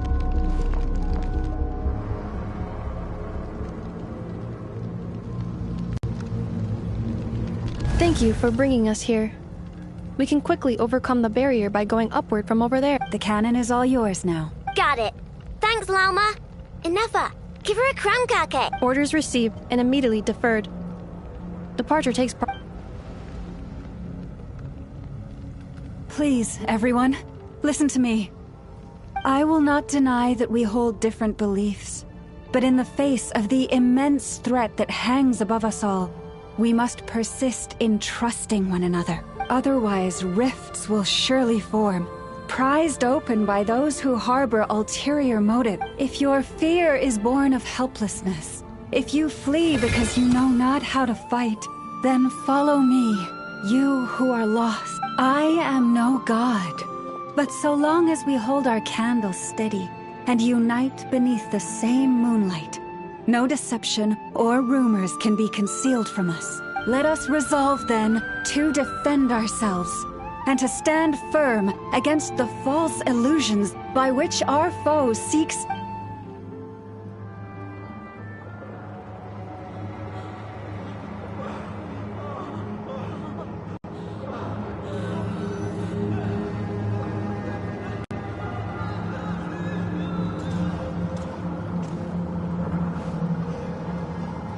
Let's go, Anafa. This way up.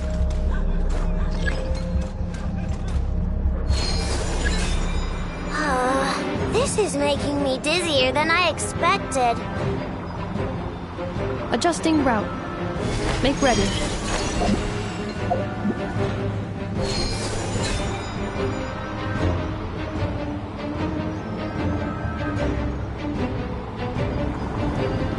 Out of the way, small fry.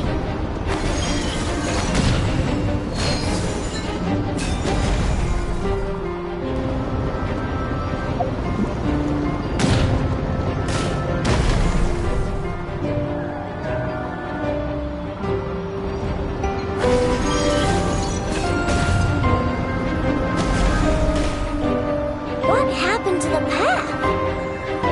Track missing. Fall imminent. Come on, come on, come on! Now get out of there! Whoa, nice! Preparing barrier breakthrough. Brace for impact.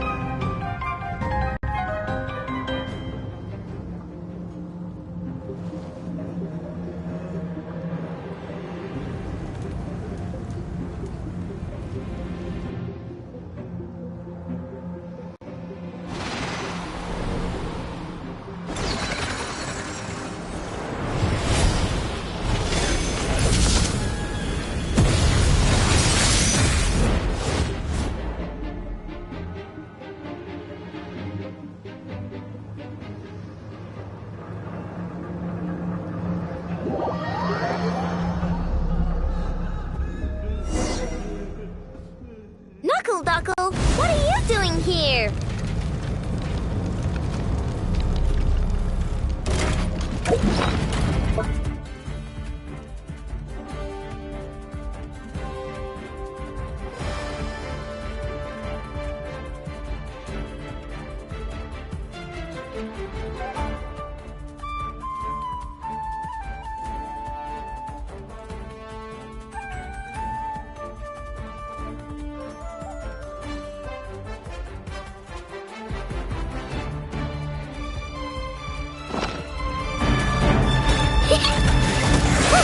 Ready? Ultimatum protocol.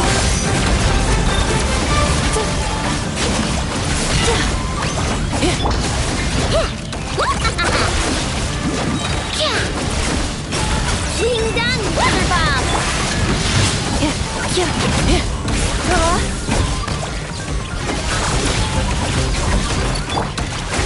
Ready?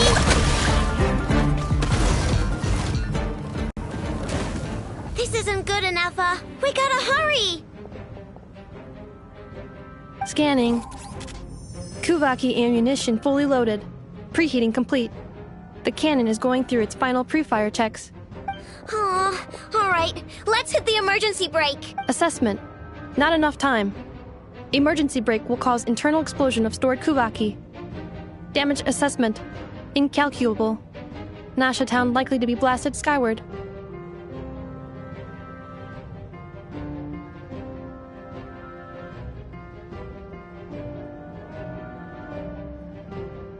No, I mean a manual brake, the primitive kind. A manual brake. Understood. Roger that.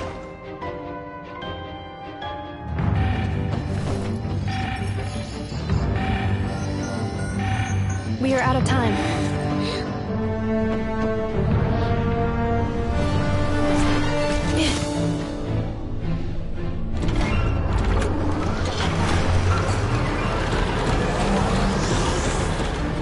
All your efforts have been futile. It is too late now. Perhaps you're right. Why aren't you running?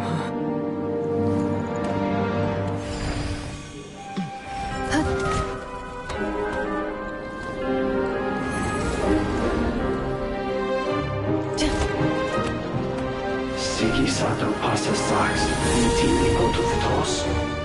In necritus necrus baptisi, que ondes tu zonos pentusi. Osesticos palatin pirantur resurrecru, topia tua ition veratum.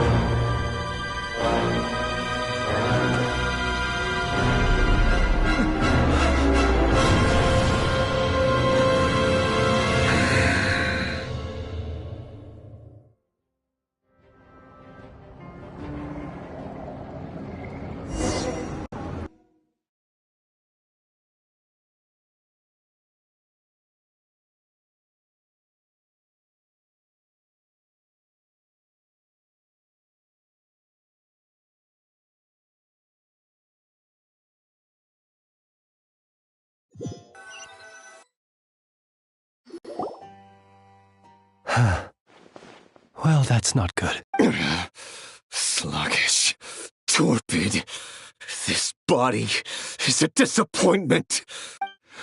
I can barely muster 10% of my original strength. You've ruined everything again. Let me guess. You didn't get a human body back, did you?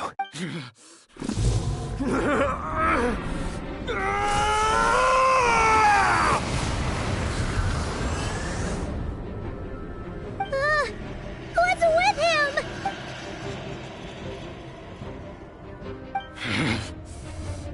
Verfnir. Rheindaughter. Flinders.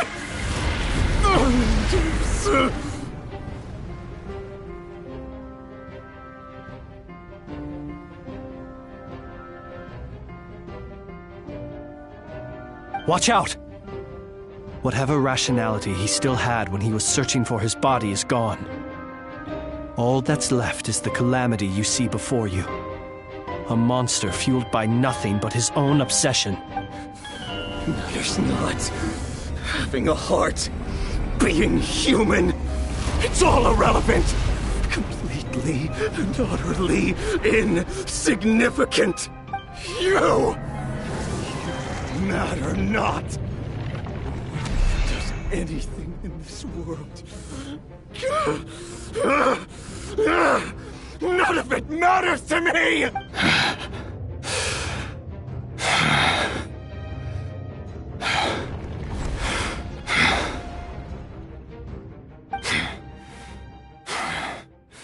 Fools.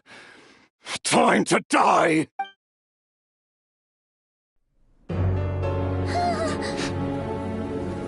You too have the potential to be driven mad by knowledge.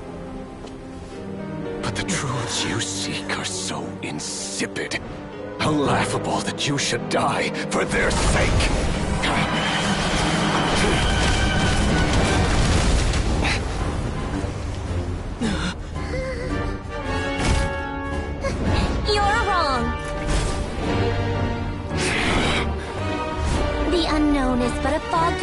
first. Knowledge is the true pillar of the world.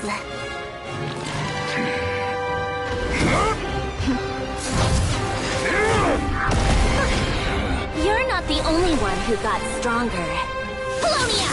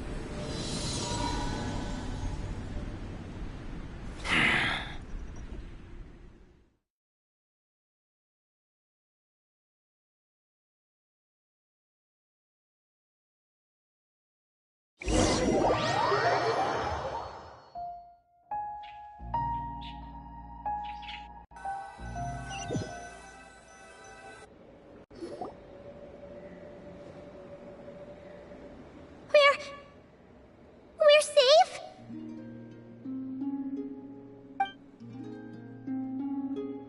It seems this young lady aided in our escape. You have my sincere gratitude, dear madam. The flowers here bloom in such peaceful silence. I imagine you would not have invited anyone here were it not an emergency. Oh? I take it that means you've been here before then. In that case, I count myself fortunate to be your associate. Columbina! What did you do that for? I studied his abilities inside out, equipped Polonia with comprehensive countermeasures.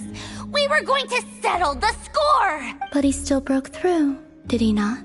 What? You expect a battle to be completely one-sided? I just didn't expect him to have no sense of honor whatsoever. Polonia would have been fine in a head-on clash, but battles just get chaotic. Oh, so you actually thought you could win? Have you been taking care of yourself lately? Your calculations seem to have deviated quite seriously. Perhaps you could try sleeping and rising earlier. Or you could adopt my previous recommendation and... Hey, listen here, Columbina! I tolerated your nonsense previously because we were colleagues. There's a Fatui warrant out on your head, and don't you forget that. Don't make me fight you right here and now. Oh, I was just a little concerned about you, that's all. Just like that time when you weren't making any progress with your research. So you went and cooped yourself up all alone. That was none of your business! And don't you ever drag me out to one of your freaky hovels again! Come on, Polonia! We're leaving!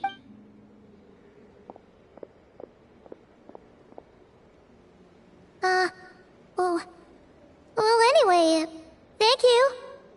I was worried about you, too. Not only because the remains of the Eternal Moon Goddess cannot fall into his hands, but also because you've done much for me yourselves. And then well, I brought your associate along for the ride too. But that was as much as I could do. You're not afraid to speak your mind, miss. I like that. Please, call me Flint. It is my honor to make the acquaintance of one such as yourself. Still, what do we do now? Riri's gotten stronger again. At this point... We did block most of the Kuvaki, so I'd say we've put a lid on his plans for now at least. But we still don't know what his aims are, and he may continue gathering power. So we must be very careful. After you left, I could no longer sense his presence. That means it's safe out there for now. A question, if I may. Kind Miss Columbina. When the cannon's Kuvaki beam was deflected earlier, I saw several bolts of energy streak toward Hisi Island, only to be blocked. Did you also have a hand in that? No. I see. Oh yeah! The cannon veered off course in the end, didn't it? Paimon wonders how Aino and the others are doing. Let's head back and check on them. In that case, Miss Columbina, I shall not disturb your serenity any longer. Thank you once again for coming to the rescue. Go now, all of you. Do not worry.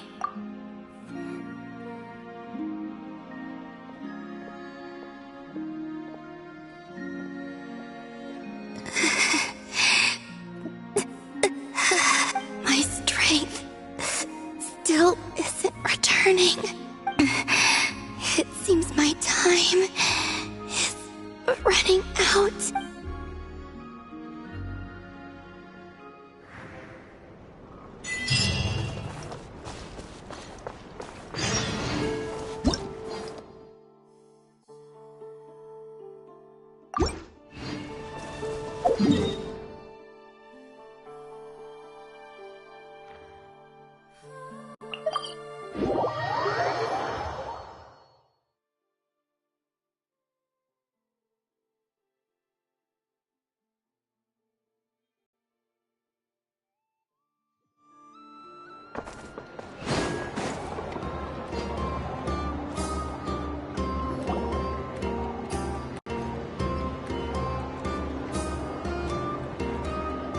Fortunately, we were able to minimize the harm.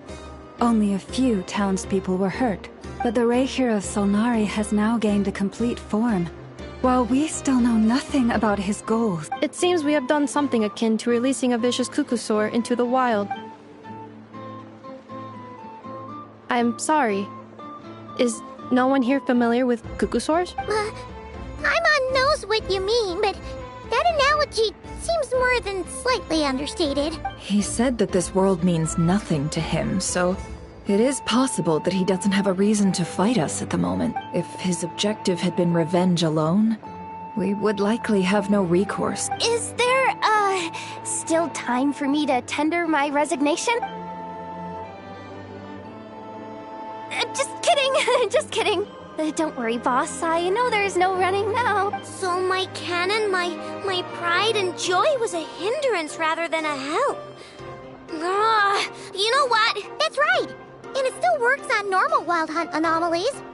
Don't let this get you down, I know. Flint's, we'll need you to attend to the aftermath with the Lightkeepers. Don't worry, I've explained everything to them.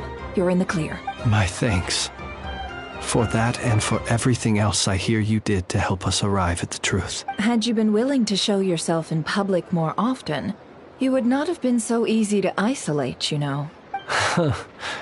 Point taken. I will give that some thought.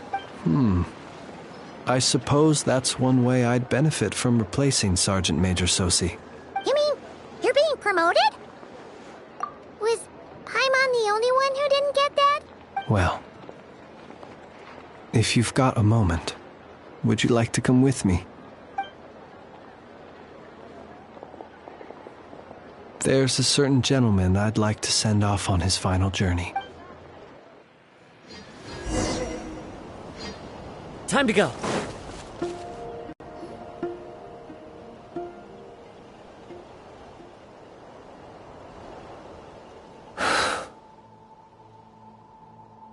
Here he lived as if it were a mere matter of course. and brought light and grace to those around him. But people, once used to illumination, are apt to ignore the lantern's presence. Slowly, gradually, he came to think as such himself. I have achieved too little. I must do better. There is more work to be done. Perhaps his end was tragic. But I remain proud of the way in which he illuminated the path for others. Every shadow born of the light shall remember it. Oh, poor guy. I've heard that one too. Is that so? Well, you're right. It may seem that our efforts were in vain, that Rerir achieved his goals, but we will pursue him to the last. Even if the outcome is not what we wish for, it is not dissimilar to the role of a graveyard keeper. We do not seek to bring the dead back to life, only to grant them peace. Oh, what are you two talking about? Care to explain? Okay. Either way, the Lantern Fae is not playing the leading role in these final rounds. Lightbearer, with your blood you have paved the road to glory and justice. Even as we hurry on, bruised and battered though we may be, stay a while and look back upon the world and all its love and hatred until it closes its eyes in the depths of night and a lantern lit for you alone flickers softly into life. Thank you for everything, Sergeant Major Sosi.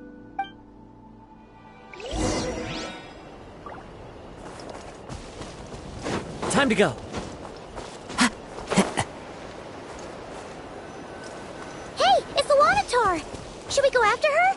Or do you have someone else you'd like to meet?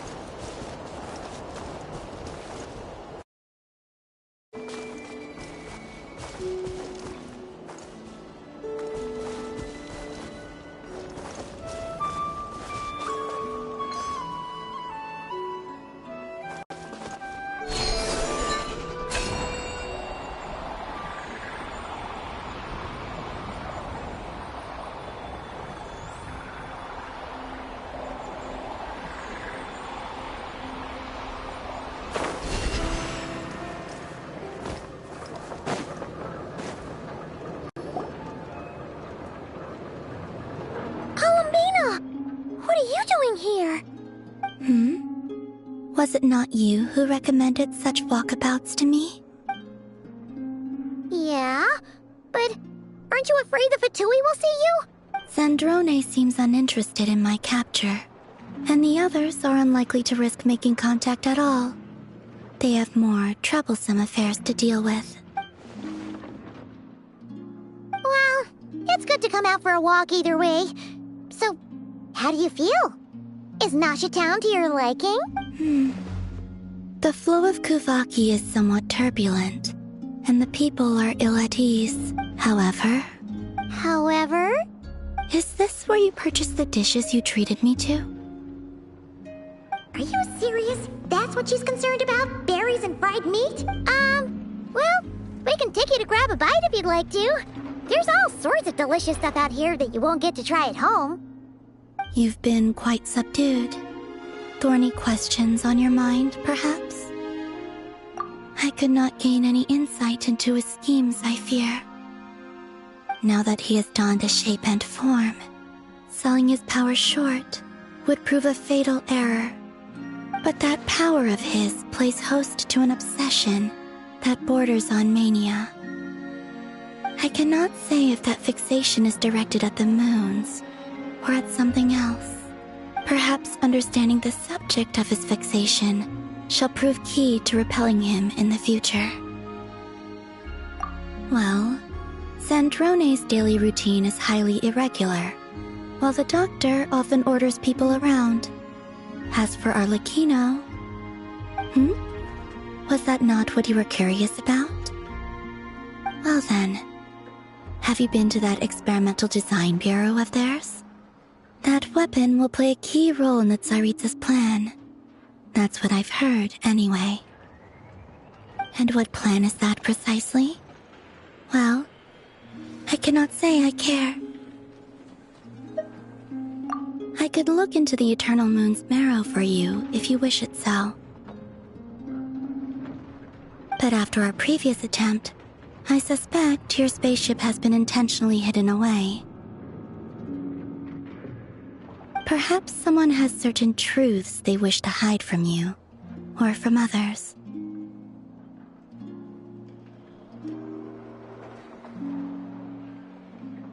And I doubt there are many who could accomplish such a feat.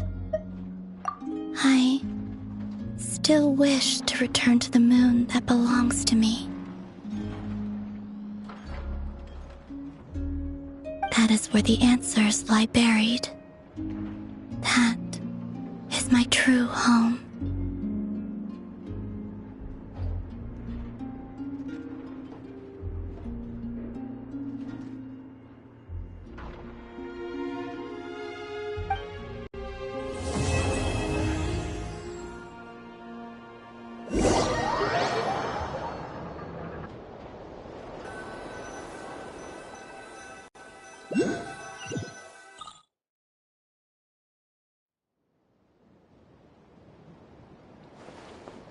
Interesting.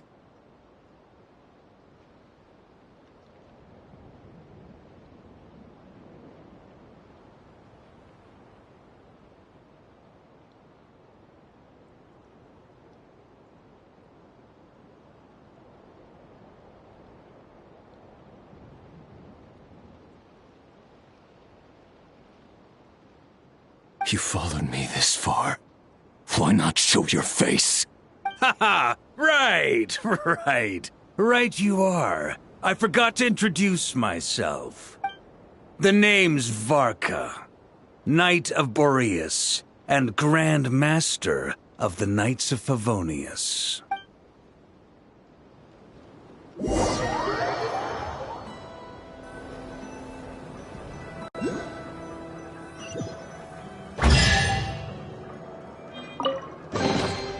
Brings a smile to my face.